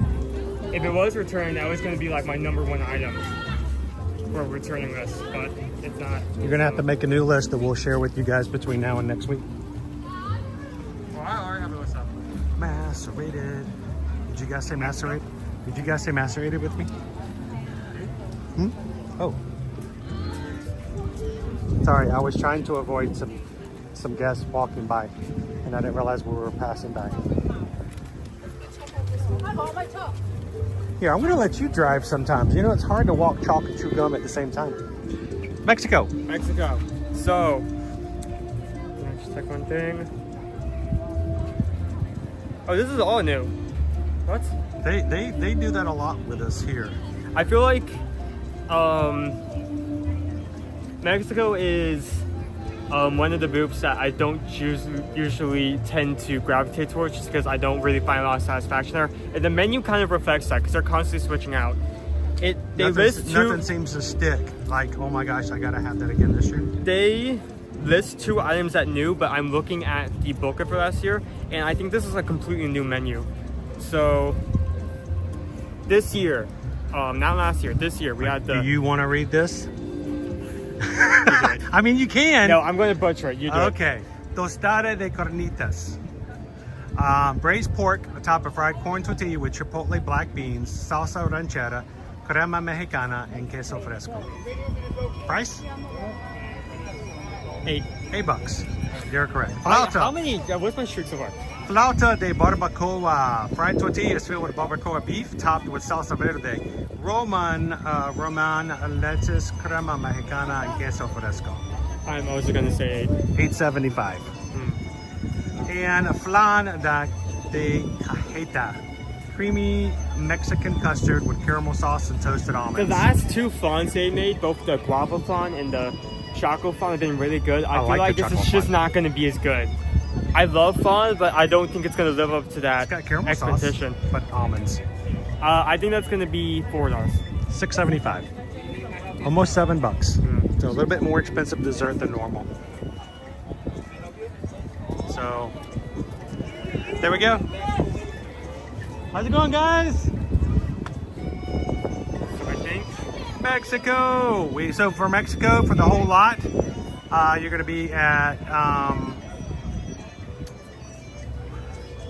what did I say? $25 for the whole lot. Yeah. So a quick walkthrough of what we had last year. Not this year. Last year. We had a tostada with tempura bar shrimp. Fried tortillas filled with barbacoa beef, and traditional Mexican cornbread topped with chocolate sauce and queso fresco. So, entire menu. Gracias, Leo. I still need to work on it. We're free to walk for a bit because the next one is going to be China. Can we just say queso fresco? Macerated. I'm gonna have a new Food and Wine hit single drop onto iTunes, and it's just gonna be me saying all my favorite words from the menus at Food and Wine. It's gonna be, you know, the whole thing is gonna be set to music. Crema mexicana, macerated. It's gonna be good stuff. Someone say queso. I think Gopher Runner says we may have hit 500 likes on our stream so far today. 126 to go.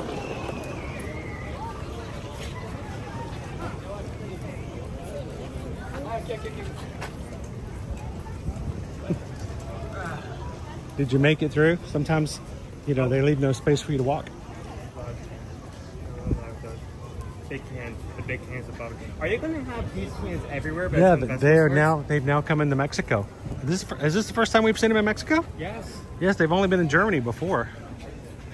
Look at them. I mean, they moved to America as well, but they haven't moved to here. Though. The big belly.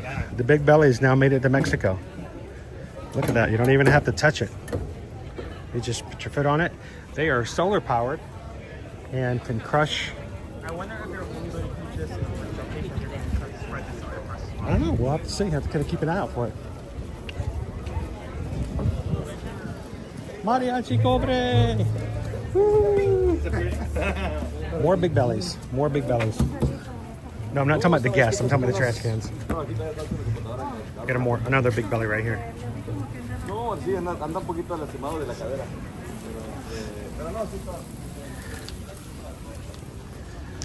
All right, again, I want you guys to notice we have our scoring. The scoring has started here. Eventually, we're going to have it replaced to look like this here in Mexico.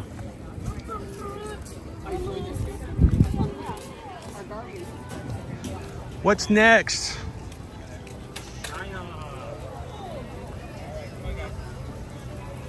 Hey, Joe Corn.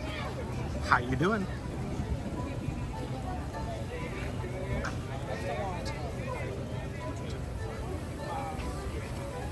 Do they offer special drinks for food and wine along with food? There is alcoholic beverages on the menus. And I will be honest, guys, we don't tend to focus on those. We do have alcoholic drinks on here occasionally, but we tend to focus more on the food. So when we come in for the festival, we'll show you the full menus, and there are both alcoholic and non-alcoholic beverages available that are specialty for each of the locations. So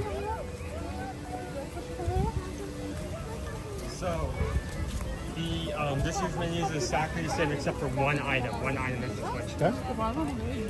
So last year we had the Shanghai scallion noodles with shrimp, but this year it has been replaced with the Beijing. Beijing? I'm going to butcher this. That's fine. Senjang noodles with stir-fried minced beef, cucumber, chili, and carrots in a savory Yubon sauce. All right, so first up, chicken dumplings. Gotta love your dumplings. Here in China, house-made sweet and spicy sauce. What do you guess your price on your chicken dumplings? $5.75. Even cheaper than the gyoza. The smoked duck bowel bun with pickled cucumber, scallion, and hoisin sauce, which is one of my favorite sauces. $8.25. I wish it was cheaper because I'd get more of them. But that was pretty good last year. And the Beijing Sheng noodles.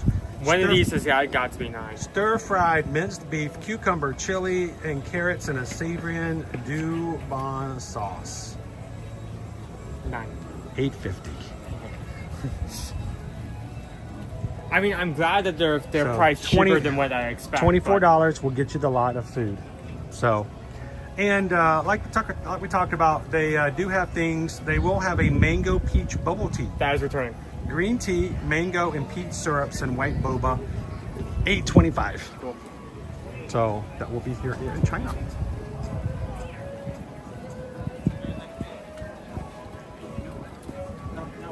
Guys, start thinking about what you want to have next week when we come in for our first week.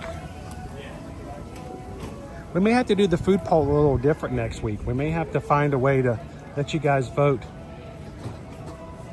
more than one time. Maybe we can pick our favorites as a group.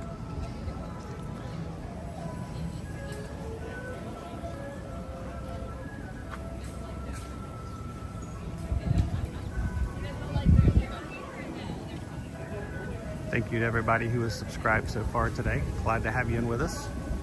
Getting ready for a brand new season. We're going to be moving into the fall, which means we're going to be going to Halloween parties. We're going to be going to not so scary Halloween parties. We're going to be going to HHN and Universal. We're going to be coming to Food and Wine Festival. Glad you guys could be a part of it. 35,767. 33 Magic Crew members away from our next minor milestone.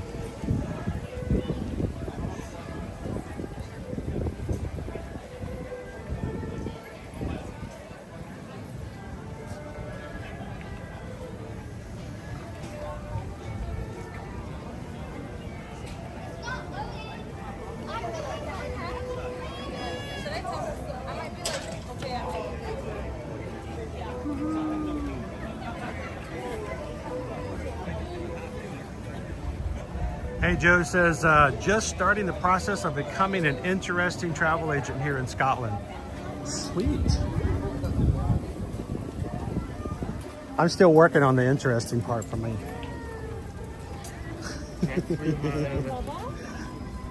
Next we have India. India has not changed its menu, Mango lassi. and for good reason. Mango lassi. Still there. Pea samosas. Still there. Yay. Butter chicken. No, it's chicken tikka masala. But Tikka masala. yeah. Still good. Word for word, all the options are the same. There isn't even like a slight. Hey, you don't change something if it's good. Literally, I think if it works, there's no reason to change it, right? I feel like if they did change one of these items, there would be enough worse. All right, let's play the Price is Right game. Potato and pea samosa, which is one of Owen's favorite items for Food and Wine for the past 2 years. $5.50. Wow. Yeah, for the plant-based coriander lime cream plant-based samosa. Good stuff. And the chicken tikka masala with fennel spiced yogurt and naan bread. $7.50. $6.50. Dang it. Are they like downgrading the size and lowering the prices? Maybe, I don't know. And the mango lassi, non-alcoholic drink, which is also a favorite here. $5.25. You're right there on the point. You're just a little higher. So looking forward to having some samosas, tikka masala. So can I share a story? I hope my mom's watching because it's about my mom. Hi, Mom. If you're watching with us today.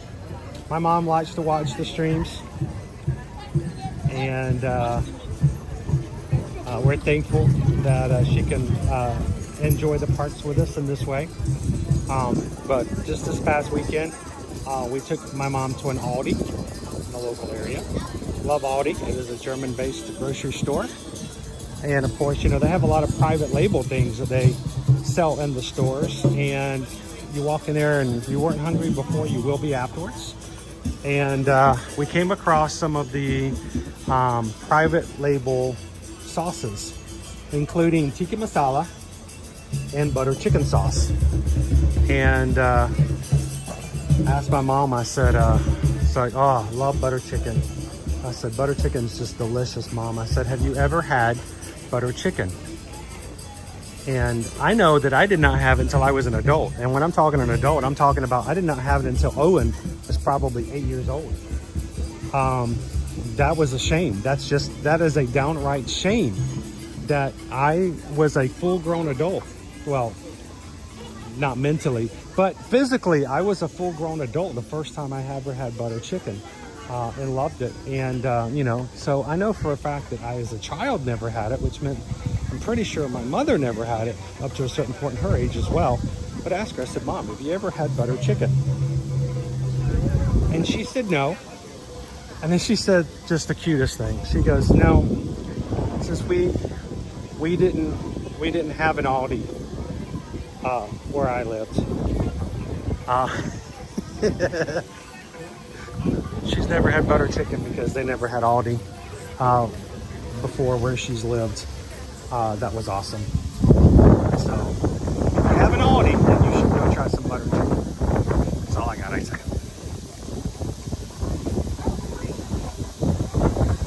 Ooh, I love that breeze. It feels good.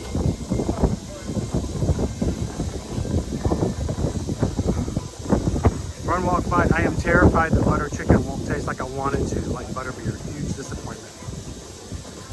I think they said the butter chicken and mango lassi is incredible.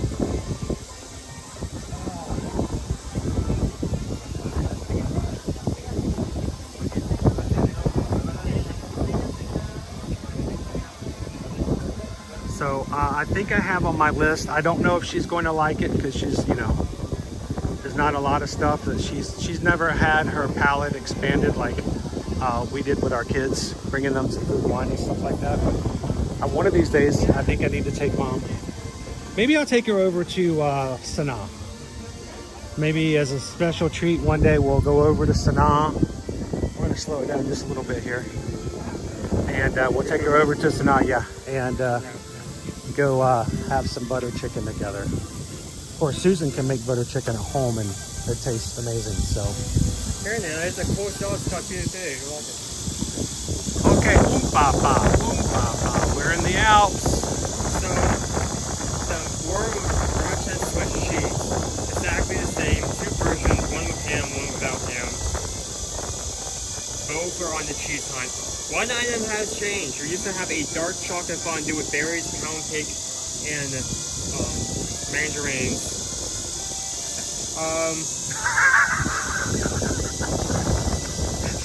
Sorry, it's like a glitch in the Matrix. My dyslexia has a chokehold on me today. The fondue is gone, and in its place we have the Go ahead, go for it. Kirschwasser torte with cherry brandy buttercream, fondant, sugar almonds, and cherry combo. Here's what it looks like. Where's the image? Kirschwasser torte. It should be like a cake.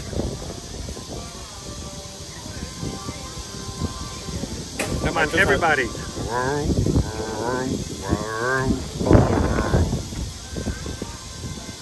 It's gonna be really hard to zoom into, but I try my best. Can you not just do it like that? That's what it looks like. That is interesting. That makes my pretty interest. good. I don't normally like almonds in my desserts. I mean, it's a different form of sweet that I haven't tried before, so like, yeah, I'm all for it. What do you think the price of that is? You know what? With how everything has been kind of like lowballed, I'm gonna say $50. I mean $5. $5.50. Dang it. $5.50. He's having the hardest time. I mean, I'm gonna get close, but I'm not. Hey, that's still pretty close. I'm getting like averages around it. Yeah, Drew Carey would be proud. The warm raclette Swiss cheese and Alpine ham. Guess the price. Hi. How's it going? I was like, I'm probably not bumping into you guys today. I was like, We gotta get ready for the upcoming food, right? oh my God, I'm so excited. So, Ready for food and wine? oh You're yeah. coming the first day, right? Yeah, oh well, of course. We're here kind of walking around, checking out the menus. We're doing our little his princess hunting day. So Princess Hunting Day. Well, it's Princess Week. today, They haven't really focused on it this year, though. is it Princess Week this week? I think it is Princess Week. I thought they could have. International Princess Week is usually the 3rd week of August. That's why I wanted to go. I told you it was Princess Hunting Day. So, I'm gonna be here 'cause I have you saw found on any TV already? show. Yeah. So who else is left on your list? Oh, we're heading out to the one. we have Belle, Jasmine, Aurora, Alice, Snow White. We're heading out there. Surprisingly, No snow. oh, this That's what I said. I actually told them Epcot's the best place to do it. I mean, Oh, yeah. Magic has a couple, but you don't have the A variety. lot of them here. you can wait like 50 minutes for a pair of two, and then 50 minutes for another pair. But this you have like individual ones. Like Yeah, and it's kind of hard because they are close. They come out close together, so it's like hard to go from one end to the other, and then You got to be early for one and late for the other, and to kind of make it work out. early in order to get. And I don't get out of bed early. I mean, you come almost every day. What's the point in getting up early at this point? Exactly, you know? right? So. Well, the hardest one, of course, is this little princess right over here, because Snow White, yeah. finding snow in Florida is hard. It's hard. It really is. It's even in the coldest times of the year. Oh, I know. So- We already went and saw Anna and Elsa, so. Yeah, we saw. That's probably the more difficult Probably one. the toughest one after this. We 'Cause it's saw a- Moana, Asha, and Anna and Elsa. Now that I You think don't about have it, there 30 are a minutes. lot of princesses in Epcot. You would think, but when you actually look at the, They have more if than you any write other down, park. you Any know. other park. Yeah. I mean, think about Hollywood Studios. Hollywood doesn't really have anything. Yeah. At Has this no point. princess. You can see a few princesses on stage. Oh yeah. Frozen, Belle, the Frozen And song, then And Beauty and the Ariel, Beast, yeah. then Ariel, but they're all up on But stage. you can't like get there. You can't Oh, get yeah, there and for meet and picture, greet yeah. with them. So, well, you should get a full list together, and then later on you can put it on social media. And look what we did for International Princess Week, and had no idea you were already ahead of the curve. Right. So, have you guys already started making your list for food and wine? I haven't gone to it yet, but I know they just posted on Facebook like, here's the list, here's the prices. I'm We're like, going through it all today. We're stopping by each place and looking like, at I know, it. I We're see gonna make one our of the list. options because I work at the I land like the little cart, coming and they're soon taking sign. over our cart at land. So Okay. so we're gonna go down to only two now. We only have the one by Nemo, which is our ice cream, and then the Right. one by Figment. So So maybe you can tell me what happened to our little coconut tree that was over by still there. Moana. Is it still there? it's still there. It's just I know we cut it down before. Did it just sell out at certain times and so it Because just kind of only goes if away? we have shipments of the coconuts, we get shipments. Yeah. And if we don't get a shipment, we have to like. The first day we just happened upon it, we were like, what in the world is this? And we had to go check it out. Like shell distribution kind of thing. We didn't actually pick them, but we were like staring at that sign. Oh my gosh, that would be awesome. It's really good. So we actually haven't tried it yet. The last few times we've looked for it, it hasn't been there. If you like pina colada, it's kind of More of a Susan thing, but I'll try it. If it reminds me of the islands, I'll go for it. Oh yeah. So I think you guys will like it. So we'll have to keep an lookout today and see if it's out there when we go by. So you're just out here just getting all the food booths and stuff? We're literally just going over every single menu and just salivating over the screen, over what's to come. I have this year's menu, I have last year's menu. I'm comparing and just like listing anything of note to anyone who may be coming. Is there anything exciting coming? Anything exciting? Gyozas I'm excited about. If you like dumplings, we're getting the Guardians of the Galaxy inspired. I can't wait for that. Over but it doesn't open until September 28th, so we're gonna have to wait a whole nother month. My mom's gonna be there. She's gonna be here just in time for that. So it's $6 for a dumpling, and there's 3 different kinds. One of them's a Mexican street corn, and another one's gonna be a French, like a deconstructed French onion soup. French onion soup. Yeah. So the dumplings, we may have to have $18 each just because I don't know if I want to share any dumplings with it because they sound pretty good. It's like you get your own. It's hard to share a dumpling though. Here, let me bite into it. Here, you bite into it now. You can't share those, so. You can get this little shred of like pasta. Here you go. Yeah. That'll be my husband. He'll be like, take a whole bite and he'll give me like that little bit of. Yeah, here's a little bit. Here's a little bit. So it's a taste. It still counts. So, well, it's good to run into you guys. It's good to see you. I can't believe they let you in on security wearing that shirt. I know, exactly. I always wear some other park shirt.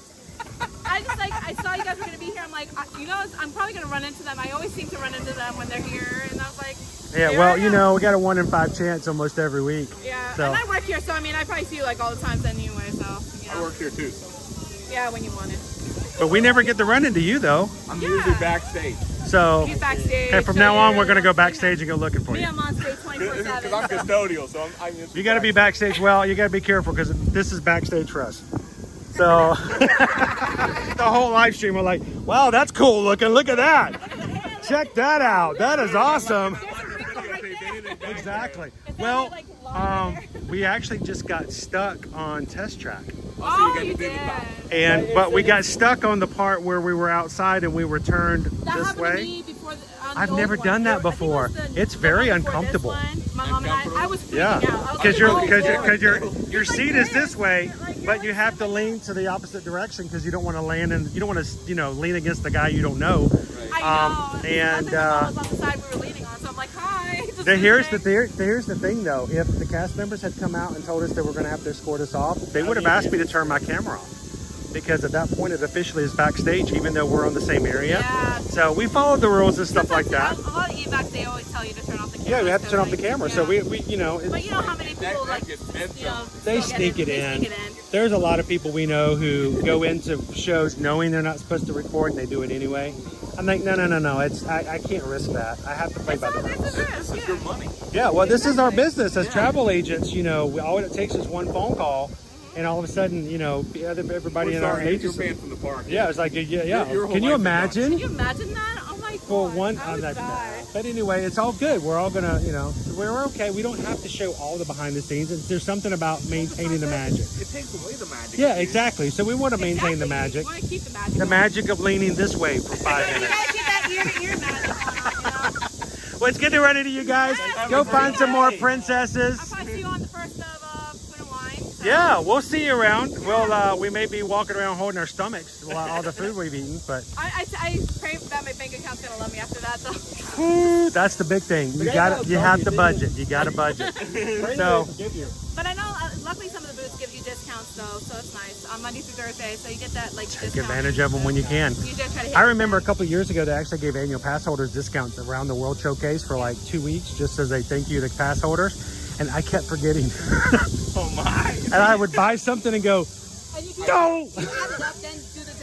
I'm like, I could have gotten one more thing. I could have gotten one more dessert if I just done it the whole time. I got a few more desserts. Yeah. So, but that was, you know. Really holding your stomach then. But you know, it's okay. You eat around and you enjoy it a little bit. But we got several months to enjoy it. So, exactly. Well, you guys keep cool. It's getting cooler. The breeze is better. Which is nice. So we'll take advantage of it. Thanks a lot. Say hello to the princesses for us. They said hi. They said hi. They'll see you next week. All right, so we were talking about the warm raclette cheese, and you were gonna. So here we have. You're gonna guess. Fondue, but the fondue was replaced with something else. We got the one with alpine ham. How much is that gonna be? I'm going to say with ham is $6.75 and without ham is $6.25. It is $6 with and $5.50 without. Dang it! You going high? You going high this year? My point of view is like. So who in the chat, I want to get back into the chat with you guys as well. Who in the chat loves to come over to the Alps to smell the funky raclette cheese? You know, to me, it smells a little bit like a burning trash can. But I still love it as far as the way it tastes, but it does have a little bit of a weird smell to it if you're not accustomed. The great thing about it is, and you can actually see it, it's already over here, they have the warmers. They have an entire block of the raclette cheese. They put it under this holder here. The warmer is then turned on, so it melts only the very top layer of the block of cheese, and they take your dish, they put whatever's going on the dish, they put it beside the block, and then they actually take what it looks to be a paint scraper, and they just scrape the edge of the hot cheese off the top, and it goes right over your food. It is, if you're a cheese lover, it is to die for, to watch them make it and then to enjoy it. Sometimes I like to come over and just watch them prepare the dishes for people. So check it out over at the Alps. Hey Grace, hi. My son texted me a screenshot of your test track adventure. Hope you're okay. My neck is a little wonky, but other than that, I'm fine. It's such a crick in the neck, but we're good. We're fine. How you doing today, Grace? You know what? Here's the thing. I'm always looking for the positive side of everything. I think it was a fun experience. We've never done it before. So yeah, it hurt a little bit and it was very uncomfortable during, but I'm glad it happened because, you know, we can say it's happened to us before. So 7 words, if it ain't broke, don't fix it. Germany, nothing has changed. It's the exact same beat for beat as last year. Willkommen, guten Tag to Germany. What are we going to talk about? Let's still talk about what's on the list. So I could probably read it for this, but I'm going to keep saying. Exact same thing. Exact same. Bratwurst on the pretzel roll with mustard. Exact same. Pasta gratin with ham, onions, and cheese. I haven't put in pasta very good. No. Wait, did you say what it was called?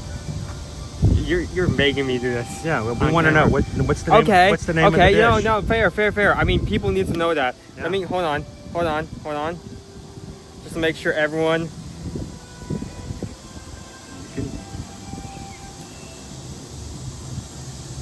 Shrink a dink on. There we go. You got it, dude. Right on the first try. Awesome. So, can anyone even hold on? No. Who? Schinkennudeln. Who? Schinkennudeln. Who can 100% say they can pronounce this word without messing up? I want to know. Schinkennudeln. May the man who has done no wrongs throw the first stone. He who lives in glass houses. All right, so the Schinkennudeln is the pasta gratin, ham, onions, cheese, and it's part of the Meals Fromage Montage offering. We also have an apple strudel with vanilla sauce. And the bratwurst on a pretzel roll. Guess the price of the Schinkennudeln. 6 on the dot. $5.25. Bratwurst on a pretzel roll. $5.50. $6.25. And apple strudel. $5 on the dot. $5 on the dot. There you go. You didn't have to do this. I was going to say that anyway. Let me earn this. I want to earn this. I want the satisfaction. I need this. We also have a Schafferhofer berry lime Hefeweizen, which is the brand of the normal grapefruit beer. So, to the person who just texted me and said that they found my resume and would like to offer me a job as a doctor in their clinic up in the Upper West Side, I don't think I'm the right guy. That's Germany. Oh, thank you guys. Have a good one. Enjoy. So the bad news, we lost something in your body during surgery. The good news is it's only a caramel apple, so it's not that bad. I'm okay with that. You are what you eat. So Germany and the Alps, 2 right beside each other. It's like a 2-for-1. Like you go for like a scanner, you keep getting like you get sent over and they look at the imagery and there's like for some reason like a popcorn bucket and inside your lower abdomen. Hey, we're making shrinky dinks? I didn't know we were making shrinky dinks. You would probably make sure you dig something conquer this week. Brittany, I may be a Disney doctor, but I'm not a Dr. Disney. You know, I've never met Dr. Disney. I think I've run into him like 4 or 5 times over the past few years at different events. I've never got to formally meet him. I'm sure he's a really nice guy. To all those Disney influencers out there and those who do this on a regular as their job day in and day out, if I've ever see you, please feel free to come over and say hello. I'm not a bad guy. I'm okay. I may be goofy, but feel free to say hello. It's not that I ever avoid other influencers. I'm just so focused on my community and my chat sometimes that I may walk by you and not notice you. So feel free to come over and say hello. But yeah, I've never met Dr. Disney. So Curious. Huh. Curiouser and curiouser. I'll get into what in down a second. Spain. I think Spain's menu has been completely We don't have a charcuterie cone. España. So last year, not this year, but last year we had a Spanish charcuterie as well as a paella nagada with squid ink rice, shrimp, base scallops, and octopus. Yes, that was a big something we wanted to try because of we never got to it. Because of the ink, right? Yeah, the ink. We never This got year to it. we have the trio de pintos. You can pronounce that. Jamón croqueta, pan con tomate y tortilla española. We have another paella, but not the same one. No squid ink, but with... Hang on. Paella. Paella. No squid ink, but it comes with rock shrimp, base scallops, and smoked mussels. And we have a new option. Like last year, we only had 2 options on this menu. So this is a replacement. This is completely new. We have a basket cheesecake. This is on the Basket cheesecake with orange sauce. Yeah, I want to try that. All right, guess the prices. This is Owen's favorite game, the trio de pintos. 8 solid. $7.25. Paella caldosa. $8.50. $8. And basket cheesecake with orange sauce. $6. $5.25. So you can kind of see that why I'm not like getting all these on the dot. But he's getting in the areas, noticing your desserts tend to stay around $5 to $6. Regular entrees are going to be around 6 to 7, and once you start getting into like high proteins that high are like protein, so that includes like rarer forms of beef or steak as well as any type of seafood. Get into shrimp, lobster, that's scallops, more likely to be the 8 to 9 brisket, area. Angus, whatever. Yeah. So now it's time to talk about everyone's favorite booth. Do we have to? Do we even get anything from Italy? Hold on. Before I mentioned there's something curious. You are really over here. He's really excited today. Yeah, I'm scatterbrained because I'm going to one point in my head tonight. There's a booth listed here in between Germany and Spain called Summerfest. It only has 1 item. Sweat Beckenchen. German onion cake with caramelized onions, bacon, herbs, and the savory custard. It's only that 1 item. Where is that? I think there's two scenarios. Is it that little bear booth right over there? There's 2 scenarios. Maybe a booth that we haven't seen or just haven't noticed. It just may be an option that's just here. It may have just stacked the booth yet. We'll see. We'll we'll take a look. We'll look for it when we get here. But only having one option, it probably is just an add-on to an existing kiosk. Sorry, squirrel. Italy. Italy is known for being probably the least favorite among all of the booths. He's never this excited at home. Last year, you may remember some of the options that everyone loved. We had the papena toscana, beef meatballs, rosemary porchetta, and pomodoro sauce, a vanilla cheesecake whipped cream, and fresh strawberry sauce. Just a pioneer in food options, but probably the most infamous of the three in terms of unpopularity. We had Italian style nachos, homemade beef ragu, pasta chips, pasta sauce, and shredded ricotta cheese. Just like stay in your lane. They're always trying. They're always trying. Enemy can never. Oh, Jesse D. Enemy can never. Sorry. No. It's just I just saw Jesse D's comment. You know, it's not a pride thing, but I worry day in and day out that whatever we do is an option for what we do and we stream. YouTubing can be something in which you can make somebody's day, or you could really mess with somebody's vacation, or even cause a disturbance to cast members, and we really never want to do that. So to hear that a cast member said that they enjoyed our streams, that's good to hear. I hope our CMs get to know us and know that we are not here to disturb. So that's awesome. So Italy can never come out with a stable menu that everyone likes, and because of that, it's always changing. So I didn't even really have to look at this year's menu to know that they're probably going to come out with 3 new options. Those 3 options are Bassetti Kisses the Pizza, traditional Napoleon street food. Pizza dough, pepperoni, mozzarella, and tomato sauce. It kind of looks like a deconstructed or different form of pizza. Traditional Napoli street food.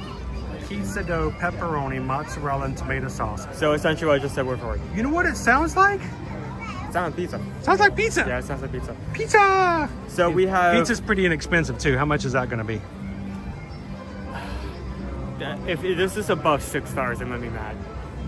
It's Italy. It's $8.75. Oh my goodness. That's the other reason. They're going to take a slice of pizza and they're going to ball it up into a ball. Put some mozzarella on top and or Parmesan and send it out the door. That's it. That's the other reason why this booth is impossible. We joke about Italy, but you know we're gonna have to try it. It might not be bad. You might enjoy it. Not only are like some of there isn't really as innovative, but it's also much more expensive. All right, tell us about the tortellini. Tortellini alla vodka, 4-cheese tortellini, vodka sauce, Parmesan, and caramelized chili oil. Okay, that option, now that I'm reading it out loud, that does sound somewhat interesting. Especially a four-cheese tortellini sounds pretty good. Especially the vodka sauce and the chili oil. Those are the 2 things that grab me. Price? $7. $8. It's still less than 10, so for Italy. I guess. And what's for dessert? Chocolate sperma, chocolate mousse, caramel sauce, espresso whipped cream, and puffed rice. Hang on one second. I'm gonna mute the stream for just a second.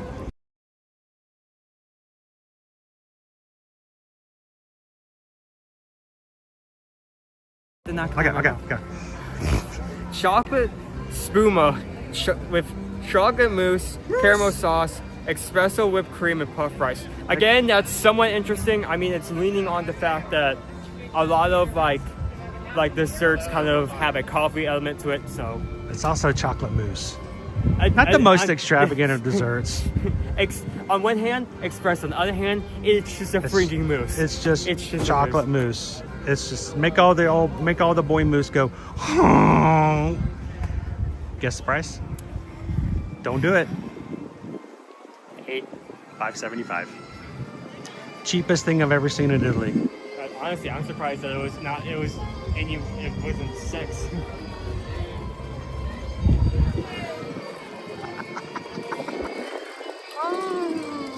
Chocolate mousse.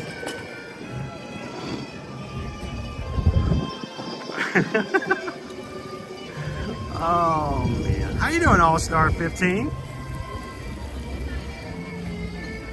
Jesse D, can you imagine if we had deep fried pizza? Honestly, I'd try it.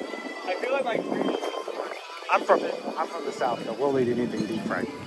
My cruise is for Italy isn't just because like I'm following the crowd. I feel like when it's it's usually overpriced, and two, they don't really like make any risky choices. And I mean, the few choices they do make are just bad choices.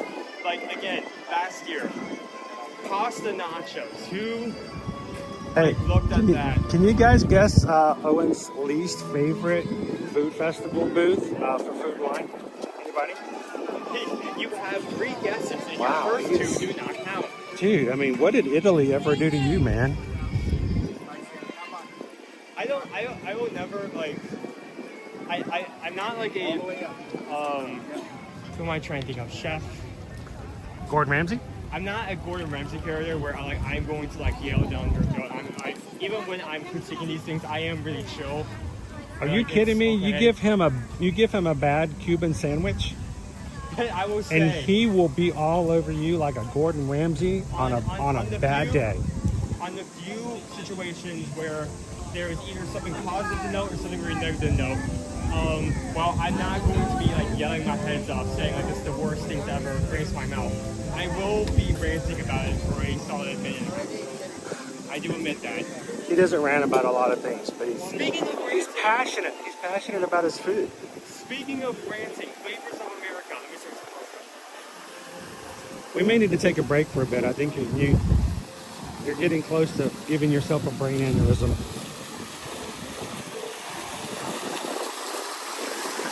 Good afternoon, guys.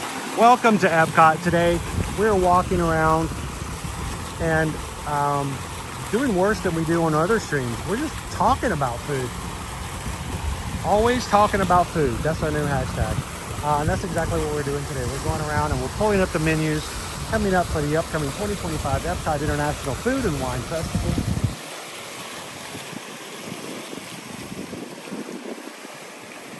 And we hope that you guys can come in and make some wish lists for your upcoming trip.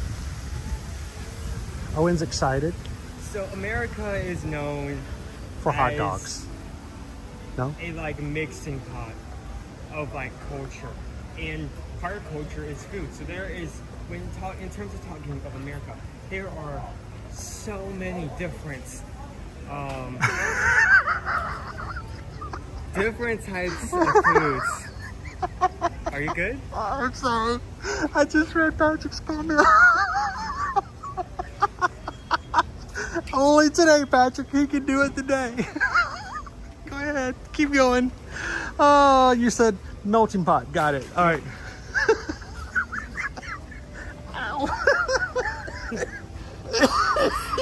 Breathe. Breathe. All right. So America is a like mixing pot of different cultures. Some of that culture is food, and what that means is that when not only we have these pavilions that are showcasing their different types of culture, but these food booths are an opportunity to show food and food culture from that particular area, which is why you may be wondering why we even have an American pavilion. We have international visitors, which is why we have the American pavilion in the first place, just so if they want to learn. So the idea of American food has really gotten into the idea is we sort of steal, and I don't mean that as a harsh terminology. I mean that in the greatest of ways. We steal the culinary foods from all of the cultures that come in, and we mesh them together. We mesh them together. We mix them up. We adopt them. We try into our things own. we've never had. We have butter chicken. We Yeah. we have the bushberry shrimp. Yeah. We have all the things that we would not normally have had if we had not had that melting pot. But what do we have here for America? It should be something that defines it in its isolation, so that those who come over from the UK, those who come over from Tokyo, those who come up from Brazil can go, I want truly American food. And So- what are we going to get? So, the only reason I bring this up is that comparing last menu, someone like looked at all that culture and years of. Sorry, I'm trying. My other device is acting weird. Okay, take your time. And there we go. Okay. Oh no, touch I trucks. had to force it. I had to force it. Touch trucks glitching again. Yeah. The only reason I bring it up is last year someone looked at all that food and all that culture, and they spent several hours looking at potential entrees to showcase America. And after sitting down, they finally decided on, what if we did 4 different freaking hot dogs and that was our entire menu? They didn't do it again this year, did they? We had a New York style hot dog, a Chicago style hot dog, a Colorado style hot dog, Yeah. a Southwest style hot dog, and thank goodness we had a chocolate pudding cake so that people coming from across the water To know what chocolate pudding tastes knew that They don't that have- didn't think that there we are, only There are other countries in this world that do not have chocolate pudding. You know that, right? that don't think that the only thing we have is hot dogs. I was so mad at that. What do we have this year? Thankfully, either one, whoever is in charge of the culinary team saw me ranting for like 20 minutes every time we walked around this area. Or maybe they watched two, you do it again this afternoon. or two, they looked at themselves in the mirror and said, maybe this isn't okay. Is Ode to the Mouse with us here today? Is Walt Swafford here today? I just want to make sure if you guys are with us, get ready. Get ready. Are you okay? Do you need a break? Thank goodness. All right, take a chill. We have a Gulf Coast style seafood roll with warm water lobster, rock shrimp, lobster bisque, and a sherry cream frichet on a toasted brioche bun. A New England slider with slow braised beef pot roast, spicy giardina, horseradish cream, and a crispy fried onions on the potato roll. The freshly baked chocolate pudding types of hot dogs. If they made that mistake 2 You years forgot on the most road, important thing they about would the chocolate never pudding hear the cake. end of it. You forgot the most important thing about the chocolate pudding cake. With Kentucky Baron Caramel. Kentucky bourbon caramel. We also have, we passed by this, but for Regal Eagle, during the festival, we're going to have a cherry lime slush. What? We have a cherry Seriously? lime slush, frozen Minute Maid cherry made, a cherry lime made with cherry syrup over at Regal Eagle. And since we're talking about other options, funnel cake menu, we have a huckleberry funnel cake. Just, you know, add salt to the wound for everyone who's still upset about losing. I like a good funnel cake. Funnel cake with huckleberry ice cream. Huckleberry ice cream. Whipped cream, chocolate sauce, blackberry brandy glaze, and powdered sugar. I know you were saying something along the lines of, hey, maybe you need to take a break. Now after ranting about hot dogs for a solid 20 minutes, I think I do actually need to sit down somewhere. Here, I'm feeling lightheaded. Before you completely go off the rails, Gulf Coast style seafood roll. It's basically a lobster roll, but instead of having just lobster, it has rock shrimp. That has to be, and lobster bisque in it, and a sherry creme fraiche. That has to be $8, maybe $7.75. $8.75 for That's what I thought. It's got to be pretty small though. Yeah. Now it's warm water lobster and rock shrimp, so it's going to be a little cheaper as far as the protein, but it's got to be pretty small to be $8.75. But it's $8.75 for the seafood roll. The New England slider, I'm a little confused about. $6.50. Beef, roast beef, and horseradish cream, fried onions, potato roll. It's $6. And then the freshly baked, I love that, freshly baked. Why do you have to tell us freshly baked? Everything else here is made days before. $5.50. And, you know, freshly baked. But it is a chocolate pudding cake, and it's $5. So it's right there. A lot of our desserts this year are at the $5 range, so that's okay. I'm not getting that's on the good. dot, but you can see how I keep getting within like 50 to 25 cents. Have you had any water lately? And you need to... I drunk, like, when we were by the fountain, I took a good sip. The people in the chat are a little concerned. And I think I'm like almost out of water, so the next chance I have to refill. There we go. Ode to the Mouse. It's Kentucky bourbon caramel sauce. So give it up to the Bluegrass State.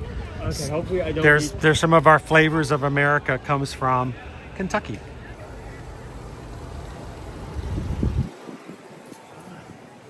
Hopefully I don't need that much oxygen in the water. I'm about to go into another rant for next move.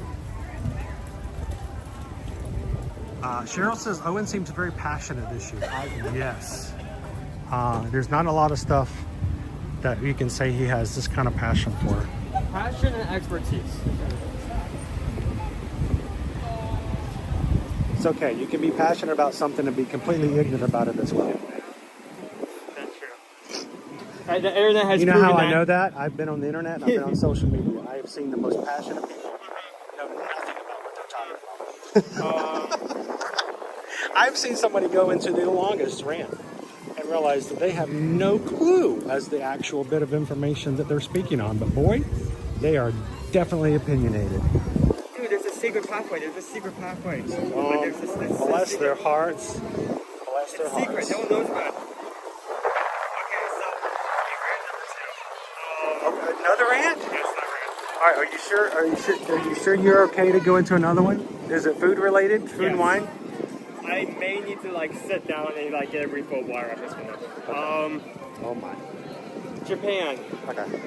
Here we go. Last year we had the teriyaki chicken bun, and then we had 2 new entrees. I was so two new entrees. I was overjoyed upon hearing, and it was essentially a handheld sushi. It was kind of like a sushi taco, and the pictures were amazing. We had 2 versions. It's a hand roll. It was a hand roll, right? Yeah, it was a hand.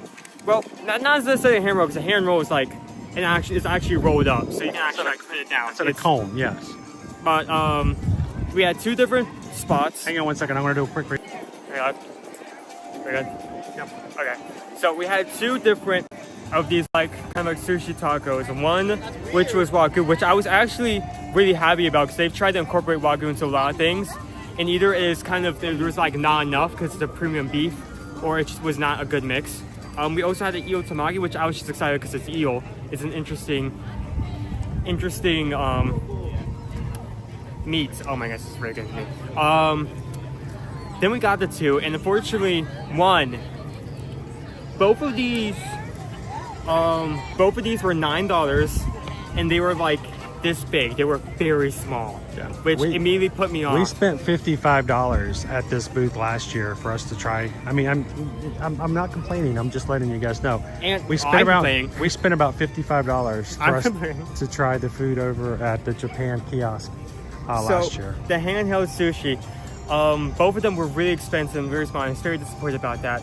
And for the eel specifically, the ingredients were mixed, and even when I did mix them up, there was like little to no flavor even with the eel, and I was so disappointed at that. I think that is the only item I have given a 1 that has not food poisoned me. That says a lot. That being said, also like the hot dogs, I am very happy to announce that while I'm sad that that idea kind of did not work out in their favor, they have introduced 2 new items to replace them. So I'm just happy that they're at the very least they're not they know they made a mistake and are going into new items. So in Japan, what do we have first? We have the beef Wagyu don, a traditional Japanese rice bowl with American Wagyu beef blend over steamed white rice, homemade pickles, shredded tagase pepper, and pickled ginger. We also have, this is one of the items that I'm actually really excited to try just because of the description. Here we go again. Osakana carnage. Karage. Not carnage. That sounds like a... Carnage is that's a Marvel copyright. They'll be all over us. Crispy fried paddock. Pollock, it's a fish. Paddock with spicy mayonnaise and a sweet and creamy yuzu sauce. That so just sounds good. It's fried fish with spicy mayo and a yuzu sauce. Yuzu. The yuzu specifically gets my attention. Okay. What about the teriyaki chicken bun? That is returning. It's the exact same bun as last year. Steamed bun with minced chicken, vegetables, and teriyaki sauce. So I'm a little confused about the pricing because this is the strangest thing ever. The teriyaki chicken bun. Guess the price? $6. $7.95. Whoa! When do you ever have a 95? If we were in Costco, that would be a clearance item. $7.95, so it's $8. $8, okay. $8 for the teriyaki chicken bun. The crispy fried pollock. I'm gonna say it's a tougher item. $8.50. Okay, not far off the bat. And the beef Wagyu $9 is $9.50. So this booth here will cost us $26. Pretty expensive, yeah. So if we each get our own, it will be $52. So, not quite close. So it would be $52 if we each got one by ourselves. So but overall, individually, it's not like that much more expensive than any of the other booths, but. Okay, that's all the food brands. Your cheapest, honestly, your cheapest item at Japan this year is going to be $8. So it almost costs more, dude. I think it might actually cost more than Italy. What do you think about that? Well, I mean, there's also the thing of like high price isn't necessarily bad. It's just the price needs to match the satisfaction I'm getting from the dish. Like. That sounds very personal. All right, turn that off. There you go. Shoot. Okay.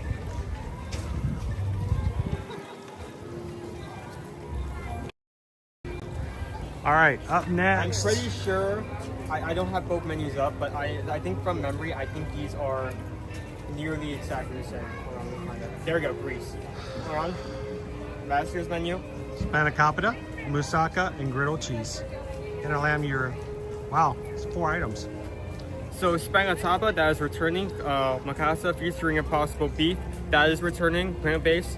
We have griddled cheese with pistachios and honey, that is returning. That is a cheese hunt item. And the lamb gyro. I almost said gyro. I know, that's why I helped you out.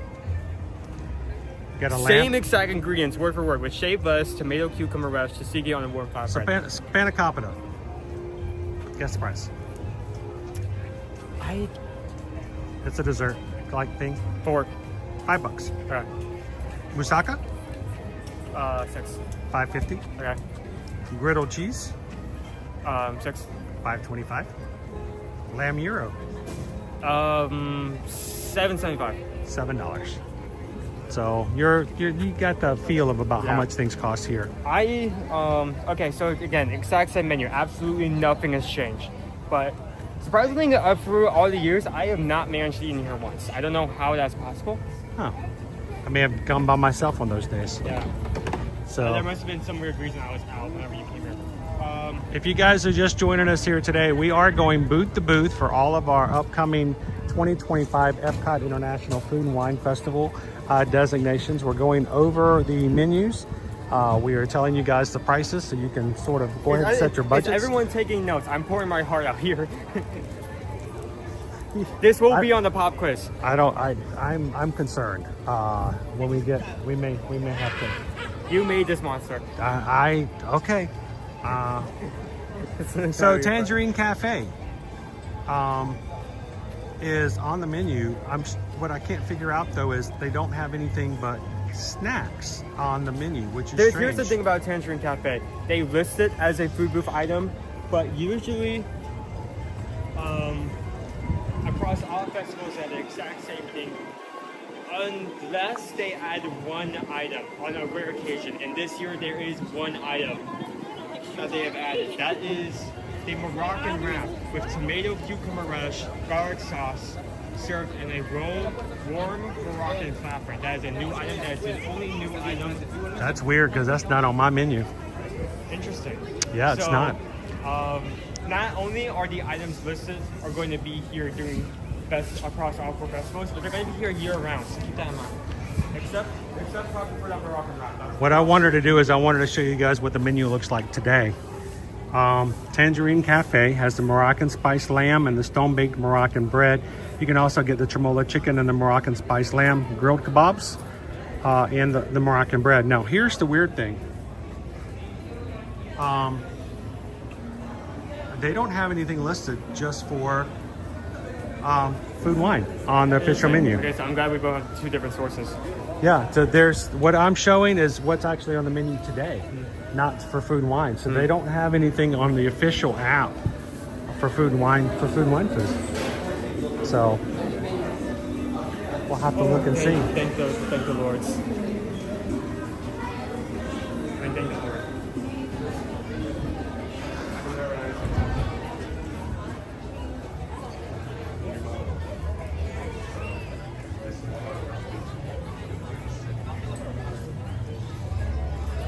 Now, one thing we have not talked about so far on today's stream, we are going to have a rat amongst our food.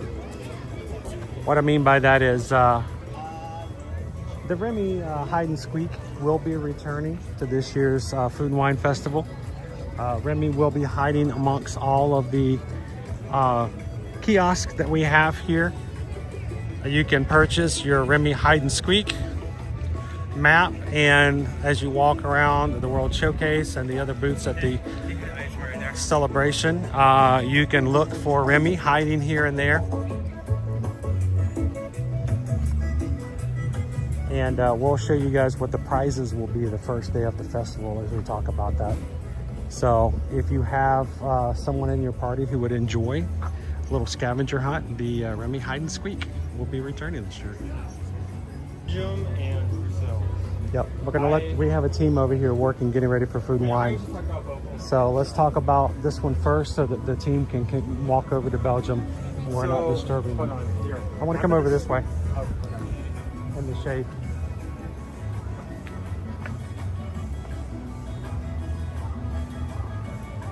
Just a check. I'm pretty sure nothing has changed. All right, Brazil. We got ourselves the feijoada, which is returning this year. Black beans with pork belly and Brazil nut pesto being used with, of course, everyone's favorite Brazilian Ben's original rice. Yeah, it's organic. Not the rice, just the way they put them together. We also have our Brazilian cheese bread. Your mom's this menu, favorite. Your mom loves cheese bread. I love cheese bread as well. I still got introduced to cheese bread. Cheese bread, gluten-free item on the cheese hunt. This entire menu for Brazil is 1 for 1. Nothing has changed. Feijoada, $6.50.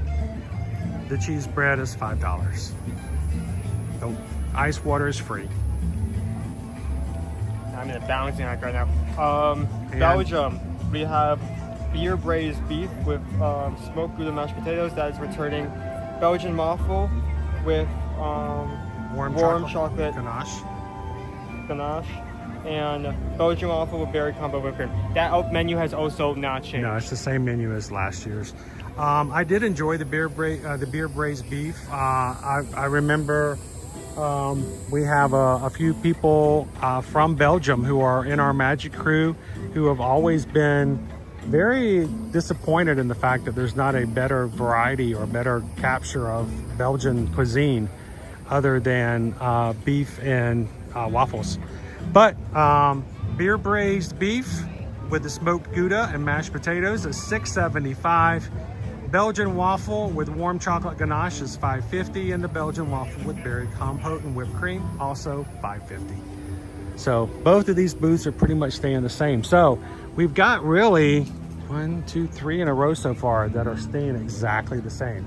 Is that a sign that they're not being as creative, or do they feel as though that the booths are doing so well that there's no reason to change the menus?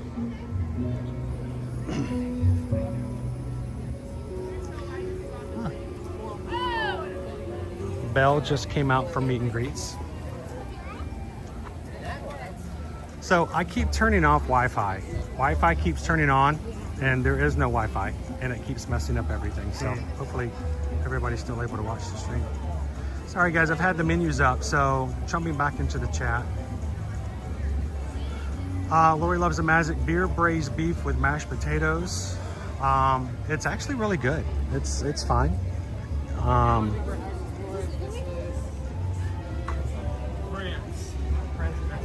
Francia. France is one of the options that, while they do have some interesting options here and there because of high prices and some lackluster options, their menu kind of changes. They don't really have a... I've always kind of liked the French menu. Well, I mean, there have been some hits here and there. You are just all over these people today. I mean, I'm getting this... Okay, so I don't know last year's what they put in your Cocoa Puffs this morning. Last year's menu, I'm going to say the description of each item. It's for the respect to the France population. We have, oh my god, molex aux oignons, caramelis et fromage de chèvre, egg molex, goat cheese, and caramelized onions. Second option from last year, we have brioche escargots brioche with garlic and parsley cream. We have the beef bourguignon, braised short ribs in carbonate and roasted potatoes, and a cream brulee marguerite and passion a la compete. Mango passion cream brulee with fruit crumbles. Okay, comparing to this year's menu. Spiced brioche with a 3-cheese Mornay filling. What is a brioche? Bread. Yeah. Spiced bread with a 3-cheese Mornay filling is $8.50. The trio of escargot bites in a croissant dough, served with a garlic parsley dip, $8.95. And the boeuf bourguignon, sorry, I messed that up. Red wine braised beef it's short ribs with potato puree. It's also $8.95. So What about the last you're one? basically talking. What about the last one? The creme brulee, the vanilla creme brulee, with a blueberry lime compote, $7. So you are at this point. It is coming up to around $34 for France. So France is one of the more expensive ones. Yeah, France has got one of the highest numbers right now as far as buying everything and trying it. And if you didn't notice, while some things are here in spirit, like for instance, we still have an escargot dish. Some people, it's escar, no. But in essentially all the options we have here are new. So the entire menu has been brand new. Okay, and of course, if you're in France, you can also have yourself some Sauvignon Blanc, some Bordeaux, and a chilled French Cosmo with vodka, Grey Goose citron, vodka, Grand Marnier liqueur, and simply cranberry juice for $15. We may actually get through this without me fainting. Our next booth is like I Canada. think we need to take a break. I think we need to go ride Remy's. What do you think? Yeah, let's go. You guys want to go ride Remy's Ratatouille Adventure? Before we finish out our last few booths here. Cool everything off a bit. I do have, my equipment is actually very, very, very hot. Oh, okay, then by all means. So let's take a little bit of a break and go inside for just a second.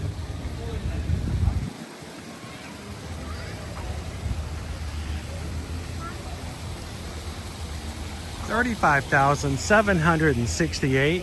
Thank you guys for everybody who is subscribing today and comes in. I hope that you guys will come in and join us as we go into our new festival this year. We will be trying foods all season long at the pace and at the stylings that you so choose when you do our food polls. So thank you everybody for helping us get closer and closer to our next goal.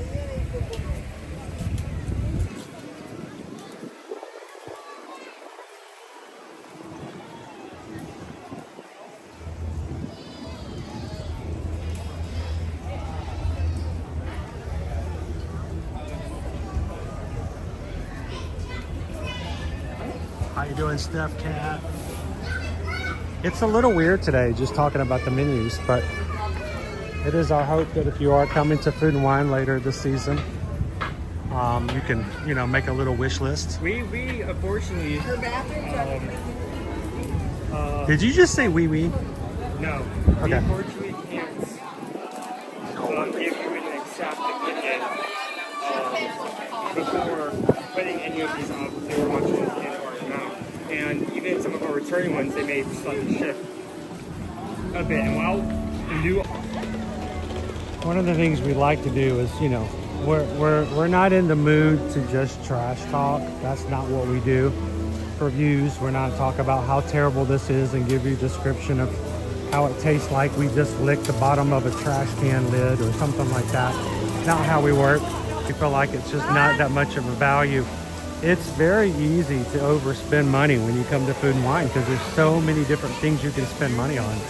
So Like shopping, essentially $50. We want to make sure it's something you guys enjoy. Come on, let's finish off. Something that you guys will look back and have good memories on rather than I regret buying this. So.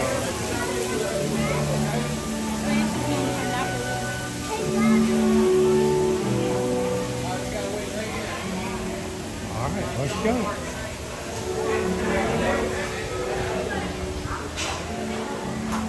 All the single riders, all the single riders, all the single riders, all the single riders, all the single riders, all the single riders. You put your hands up. All the single riders, all the single riders, all the single riders, all the single riders, all the single riders, all the single riders. You put your hands up. Woo! Give it up for air conditioning. Bonjour. Welcome to Remy's Rafferty Adventure. We have a walk-on today. Walk on. Walk right up to the front.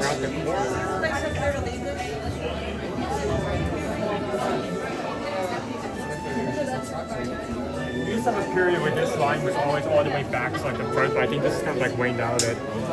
Any tips for when you want to try everything? Oh. Well, here's the biggest tip, Brittany. I know this sounds strange, but if you're coming for food and wine, and I know it's tempting to do this otherwise, but if you are big into trying the Food and Wine Festival foods, do not, listen carefully, do not make any dining reservations for your Epcot day.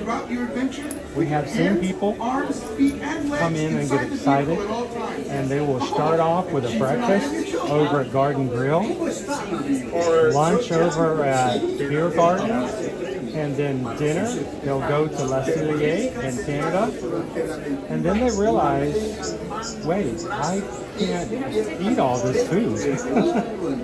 So if you're gonna have a day at Food and Wine or Festival of the Arts or Flower and Garden, and you know you're gonna have a lot of the things, don't overfill your schedule with dining reservations.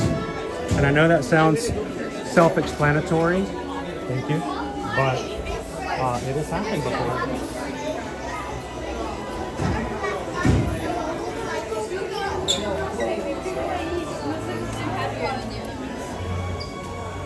Bonjour and welcome to Remy's. Bonjour and welcome to Remy's Adventure. To make sure your wait time is as short as possible, we ask that you please keep your entire party together and always keep up with the group ahead of you. In addition to that, you may be asked to sit with my brother on another corner. This will help us fill every seat. It maintains your wait time and not to look minimum. Thank you. Melty. How you doing today, Chronos Craig? Good to see ya. Feature 90 gold. Welcome in. Crew, we are about 78 likes away from hitting our goal of 626 today. As you come in, if you haven't done so already, take a couple seconds. Hit that thumbs up button. Greatly appreciate that. And jump into the chat if you haven't already done so.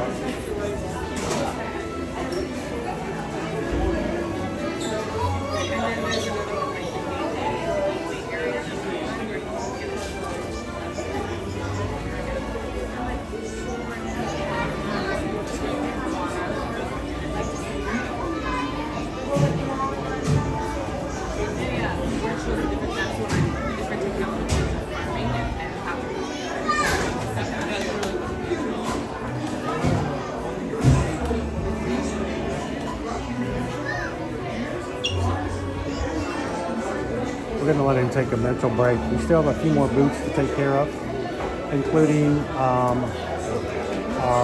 UK area booths. Basically, Ireland, Canada, Hawaii. 9 foods, the Bramble-Woods Trio. The Bramble and Bites. You can go in on the 5.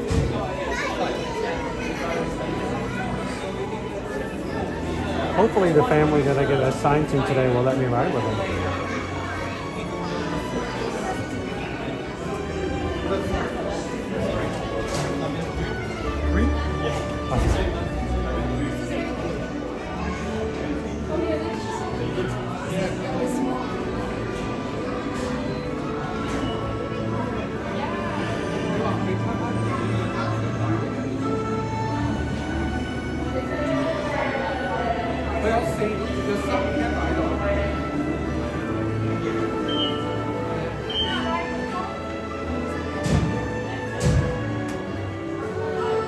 Alright guys, we will not be talking on today's ride, but you will be enjoying it. You will be chatting. I will be quiet. So enjoy.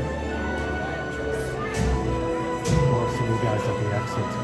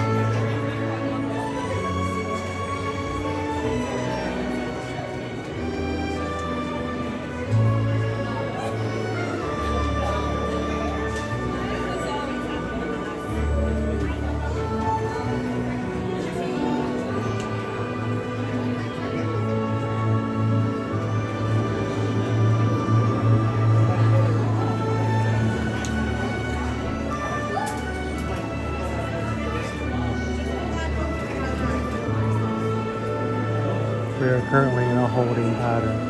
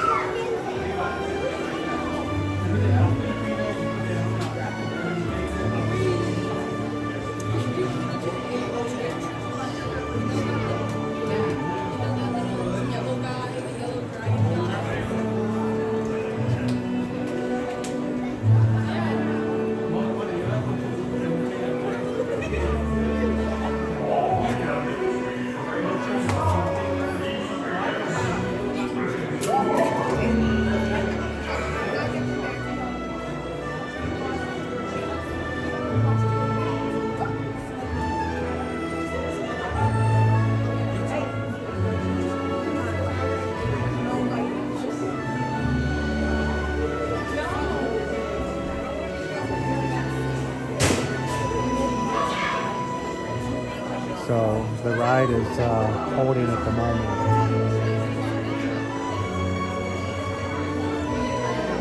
I've already turned my screen down so I can't quite see you guys.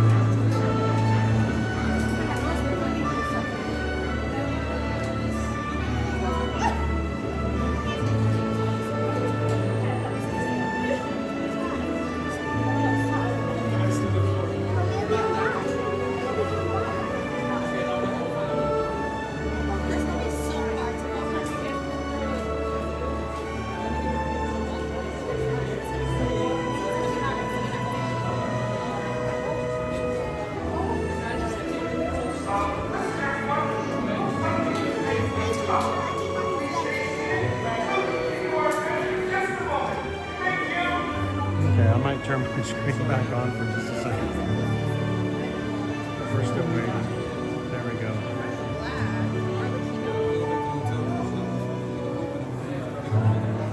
We haven't gotten on it yet, sure. Yeah. How you doing, Steve?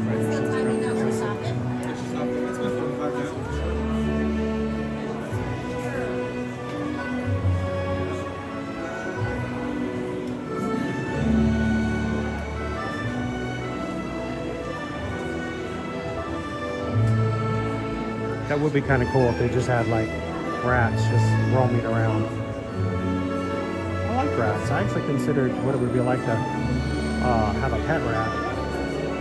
They're very intelligent animals.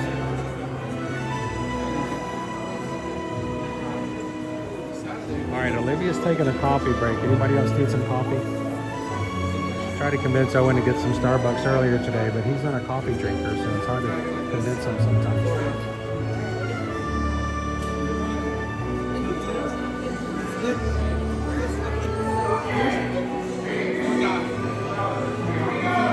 Oh, are we moving? Are we moving? There we go. Lights are turning on. Come on, bring us the rat. There we go. All right.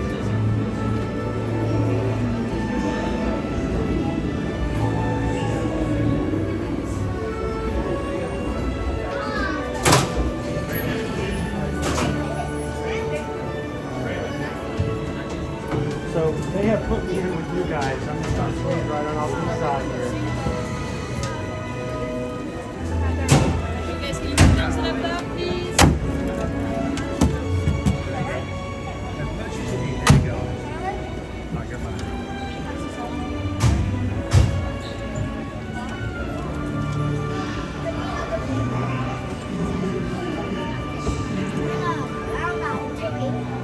They put my little guy in the rat up there, but he's 20. Hopefully he'll be okay by himself. Could keep an eye on him.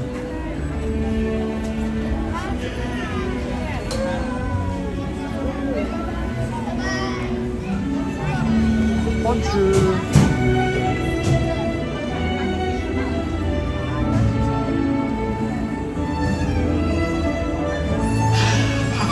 Voilà, venez, suivez-moi, je vous prie.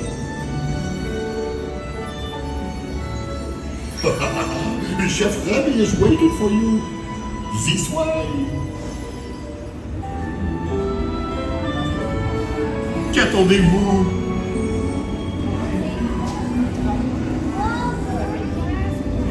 Oh, here's they are, Remy. Les invités pour le dîner. Yes, but what do we hear? Hein? Pour le repas idéal, coq au vin? Non. A simple omelet? Too simple. Voilà. Mais oui, that's it!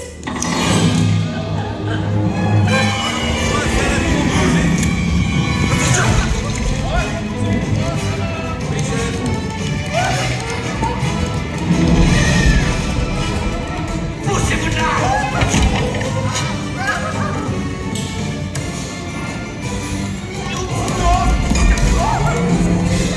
Vite, par ici!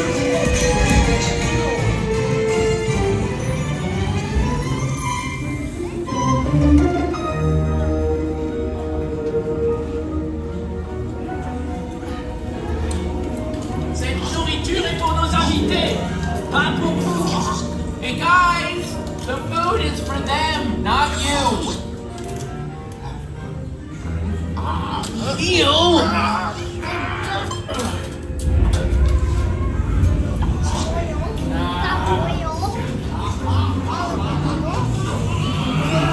Everything must be perfect!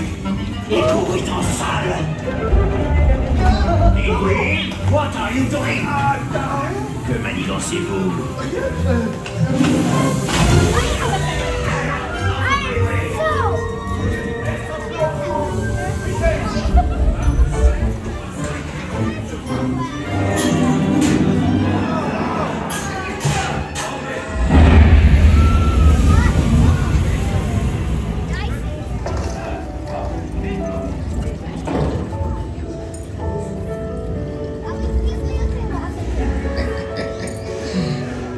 Viva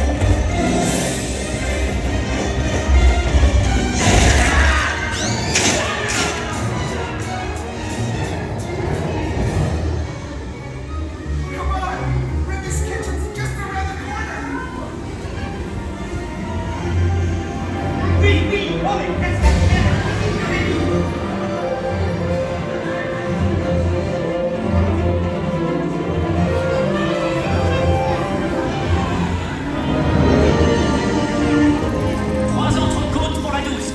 Une à point, une bleue et une saignante.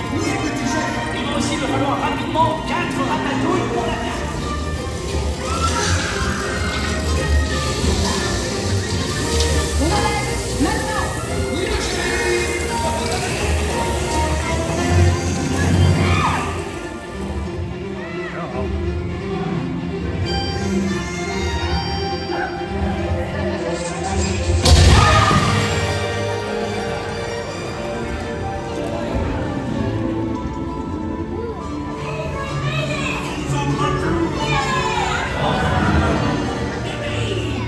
Morning, everyone. Vous êtes toujours les bienvenus chez Remy. À bientôt et bon appétit. Mino.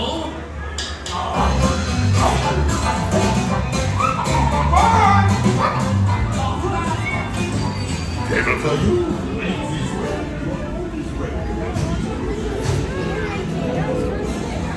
Yeah, these cold water in my hand.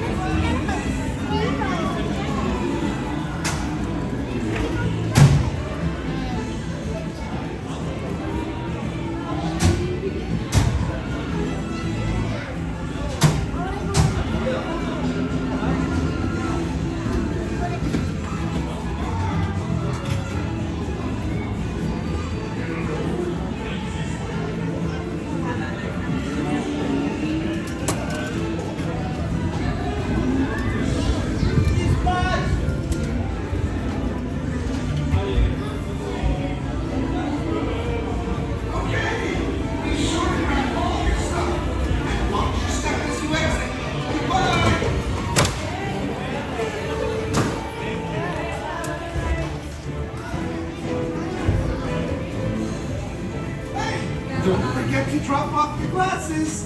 Thank you. We gotta get the stroller.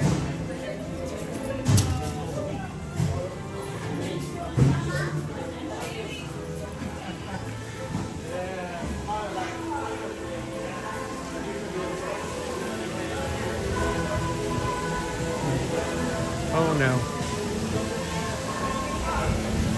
No, no, no, no, no, no.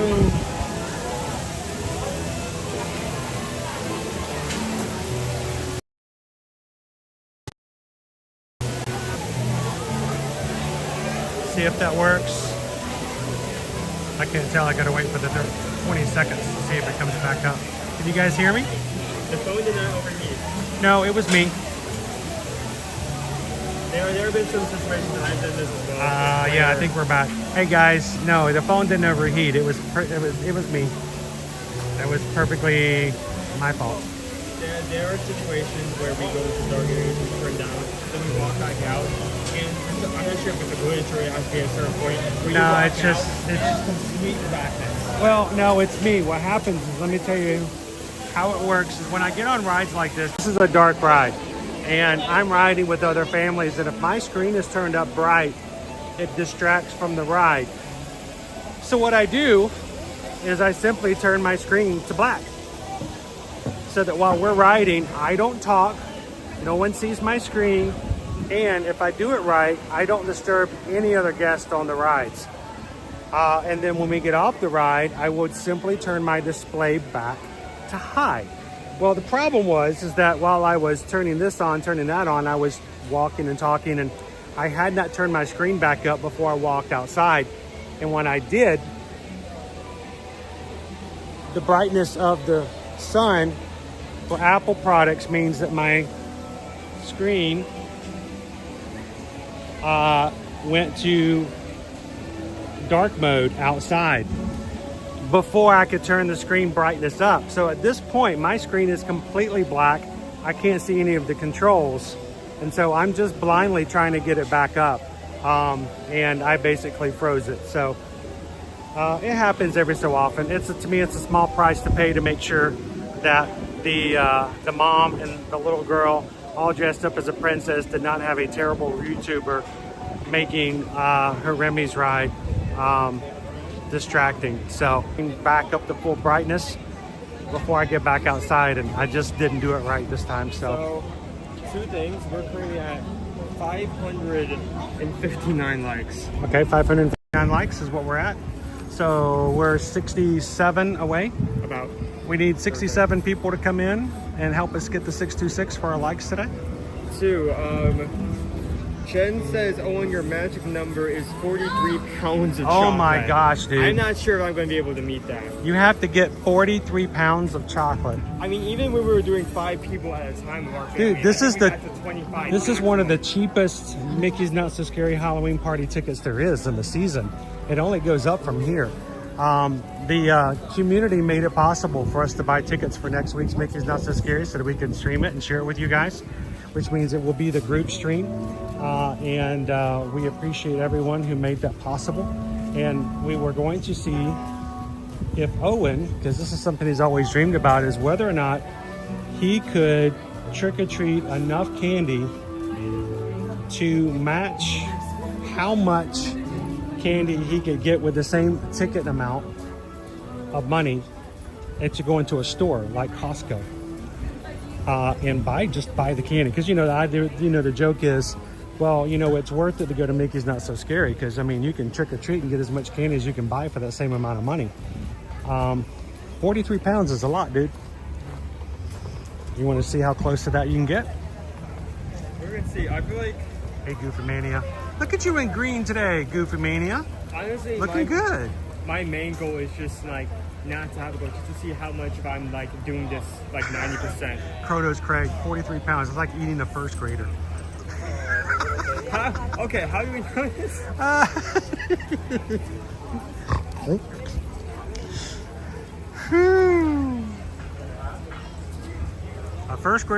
First graders are edible, Thank you, Pickle Shake. Yeah, but they're usually a little gristly. You got to season them right, and slow cooking. Slow cooking is the best thing. You don't want that meat tough. On this stream, we're going to be enough about what happens when your plane crashes in the Andes Mountains. Today we've got a few more Food and Wine Festival menus to go over. We're going to try to get through all of them today. There is going to be a gap between France and Canada, so for the next couple of minutes, I won't be passed on talking about anything whatsoever, so just chill. We need you to calm down and chill for a bit. Dude. How's he out? Dude, that's King Louis. How fast do you think you run over there? You guys want to go see King Louis? You think we can make it over there? King Louis. I want to be like you. I want to walk like you, talk like you. You see, it's true. An ape like me can learn to be human too.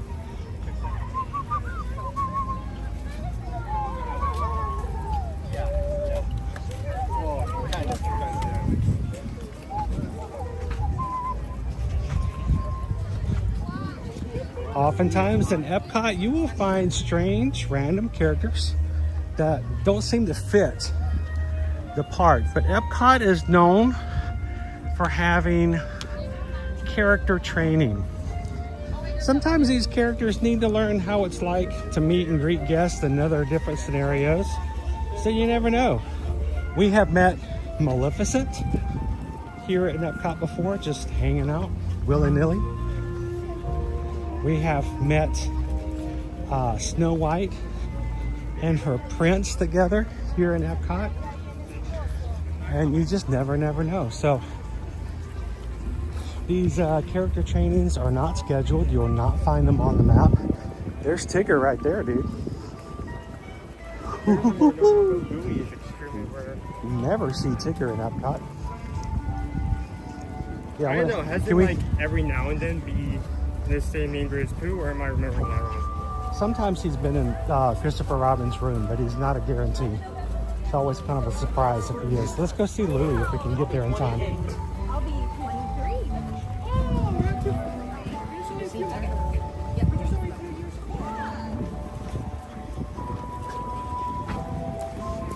Hopefully we'll get here before they close the line.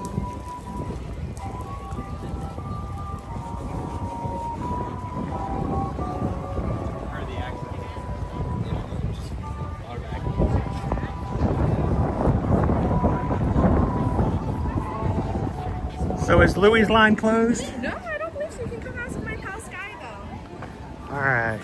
We want to make sure we get in the line. Normally the line goes this way, so. Yes, I believe it should be coming up around the bend that way, right? Okay, we'll jump over there then. Awesome, thank you.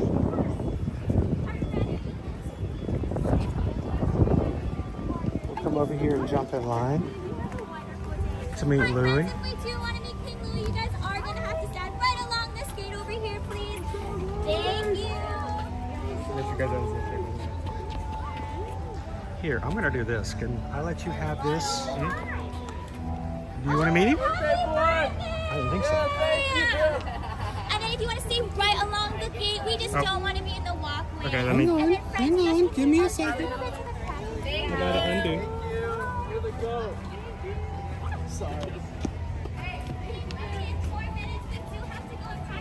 Oh, we got in just in time.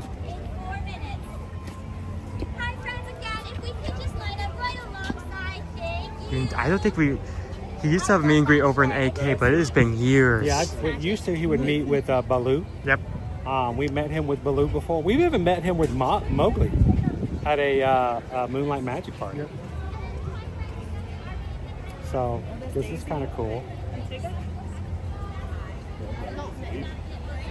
Whew, that's a hot railing. Yeah, hot don't touch that. It's hot. And Daisy just showed up as well. Daisy's out. Tigger's out. But Louis is pretty cool. He's pretty rare. Both Tigger and Daisy are. Yeah, we can get a hold of them elsewhere, but Louis kind of. And then friends, you guys can move up all the way up to the crack in the line. When you're the next person in line, you're just going to move up to that one crack in the line all the way down, okay? Awesome. And then everybody in your party. Louis! It's so cool to see you out today. How you doing? It is now a party in Epcot. It really is a party in Epcot. We're hanging out with our friends over here on YouTube. We thought we'd come over and say hello. Can they say hi? Say hi to Louis. They're in their little, yeah. We shove them all in this little bitty box. It's kind of cool. I don't know how they do it. I don't know. I don't get it either. It's crazy. It's monkey business. So, well, it's good to see you. I was just singing "Want to Be Like You." I kind of want to be like you because you're pretty awesome. So can we all strive to be a little bit like Louis? I think so. So it's good to see you out today.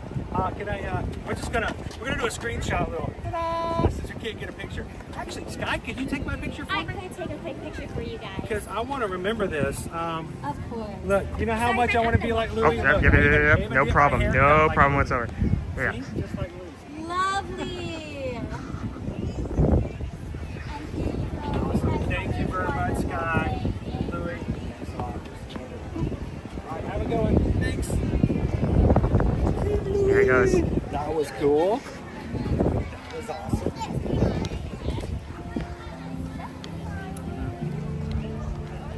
That is a really cool meet and greet. I know. That is rare. You don't get to see him out very often. Get in there. Okay. Put it in. This.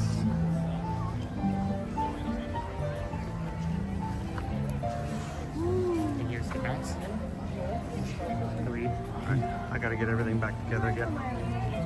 That was worth it. That was 100% worth it. Oh, whoa, window. What? Whoa, what is a country bear doing over here in Epcot? It is crazy today.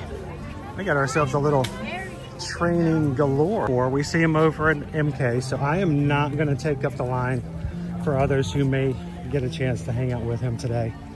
But Wendell, Tigger, Daisy, and Louis. I got a haircut just like Louis. Just for today. Yeah, just for today. Like I knew he was going to be here. Yeah. Yeah.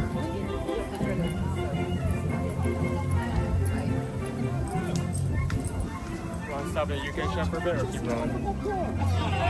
What's that? Want to stop in here for a bit or keep going? Let's keep it going. Let's see if we can knock out the last of our menus here. And you pull it.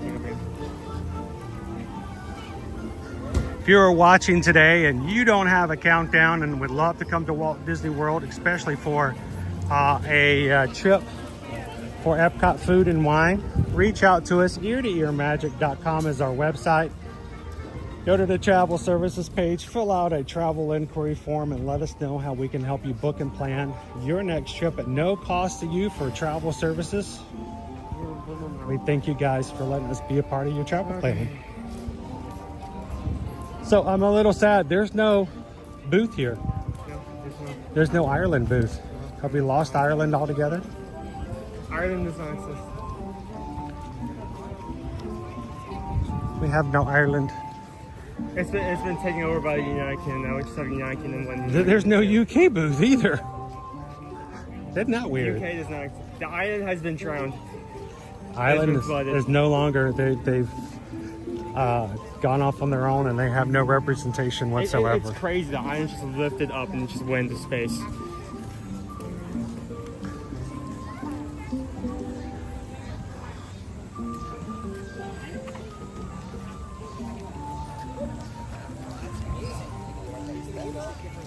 Cheryl says we had the fish and chips in England. It was really good. Now, did you have it with the malt vinegar? Yeah, that's what I've been wrong. That was something that I never had before. I married Susan. Susan loves malt vinegar on fish and chips. There was, when we moved into certain areas, there was a little pub that was supposed to be a British pub. And when we first moved there, I was excited because I'm like, oh, we should go in there and see if they have like really good fish and chips like we can get over in Epcot. And it didn't close down, unfortunately. I was really upset about that. All right, Patrick. Patrick has been waiting all day. Oh, and you have to help Patrick out here. He has been patiently waiting for us to get to Canada since we first started. Okay, so looking at both menus last year and this year's, nothing seems to have changed. Cheddar and bacon soup served with a pretzel roll. Cheddar and bacon soup. If they ever get rid of that, they would riot, I think. Philip McGon. Hang on. With mushrooms, mashed potatoes featuring Borson's garlic and fine herbs cheese. That is also returning, so essentially nothing has changed. While we're over here, refreshment points. Braised beef poutine also returning. Hang on, I have to refresh here.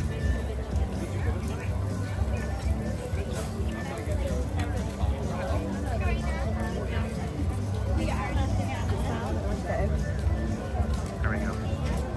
Braised beef poutine. That's over at the refreshment port, by the way, guys. Returning item from last year as well. Okay. We need to go to next Shimmering Sips, and I think. Give me just a second. I want to pull up Canada here. Canada. How is my device already too hot to touch? It like burned my fingertips. The cheddar and bacon soup, $6.25, and the filet mignon is $10 even. Served with mushrooms, mashed potatoes, featuring the Boursin garlic and fine herbs cheese. Over in the refreshment port. All right, I need you to back up. You're not gonna back up. Okie dokie.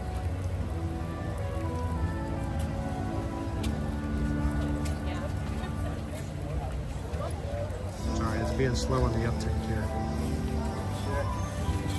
It's the Wi-Fi is just not too fast here.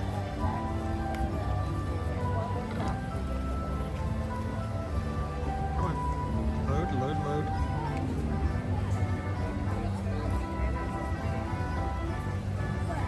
France, Canada, here we go. Refreshment port.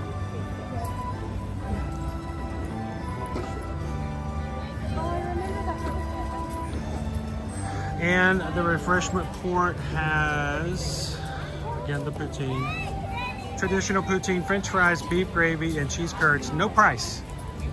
No price listed officially on with Disney just yet. Usually it's somewhere around the $7 range. So, cheese soup and filet mignon, and of course poutine over here. I think we're on our last 5. Last year we had a guava shimmering sips. Let's go ahead and walk over to it.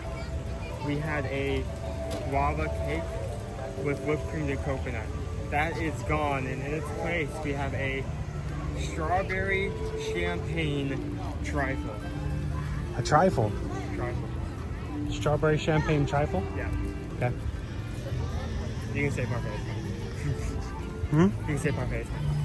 Trifle and parfaits aren't the same. Really? No. What's the main difference? One spelled with a T and one spelled with a P. Wow. Yeah. The more you know. That is. Okay, this is going to be an interesting menu to read. Well, All right. You still want to see if there's a price. Yeah, I'm gonna see if I can pull it up. It's the menus I've been looking at are coming up slowly at this point, but it's hit the shade here for just a While moment. you're trying to pull up that menu, Shimmering Sips has been here since 2018. not only has Shimmering Sips kind of a main, more leans towards alcoholic drinks, but if you are doing your hunt, you are going to Your Emile fromage montage. This is where you're going to turn in your stuff. The for a only drink. food they have here is the strawberry champagne trifle. Yep. It is plant-based. It's $5.75. Other beverage options you're going to find here are the tropical mimosa, the berry mimosa, the blood orange mimosa, or you can get the mimosa flight for $14.50 and get all 3. Yep. So that is your Shimmering Sips, and of course this is where you turn in your Emile's fromage montage. Next up is Hawaii. Hawaii. Which is one of my faves. I really enjoy Hawaii. Not the state. I mean, I guess I would. I haven't been to Hawaii. This is a very interesting change in one item. But 2 of the items seem to be... They didn't change the slider, did they? 2 of the items are exactly the same. One, slow roasted slider. One of my favorites. Sweet and sour chutney featuring dill, pineapple, and spicy mayonnaise. That is exactly the same. We have the Hawaiian rice bowl with spam, eggs, eel sauce, spicy mayonnaise, and teriyaki. I enjoyed that last year. That's also returning. And this year for dessert we have a pineapple cheesecake. Okay, I want for a second. I want to read the first what we had last year, and I'm going to read the description what we have this year. Okay. Last year we had passion fruit cheesecake with toasted macadamia nuts, right? This year we have pineapple cheesecake with passion fruit curd and macadamia nuts. It's also worth noting that the cheesecake itself is in the shape of a pineapple. So is it possible we're just getting the same cheesecake we got last year? It's just in a different shape? Different shape and slightly different form, yes. Wow, you feel that breeze, guys? This right here. Woo! This right here is why I feel the need to take the book and compare it with the new You take menu. it a lot more seriously than most others. Because there's so many people who might go, oh, this is a new item, this is a new item, this is not a new, this is not May not be a new item. Might be close to it, but different.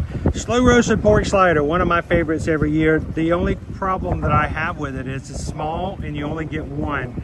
I can eat these all day long. I swear that if they put 3 of these on a plate, threw me some fries, I would buy this as an entree at any quick service, and I say that every year. The slow roasted pork slider with sweet and sour chutney featuring gold pineapple and spicy mayonnaise. 1 sandwich, 1 slider, about the size of a White Castle. Guess your price? $6. So, and it's a good sandwich, but you get 1. I don't think I'm going to be able to share this one with Owen this year. Hawaiian rice bowl, spam, eggs, eel sauce, spicy mayo, and furikake. Guess the price? $6.25. I keep Shooting over. Pineapple cheesecake with passion fruit curd and macadamia nuts. Guess the price? That has to be like $5.50. $5.25. Really close. Really good on that one. So, what about you guys? Who has had the slider before? Kronos Greg, I love macadamia nuts. Don't put them in my brownies though. Just don't put them in my brownies. How you doing, Lisa Disney? Welcome back in.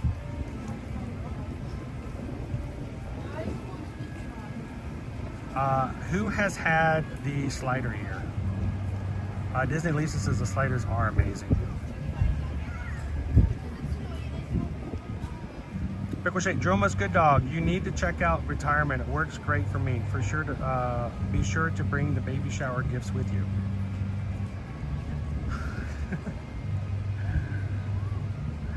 Firefighter, I feel like you guys are playing the prices right. He's been overshooting the prices all day long. How you doing, Pastor Max Hill? I mean, it's theme park food, so I'm expecting it to be. Ooh, Pastor Max Hill's heading to Mexico for dinner. I'm always expecting, since it's theme park food, to be a bit more than what I would find acceptable. So I keep eyeballing it. Macadamia nuts is a type of nut. It is not a brand. It is a type of nut. I love the company macadamia. They're very buttery. So, they come from macadamia trees. I'm gonna drink some water since I haven't had anything in a minute. How you doing, Gene? Welcome in. Megan says, yeah, they're super soft and they are buttery.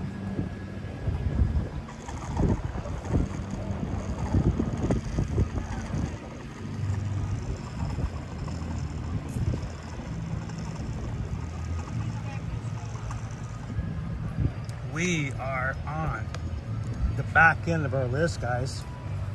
3 remain. 3 remaining. Until we made a full list. So, thank you to everybody who's been hanging out with us today. Now, I want you to think about the fact that we have walked around to each booth. We've stopped at each booth. We've talked about the food at each booth. You know what the thing we haven't done today? We haven't eaten a single one of these items. Nope. Not a single one. We have been live now for 6 hours. Oh, we got over talking about all of these menus. It's fine. It's fine.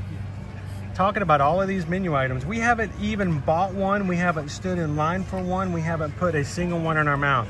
Can you imagine what it's like to undertake a project where you're going to eat every single one of these in one day? We haven't eaten a single one, and it's taken us 6 hours just to walk around and talk about them. So, you know, it's a lot. We'll be back next week to start eating on them. So, Glamrock Tiger, how you doing? Welcome in. Look at Olivia. Time for something sweet.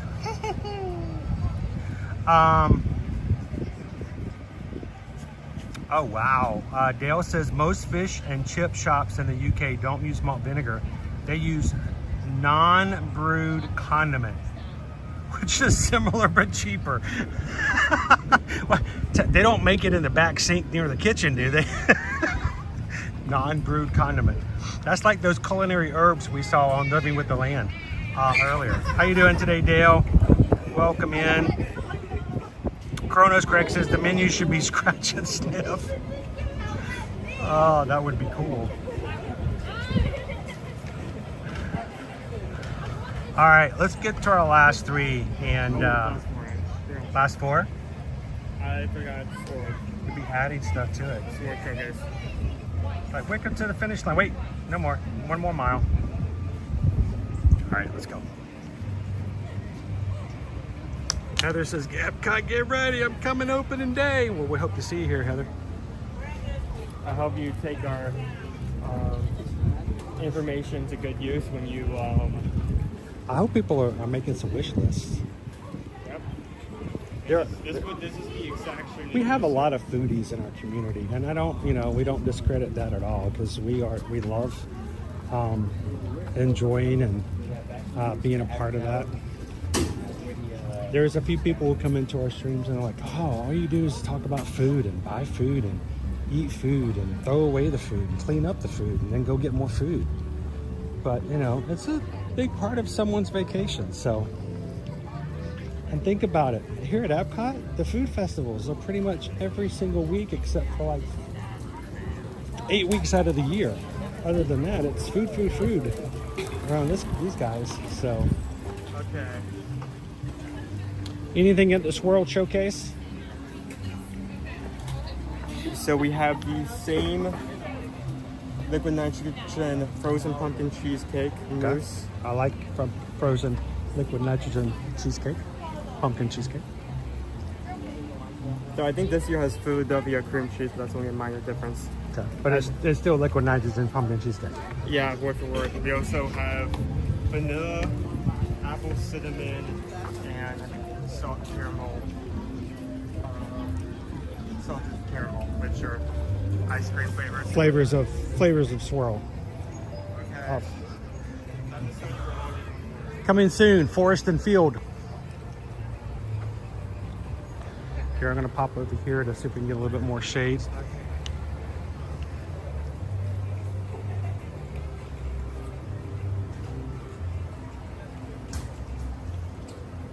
let me, interesting.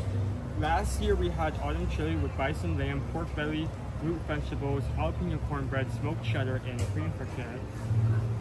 Okay. Pumpkin mascarpone ravioli with sage brown butter, mozzarella cheese, hazelnut praline. That's returning. And beret with seasonal fall fruit, spiced pecans, and apple puree, and fig vinaigrette. Awesome. Those are last year's. All right, we have the autumn chili coming back, but it's impossible. It is a plant-based chili. So it's coming back, but in a different form. Yeah.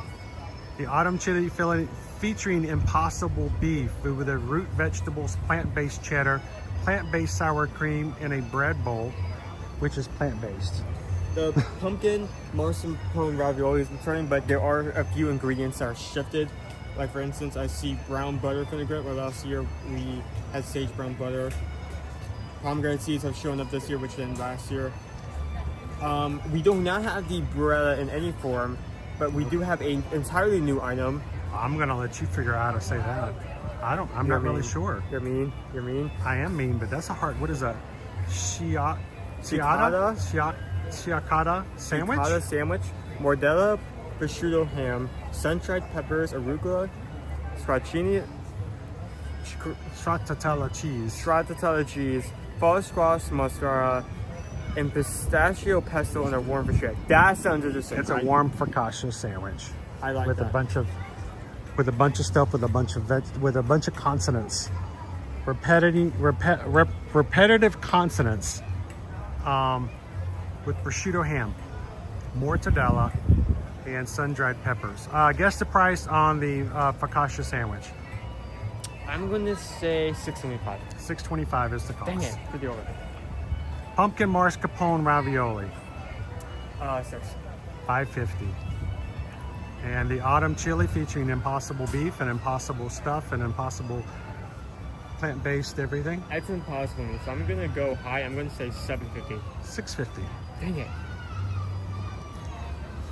So this booth to get everything is going to run you $18.25 for the plant-based autumn chili, the pumpkin mascarpone ravioli, and the sandwich. I'll have to figure out how to say that before we get over here. But, you know, some different things, some different items to try. If you want to try some of the drinks that are going to be over here, they are going to have All Hallows Treat Imperial Chocolate Peanut Butter Stout. Peanut Butter Stout. There you go. 2 different sizes, 2 different prices, from $5.75 to $9.75 for over here. They're also going to have a Pinot Noir and a Chardonnay. So next is Milled and Mold. This is going to be one of our pair of food booths. This one's going to be closer to the World Showcase. Right here. Let's pop in. So last year we had a freshly baked carrot cake with walnuts and cream cheese icing, a Burson fig and balsamic cheesecake with big German pomegranate, and a pear and almond Frenchman pip brazier, so basically a hand pie. This year We have a butternut squash and ginger biscuit with cinnamon cream. Yep. Cinnamon cream, toasted pumpkin seeds, and pumpkin seed oil. That is new. I want to try that butternut squash and ginger bisque. It's going to be a nice soup with cinnamon cream, toasted pumpkin seeds. I'm kind of put off by it because she's not always in a soup, it's a sweet soup. So You're not a soup person, but I like soup. And a butternut squash soup with pumpkin seeds in it? Oh yeah, I'm all for that one. Speaking of things that I may not be into, apple, cinnamon, and caramel mini churros sundae with a vanilla bean gelato. This is new, and it sounds good, but it really depends on the quality of the churros.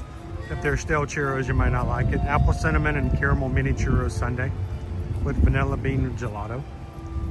Also, the freshly baked carrot cake is returning. And walnuts and cream cheese icing. The vegan balsamic cheesecake is also returning, but his name has changed. Not the main ingredients, but the name. It is now called the fall fruit cheesecake. Yep. It's got pomegranates, candied pecans, and it is part of the Emil's Fromage Montage offering. Let's talk prices. Butternut squash and ginger bisque soup. $5.50, so real close. Freshly baked carrot cake. $5. Fall fruit cheesecake. $5.50. And apple, cinnamon, and caramel mini churros sundae. $6. $5.25. So, I mean, they're all going to be $5, $5.50, $5.25. So, not bad, you know, for 4 things.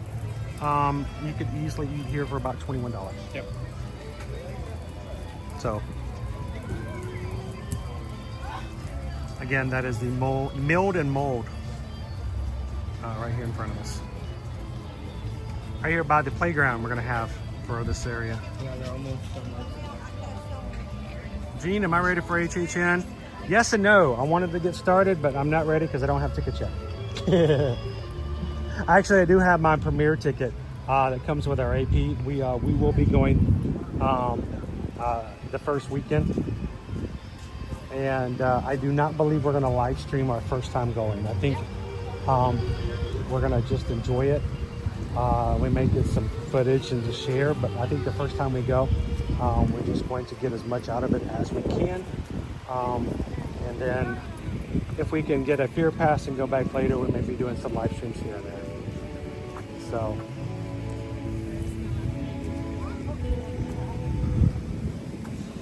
Up next, Bramblewood Bites. This is the last group. This is the closest group. This is our last one. We started. We made full circle at this point. So last year we had grilled cider brine, pork tenderloin with fennel apple salt and eider cider gastek, grilled bison with butternut squash puree, roasted mushrooms with huckleberry gastek, and a cast iron roasted Brussels sprouts and root vegetables. They never got you to put that in your mouth, did they? I had this during Wine and Dine. We came over and enjoyed some things on Sunday, and I think we enjoyed the bison and a few others with the group. So it's very possible Sunday afternoon, guys, even if you aren't staying for the after hours party for Wine and Dine, if you're going to be here Wine and Dine weekend, there may be very well an impromptu gathering of Magic Crew members walking around and just eating as much food as we can from Food and Wine. So keep up with information about what we're going to be doing that weekend, and if you're coming to be here that particular weekend, we'd love for you guys to possibly join us on Sunday afternoon for some bites. So we have the grilled cider brine pork tenderloin is returning, but it now has chili apple butter added to it. So slight ingredient change. Something new that caught my eye: cast iron seared river trout. River trout. That is something I don't think I've ever had here. With vanilla butternut squash puree, Brussels sprout salad. There we go. Candied pecans, spiced pumpkin seeds, dried cranberries, and maple dressing. Wow, sounds fancy. That sounds really good. We also have the cast iron roasted Brussels sprouts and roots vegetables. Yep, it says returned. It's the same thing as the river trout. It's just doesn't have the river trout. It looks like we also do have, from what I'm looking at, a slight change in ingredients with new spiced pumpkin seeds and pumpkin seed vinaigrette added to those Brussels It is plant-based, so you guys can enjoy that. So our first one, the grilled cider brined pork tenderloin. Guess your price? Fancy meat, I'm gonna go $8. $7 Okay. with chili, apple butter, and should be interesting. Cast iron seared river trout, which cost $7.25. You're right there close to it. And the cast iron roasted Brussels sprouts and root vegetables. I'm gonna be surprised if this is not somewhere close to $6.50. $5. Real cheap, real cheap.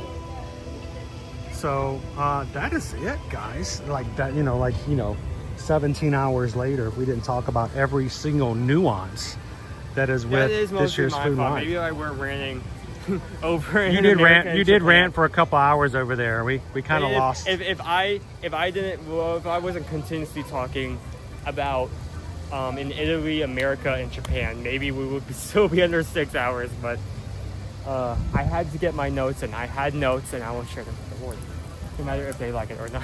Well, it was noted in the chat you were very adamantly biased on a lot of things. I wouldn't say it may have been biased. Cheryl. It may have been Cheryl at one point who said that you were dishing it out on every single one of the countries today. I don't No like the word holds bias back. because bias implies that I'm not judging all of these booths on the same scale. I am doing that on the same scale, which means when I am angry about something, there is good reason for it.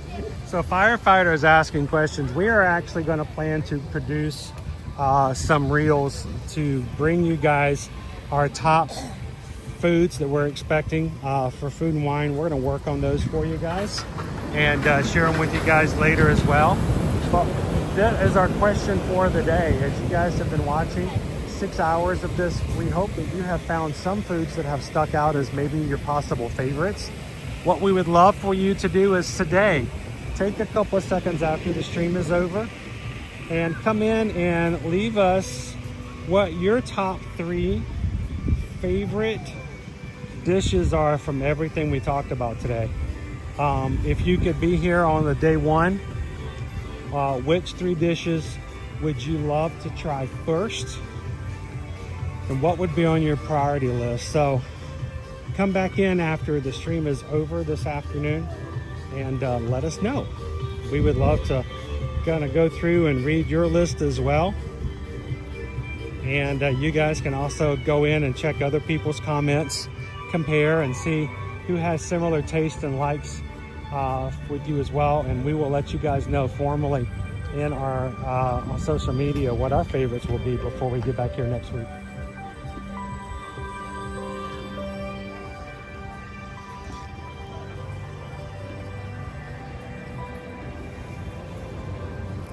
I hope Calvin is satisfied with our today stream, because like the first thing that happened when the menu came out, I didn't even know the menu was out. He's just like sent me the menu, like, please, okay, get to work, come on, chop chop.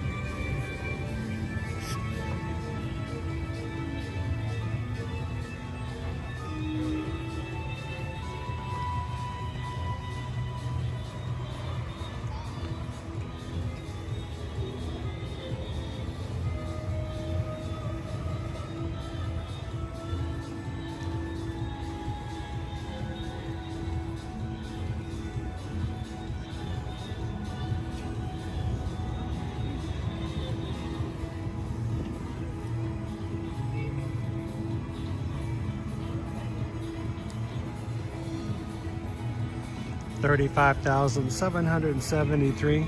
Thank you to everybody who's come in today for the first time and taken a couple of seconds to subscribe. We hope that you guys have felt welcome. We hope that you guys have been able to jump into the live chat and been able to be a part of everything that we've shared today. And I hope that you've sort of gathered the idea that, we have fun with this group. We will be coming back in starting next week and all throughout the fall season. Once a week coming in and diving into these menus, letting you guys choose exactly where we will be dining and reviewing them. And hopefully we will see you guys here somehow across the season. And we hope that if you guys make it in the future, we would love for you guys to make sure to come over and say hello, because we'd love to see you in the parks as well. Food and Wine starts next week, but our week isn't done yet. Tomorrow we'll be live streaming again at a yet to be determined location. Make sure you have your notifications turned on. We hope that you guys always have those on so that when we go live again every Monday through Friday, you can join us in. Tomorrow, we will see you guys again, and on Friday, we will be having our normal, awesome 8K, hanging out, laid back Friday stream. So hopefully you guys will be able to join us again Thursday and Friday as we finish up another week here with you guys here at Walt Disney World and Universal Orlando Resort.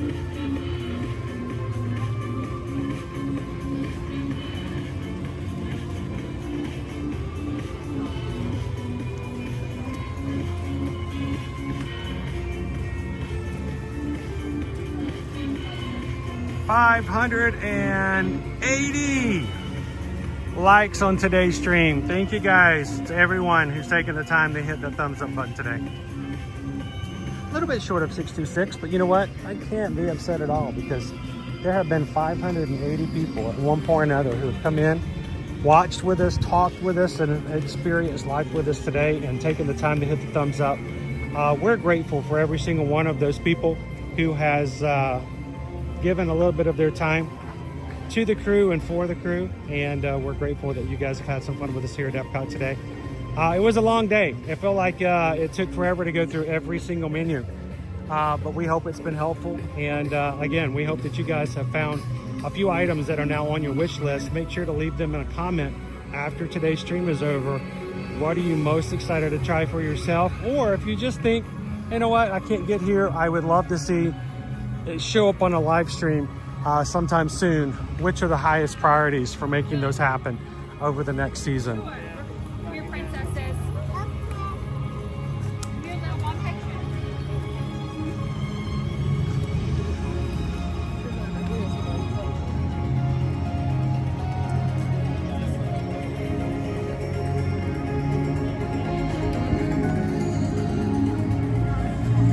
Thank you guys for hanging out with us today as you close out.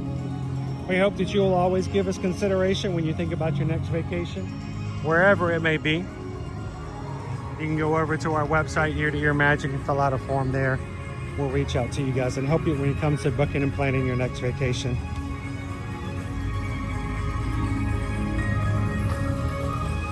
Like to join us on our next group cruises?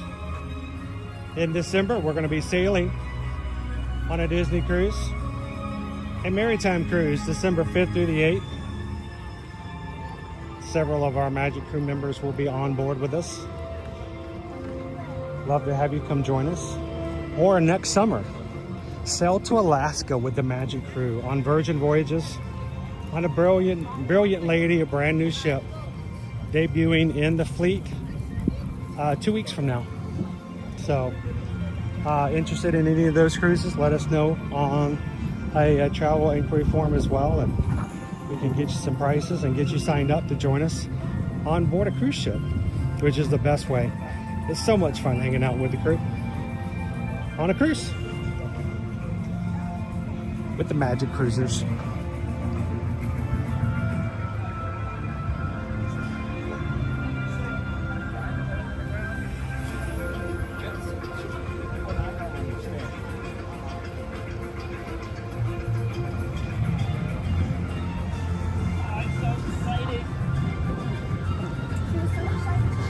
As we close out today, we always want to remind you that community is important to us. Hearing from and connecting with people who are looking out for our best interests and making sure that we have somebody always checking in on us. And having somebody to check in on as well makes a big difference. So we hope that you guys will always keep in mind of the people that you can say hello to, reach out to, send a text to, and keep connected to. As we say on our channel at the close of every stream, there are 3 things you can do every day. We hope that you guys think about these and it just pops into your head. Share a laugh, share a smile, share a compliment, whatever you do, be the sunshine in somebody else's day. From all of us here at Ear to Ear Magic, we hope that you've had a blessed day so far. Thank you for being a part of our day. We hope that you guys have a most magical afternoon. And until we can see you again tomorrow, we'll see you in the parks. Thanks, everybody. Have a great one. And we'll be back tomorrow. See you real soon. Thanks, everybody. Have a great one, Greg. Thanks, O'Nay. Bye, Kid Duo. See you later, Hatbox Ghost. I'm gonna go get my hair cut. Lori loves the magic. Have a good one. Bye, Jules. Thanks, Gale626. Hey, Dudley. We'll see you tomorrow. Thanks, everybody. Have a good one.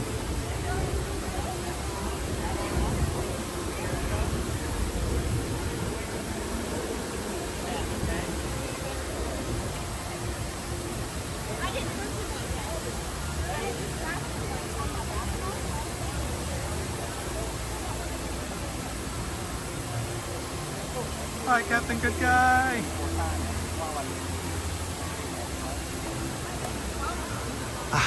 In the comments, be sure to tell us what your favorite options are. This is important because we're going to be making a poll next week, probably based off of those comments. So, dude, I gotta buy you a Snickers bar on the way home. Maybe two.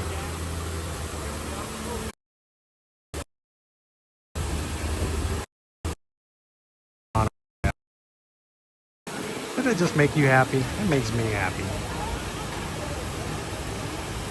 See you guys.